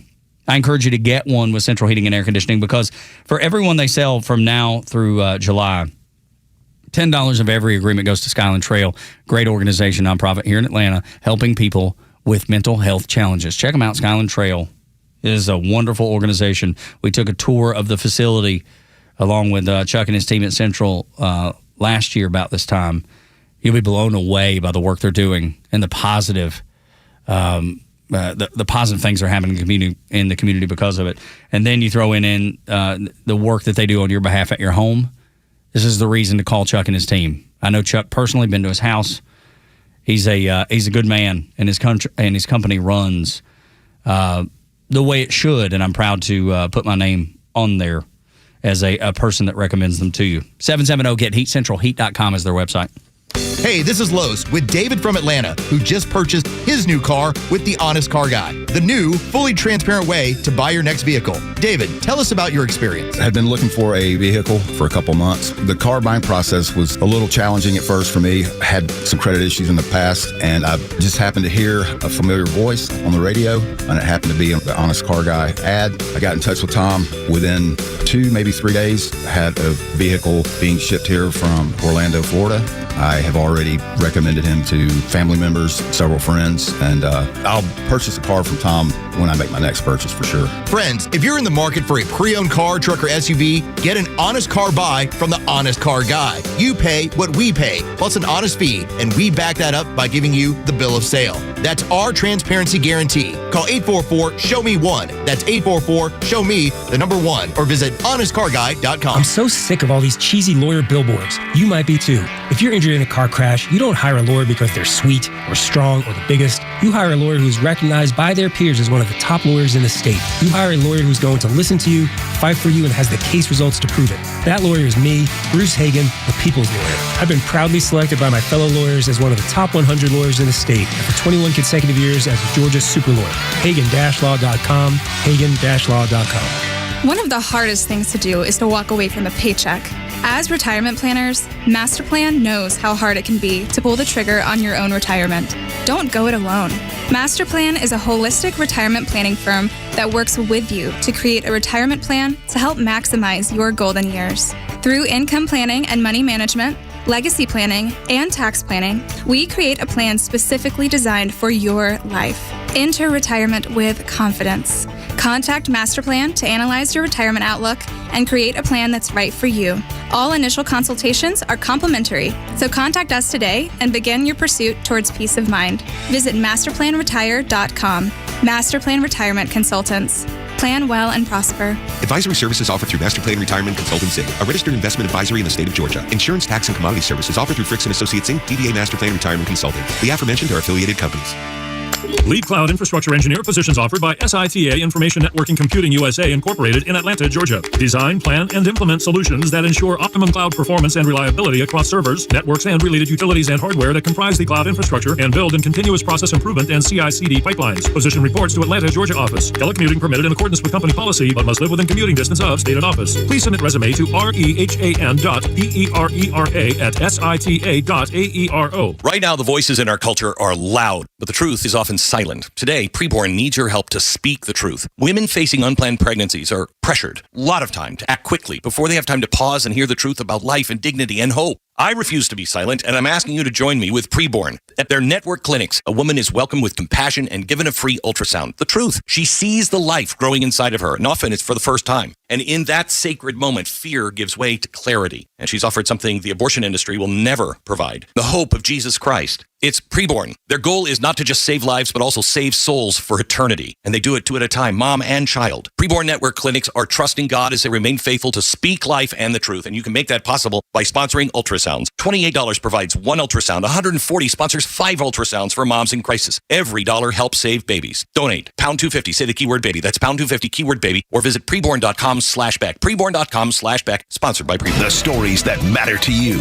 These are your Georgia headlines. It's Wednesday, May 13th, and here are your headlines. President Donald Trump is in Beijing for high-stakes talks with Chinese President Xi Jinping focused on trade, Taiwan, and rising tensions involving Iran and Russia. Officials say Trump is expected to pressure China over its support for both countries while also discussing new economic agreements. The community at Mount Bethel Elementary School is rallying around a teacher and a former student both battling cancer. Students, staff, and families raised money through t-shirt sales and a staff kickball game, presenting checks to support teacher Whitney Williamson and Dickerson Middle School student Jackson Jeffcoat. School leaders say the efforts reflect strong sense of compassion and community at Mount Bethel Elementary School. And finally, it was another busy morning on the Morning Extra today. Mike Dungeon, who is running for State Senate in District 27, stopped by the show earlier today. Also, Chicago Cubs General Manager Carter Hawkins joined Tug and Los on the Morning Extra to discuss his sister Sarah Warren and her re-election campaign for the Georgia Supreme Court. In case you missed those conversations, you can hear them both now at extra1063.com or on the Extra 1063 app. And tomorrow, candidate for District 6 Kevin Martin will also join the Morning Extra at 8:25, followed by Kelly Gambrell, the current Cobb County Commissioner in District 1 who is seeking re-election. She will join the show at 9:25. Today's weather is partly cloudy with a high of 80 and a low of 56. The Extra 1063 headlines, I'm Bryce Gobert. Tug and Los until 10 on Extra 1063. We're just going back through our favorite Revenge of the Nerds moments. And just because Booger died and it sucks. You know, that's just... Ogre. Booger. Yes, Booger's with us. Booger is still with us. We're good with Booger. Ogre. Yes, Donald Gibb died at 71. Ogre. Yes. I got it. Just there's so many scenes and so many vivid characters for that movie. And it was surprising how many Los that we were able to pull. Like we named their names. Yeah, you're able to just literally. I literally fact checked one just to make sure we were right, and indeed we were. Those are movies that they just. I don't think Hollywood is capable of creating that anymore. It's not a big budget comic book movie. Yeah. So those sort of movies don't get made a whole lot. In fact, I was listening to a podcast, and it was actually I'll take it back. It was Matt Damon and Ben Affleck, and I think they were with Joe Rogan at the time, but they were talking about how hard it is to get certain movies financed nowadays, and that it's not like the Fox Searchlight days where you could get a Good Will Hunting made. It's like now it's very difficult to get movies made like that. Yeah. And so they have to kind of do it on their own and figure out how to get that sort of stuff made. So, yeah, unless you're talking about a movie that is part of, like, here's a trilogy or here's this new classic, or because you could remake all the Hunger Games and Wizard movies you want and Marvel movies you want, but if you're like, hey, I have this idea about these nerds that go to college and they band together to fight the jocks, it's like, no. Who's going to buy that? Not happening. Who's going to be like, yeah, let's do that? But that's the thing. I think that's why. Like, I got another Harry Potter idea. Okay, fundable. Let's do it. Yeah, I'm so bored. That stuff's just boring to me. It just gets boring. About the only thing you can get funded, as we get into the political end of it, if you make a movie that's very anti-right. Oh, yes. Good to go. Yeah, right. They'll fund that one. Yeah, that's right. Yeah, they're like, hey, how do we get this done? Maybe we'll influence more people. What you do is you create and make them look like it's like the right version of Antifa, but not Antifa. But that's basically Antifa. And then you defeat them with the left. Yeah, that's right. Absolutely. So true. So absolutely true. Morning Xtra and Extra 1063. Let's run by the numbers. But I'll be all right as long as there's light from a math dude. Most people don't like math, they run from the sun. That's right, Tug. No running from the sun on this. No, sir, I know you wouldn't. This is really good news. Because one of the discussion points we've had was that when you would have the Biden administration point to the stock market, we would consistently talk about the sugar high that was going on, that the federal spending was ridiculously out of whack. And not just from here's the overall budget, but we were pointing out how when you had gains when it came to hiring, they were in healthcare and government almost every single month. In fact, when it was revised fully, what did we have? 1 million Joe Biden jobs that disappeared, that never were. It was just into the ether. Poof. Gone. Just didn't exist. Kind of like votes. Poof. 9 million disappeared from one election to the next. And we talked about changing the fundamentals and that you're rebuilding an economy where it isn't going to be backed by the federal government spending and creating a bunch of workers that don't produce anything. Redundant, yet make quite a bit of money. And we discussed this in the past. A lot of us grew up in a time period where if you went to go do work for the government, you had the protection of a pension. Now, you knew you weren't going to make as much money as the guy down the street. But you knew you could retire and you would have your pension, and that was what the trade-off was. That was the trade-off. Yeah. Well, now you have federal workers that get paid more than private workers who don't produce anything and who are then taken care of afterwards. And might not show up for work. And complain about it when they do. Now my father-in-law basically spent about 30-some years working as the logistician for the U.S. Army, getting men and material in and out of different theaters. Combat as well. Like, he deployed, I think, like 7 or 8 times. And his last one was to Afghanistan. So the guy saw a whole lot of stuff during his career. I asked him one time, hey, have you ever seen anybody fired? And he's like, oh, just one person. How long did he work? 40 years, did he say? It's like 35 years as a logistician for the U.S. Army. You know why he got fired? I can't. It's probably something to do with something he did outside of the office. They found very large women pornography on his government laptop. There you go. That was the one and only. That's what it takes. So I give you that to tell you this. Draining the Swamp update. This is from Stephen Moore.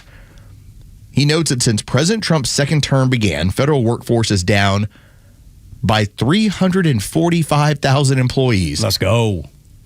One of the largest cuts since World War II. Meanwhile, the private sector has added 717,000 jobs. This has always been a game of tug of war.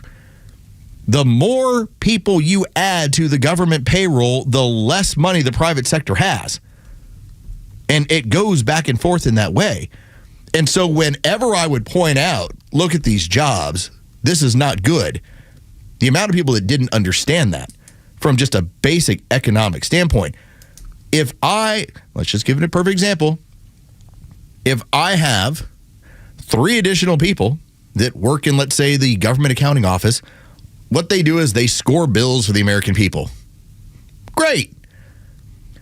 Let's say your air conditioning company is able to hire 3 more technicians. You know what they do? They actually go out in the field and get stuff done. They work. And by the way, they do something. They're generating revenue. they're also having to purchase parts. Well, and providing an actual service. It actually works better for the economy. Of course it does. And so that's very basic, but that's how it works. And so to see just by the numbers of what has gone on, it's interesting to see that every few times we do an update, we're now like, hey, we're at the smallest federal workforce since 1969. Okay, when can we get it down to like 1959? Yeah. Like how far back do we have to push this thing? Gosh. Because every dollar that is not going to the federal government is staying in the private sector. Because where do you think they get the money from? You. The private sector. The fruits of your labor goes to them. And that's why you end up with crazy amounts of tax dollars that you have to spend every year. And you're trying to figure out how in the world am I going to pay this tax bill? And you're probably sick and tired of it, just like I'm sick and tired of it. I want to see lower taxes. I'm tired. I don't want it to work like it does in New York, where they have an incredible shortfall in the city, and then they go round up the money from the rest of the people in the state so they can continue the services. That stuff drives me up the wall. I'm sure it does you too. I'm tired of paying taxes. I'm tired of paying for other people's anything. Like, I don't mind. My family ties, we donate. Let us do it on our own. I don't need the federal government helping me help somebody else. And you can say that's callous, you can say it's ugly. I'm okay with it. I'm so tired of being ripped off as a taxpayer. Just like the example you gave earlier when we were talking about the ballroom and Congress did it, or it was the reflecting pool when they said we're going to allot $300 million and Trump's like, I'll get it for $7 million. Yeah, that's the kind of thinking that happens with politicians because they don't have to produce anything, Los. They don't have to do anything. They just take your money. Here's another number from Larry Behrens, because remember, it's not just that you're supporting the federal worker who doesn't show up on Fridays and then who's taken care of for the remainder of their life once they're done with their federal job. Here's the number. It takes 80 taxpayers to support a single federal employee. That's the long term of how many taxpayers you need in order to take care of what they're going to make plus what they will make in retirement. You need to find 80 people that are having to pay taxes. As we shrink in its size as far as, babies being born as a country. So let's talk about 100,000 federal workers. Or how many did they just get rid of? Like, what did that save us? That's a big number too. I mean, your 10,000 federal workers requires 800,000 taxpayers by just the simple math of it. You're probably sick and tired of paying taxes. You're sick and tired of hearing this. I don't know that we're ever going to solve this problem because most politicians don't want the problem solved. It gives them the ability to do what they do, which is little to nothing. Give me a politician that's done something. I'll wait. Tim Burchett's the only guy, and like his hands are tied, and he tells you his hands are tied, but he at least is pointing out where things need to change. I love that guy, but that's about it. I just think that when you start going through how this economy is changing, this is all pluses. But also keep in mind, too, whenever we get the jobs numbers and it's like, hey, the number was 60,000, but it came in 180,000. That's 180,000 predominantly private sector jobs. Now, the other portion of that, it would even be stronger if we were spending over in the federal government. Suddenly it's like, oh, we had 220,000 workers. But when you see the math of what one federal employee costs you, I don't 80 want taxpayers, you don't want them. That's right. You do not want that explosion in there. I guarantee most people don't even think about it. It's never crossed their mind. That's the number you got to give them. Yeah. 80 taxpayers are required for one federal employee. Stack it up, remember it, tuck it away, and then when you see the difference in private sector jobs, and especially when a Democrat's in office, and it's always healthcare and public service, public, quote unquote, public service. That's when you know. That's when you know, man, things are not going well. I hope we stay on this track. I don't know that we will. I hope we do. That is my prayer because I am sick and tired of it. You're sick and tired of it. We're all sick and tired of it. Now do the math on the 2 million federal employees. What's that number? That's the total amount? That's right about a general number. Call. and you need 80 taxpayers each. Good Lord. No wonder we're in debt. That's why you need 160 million taxpayers. Good Lord. Which coincidentally ends up being about half of your country who pays taxes and the other half that do not. And the other half doesn't. When we come back on Extra 106.3, even capitalism is annoying to some people. I can't imagine it. Next on Extra 106.3 as we wrap up the Morning Extra.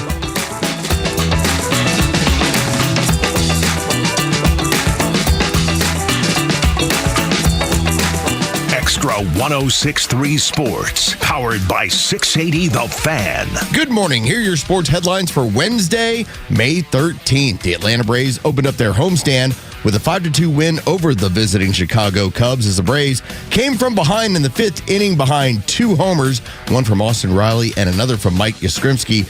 Game 2 of the series tonight features J.R. Ritchie versus Shota Umanga. First pitch is set for 7:15. You can hear all the game action on our sister station, 680 The Fan, and free on the Fan app. Another Game 5 in the NBA playoffs tonight as the Detroit Pistons host the Cleveland Cavaliers. That series is tied at 2 games apiece. Tip-off is set for 8 o'clock. With your sports headlines, I'm Carlos Medina. For more local sports, head over to The Fan, 680 and 93.7 FM. And for the latest political news and talk, stick with Extra 106.3 FM and the Extra app.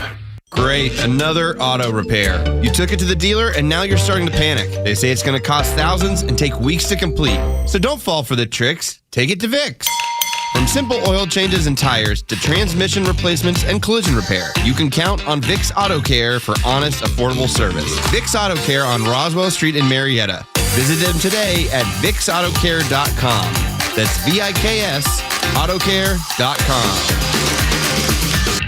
I'm Patrick Brown, former Army Ranger in the United States Army. Like many service members, I had to make difficult choices when leaving the military, and the most challenging thing was finding purpose in a new phase of life. Housing, employment, education, way too many decisions and no idea where to start. That was until I met the Warrior Alliance. They made it simple. They listened and quickly connected me to the services I needed. And like a trusted friend, they even followed up to make sure I was squared away. Change a veteran's life today by donating at thewarrioralliance.org. Helping warriors navigate to success after service. Are you paying too much in taxes? Most people are, and they don't even realize it. Hi, I'm David Nicholas, president of Nicholas Wealth Management. Every year, hardworking individuals and business owners send more money to the IRS than they legally have to. I hate to see it. Not because they did anything wrong, but because the tax code is complex. It's always changing, and it's full of opportunities most people never hear about. So here's the real question. Could you be paying less in taxes? With the right strategy, many people can. Through smarter planning, overlooked deductions,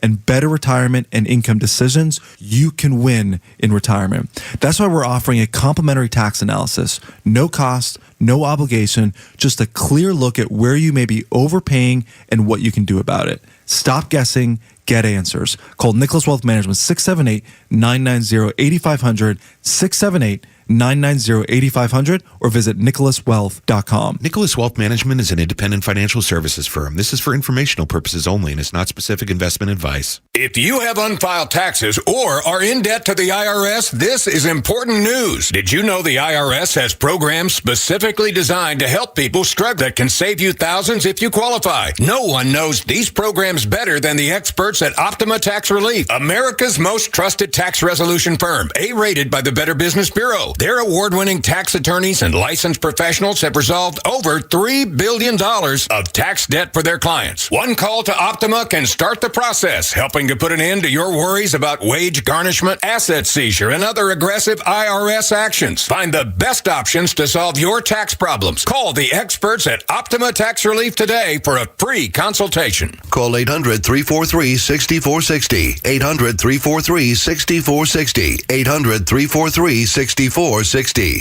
Optima Tax Relief.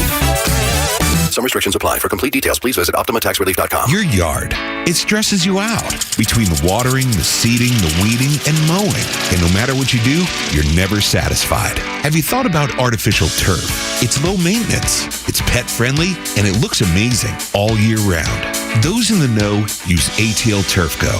ATL Turf Go is Atlanta's top choice for artificial grass installation. Let them build you a backyard of your dreams with a custom golf or putting green, outdoor kitchen or pool deck. They even specialize in custom concrete and stonework.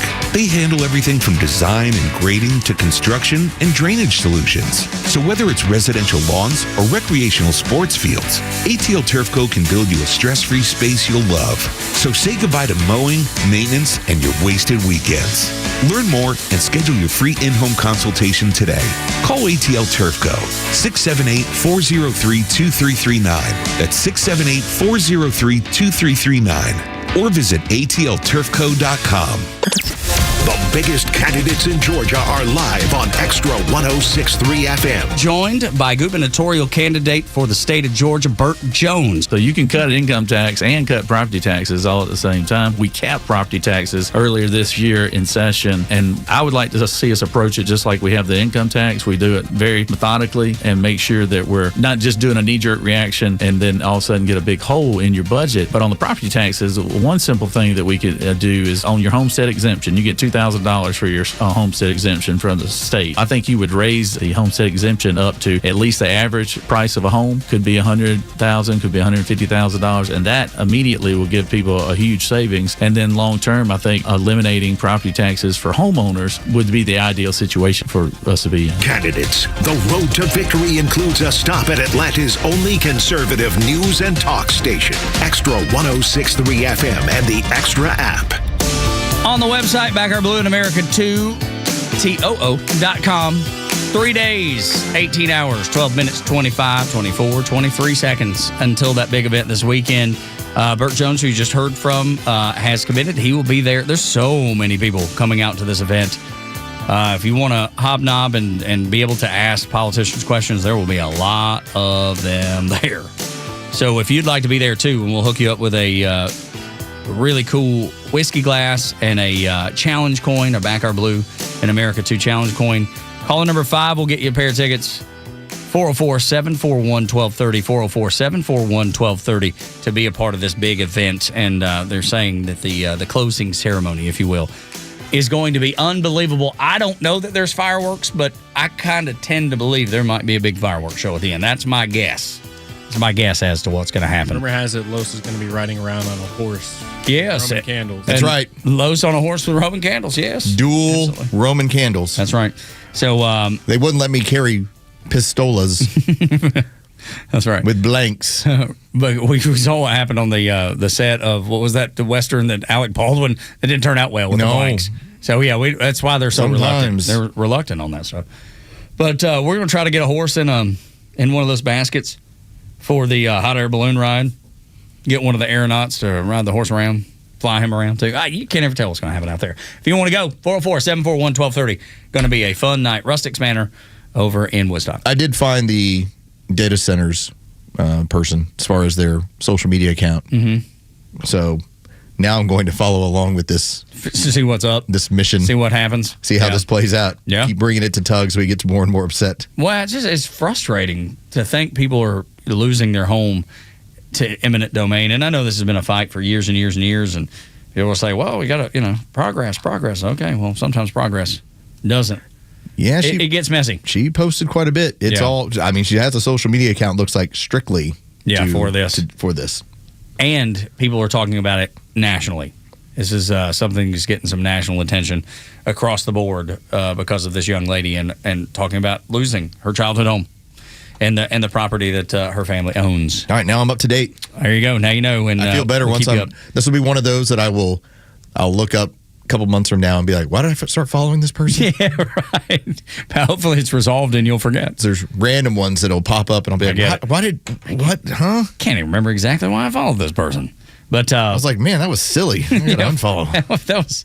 That was really dumb of me.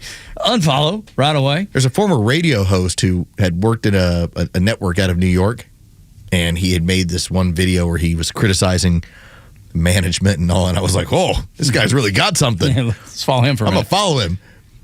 And now, several months in, I'm like, this guy's an idiot. Yeah, no wonder. No wonder this all played out the way it did. Unfollow. That's right. Got to go. You can find us at Front Office Los, at Extra 1063, at Tug Cowart, if you want to jump on social media with us.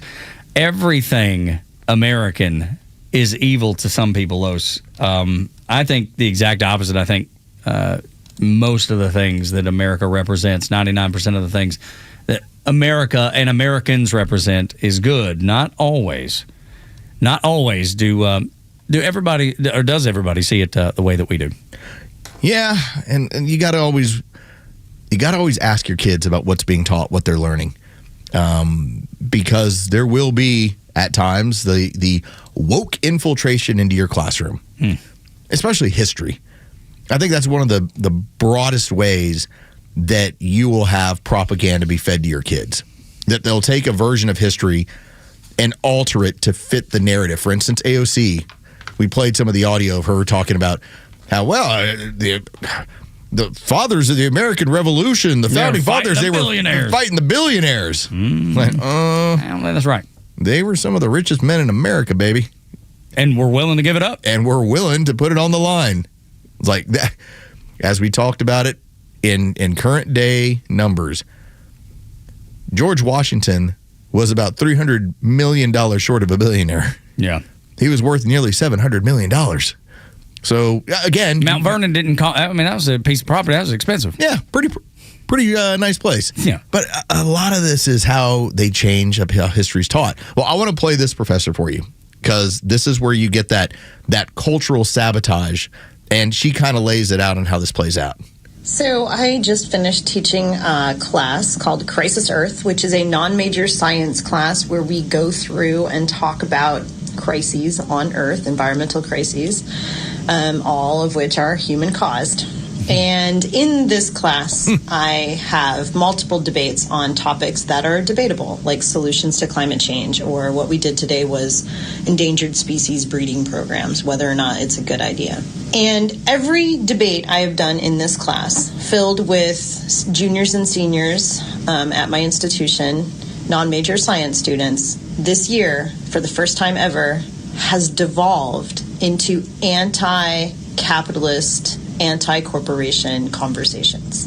And maybe that's not devolving. Maybe that's exactly where the conversation needs to go. Even though I'm teaching this as a biology course with kind of an environmental, well, definitely an environmental slant, these students are pissed. And they're pissed at corporate America. And these students are the ones that are going to change the world. It gives me faith. It gives me confidence that our education isn't broken, that their eyes are wide open, and they're not going to tolerate it any longer. Their solution to every environmental crisis that we've talked about is dismantle capitalism and dismantle corporations. I think that says something. It sounds like they're brainwashed. That's exactly what it sounds like. Sounds like they always go back to the same. First off, they're buying your premise that these corporations, these companies, that they're changing your climate. Well, there is such a thing as don't dirty up the environment. Sure, man. Conservation, not environmental. And that has been throughout the course of history. And I think that as a country, we've been pretty good about attacking those that we are like, you are not taking care of the environment the way you need to. Stop polluting. Stop the pollution. This is not good for anybody. You're giving people weird diseases. With all that being said, she takes that stance as far as climate change for the purpose of climate change. Climate change was always built to be anti-American, anti-capitalism. It was the only way. If you know the history here, and this is where things get pretty crazy, like Greenpeace. Greenpeace used to have all their boats out in the ocean, and they were for ocean conservation. They wanted to save whales. They wanted to have safer ways of harvesting so that you didn't get a bunch of dolphins killed. So all these different programs they had. When the Soviet bloc fell, many of the people that were communists found their way into Greenpeace, knowing that the attack on capitalism could be done through the sciences, through climate change. And so how have they done this? All of this turns into evil capitalism. Evil, everything she's talking about. She starts from the climate change, and where does she get to? It de-evolves. Yeah. Or maybe that's into anti-capitalism. Yeah. No, it was always supposed to be. Yeah. It was always meant to be that. And she's going to continue it. She's going to continue to brainwash these. She's not going to give any other side of the argument. She's going to stay on that. And it's frustrating when you feel like, man, I'm paying for my kid to have to take a class that's not even related to their major. I got to pay for this. And then they got to go sit with this lunatic? She, as it says, her doctoral work examined the impacts of human habit modification.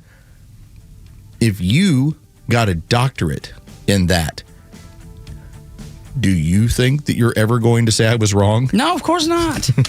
Just like Al Gore's not saying he's wrong. Just like John Kerry's not saying he's wrong. Just like Bernie Sanders not saying he's wrong. None of them will. If that is how you've gotten to your status, that is now your gatekeeper status. And that's what she is. She's a gatekeeper. You'll protect it with everything you are and everything you have. Reckon she'll ever bring up those Chinese fishing vessels that overfish? No. Do you think she'll ever bring that up? No, because she likes the communists. They're fine with her. That'll do it for us. Becca's up next. Appreciate you being here. If you missed anything, go back and listen to the Xtra 106.3 app. It is there for you and available for free. For Los and Bryce, I'm Tug. Y'all come back now, you hear?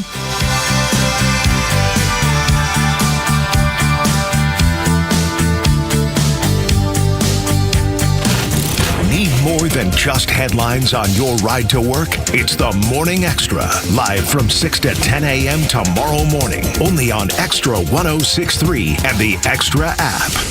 It has begun. The Summer Starts Here sales event now through June 1st. Commuting every day, the 2026 Toyota Camry is now all hybrid with up to 53 miles per gallon in the city. At Marietta Toyota, every new Toyota includes our nationwide lifetime powertrain warranty. That's unlimited time and unlimited mileage for as long as you own it. And we've been voted Best of Cobb for 2026, Best New Car Dealership, and Best Service Center. For well-qualified buyers, 5.49% APR for 72 months is available on the new 2026 Camry Hybrid. Non-Toyota owners may qualify for $1,000 Camry Conquest bonus cash, no trade-in required. Visit us on Cobb Parkway South, just north of Truist Stadium. Marietta Toyota since 1975. We have been here and will be here for you. 5.49% APR for 72 months with approved credit through Southeast Toyota Finance. Not all buyers will qualify. 1,000 Conquest for eligible current non-Toyota owners. Must finance or lease through Southeast Toyota Finance. No trade-in required. N6/1/2026. See dealer for details. All prices exclude tax, tag, title, and include dealer fee of $699.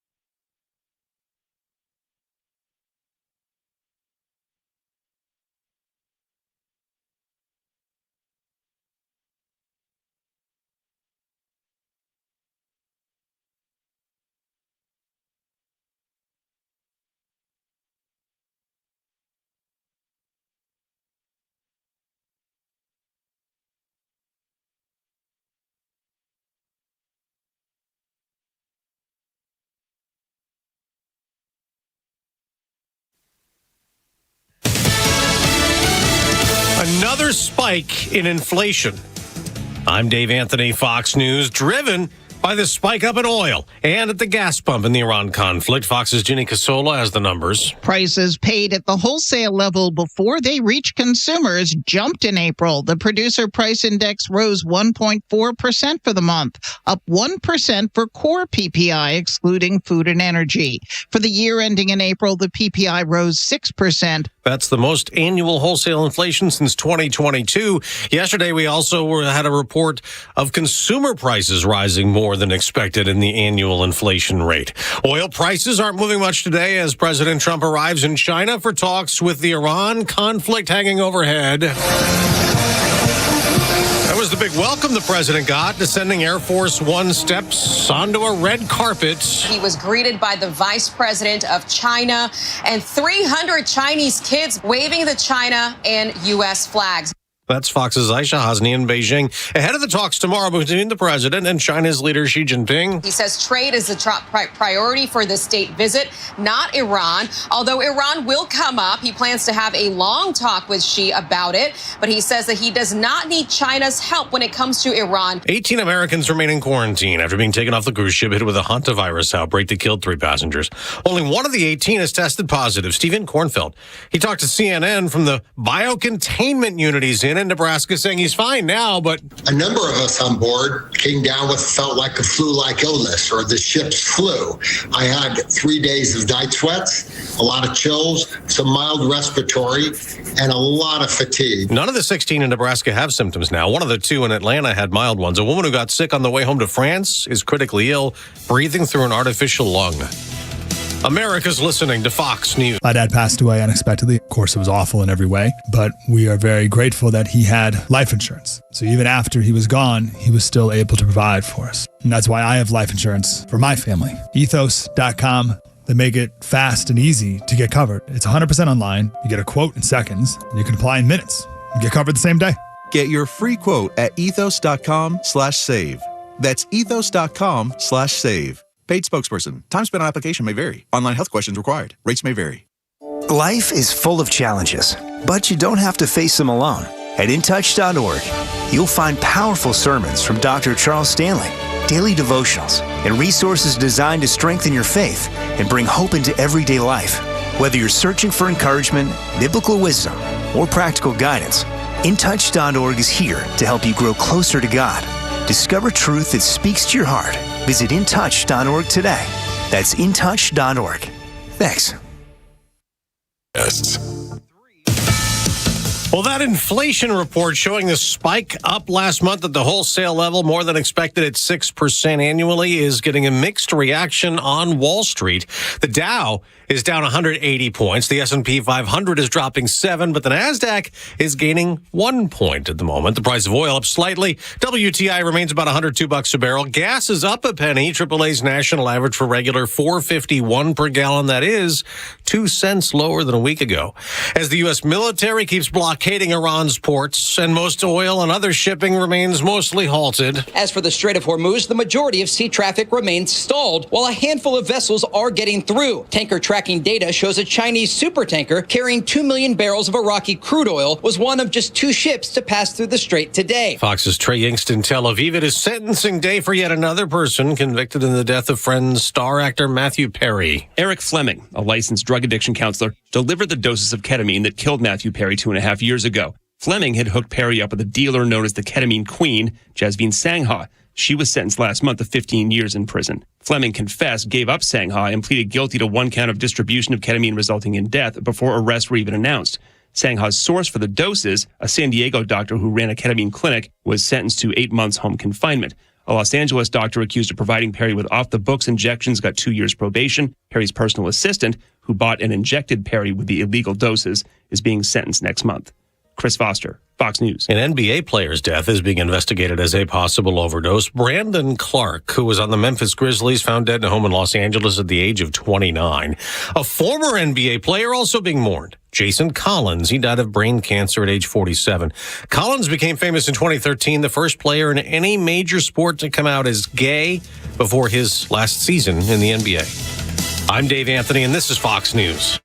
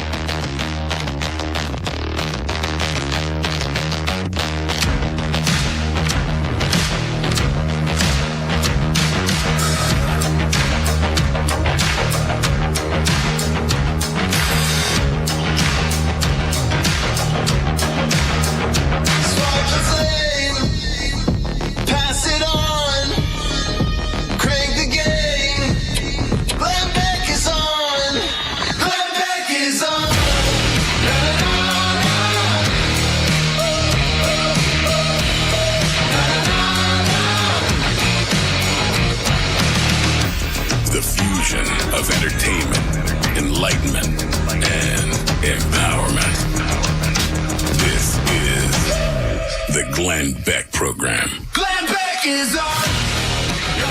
Hello, America. Welcome to the Glenn Beck Program from London, England. All this week, we'll give you more information on that coming up in a little while. But I want to talk to you about the president's trip to China. It is fascinating to me. He landed in China about an hour and a half ago, and they gave him quite the state welcome.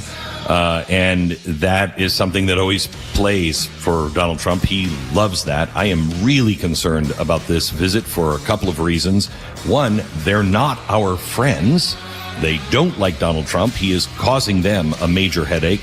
And also, we're bringing all our AI guys there. What kind of deals are we thinking about making there in China? I don't trust them at all. And neither should you, neither should the president.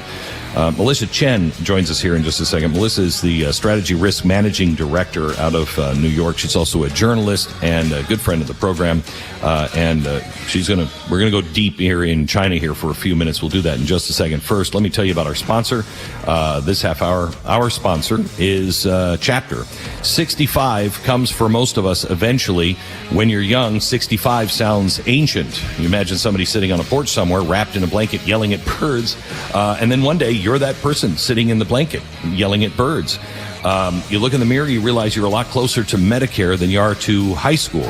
And that's when you discover something. Medicare is really, really complex. All these different parts, different plans, different deadlines, different coverage options, and somehow you're expected to sort through all of these things, all the while you're getting commercials and TVs and all kinds of stuff, numbers shouting at you from the mailbox.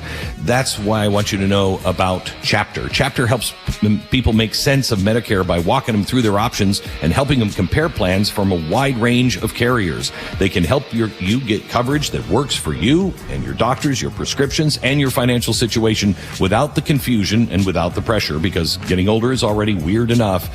You shouldn't have all of this complex stuff to go through and have a final exam just to get your health care. Give them a call now. It's Chapter. The call is free. Dial pound 250. Say the word Chapter. Pound 250 word Chapter.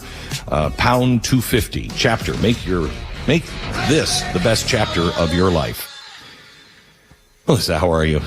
Good. How are you doing? Really good. Good. Thanks for joining me in person. I appreciate it. I know what the traffic is like here in London. It is nasty.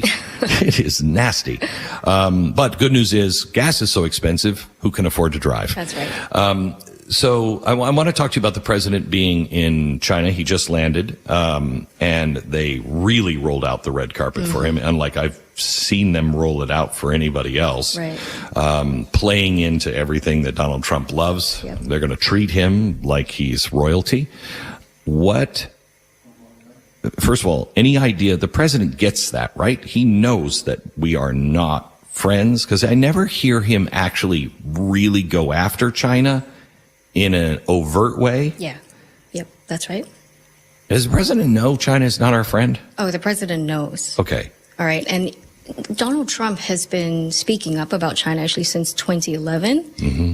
His rhetoric kind of dies down after he becomes president. Right. But even on the campaign trail in 2016, his rhetoric escalates. He says China is raping us. They're taking advantage of us. Right. He's screwing us over. And so he's been actually very consistent, because he noticed that China's taking advantage of the trading situation with the United States.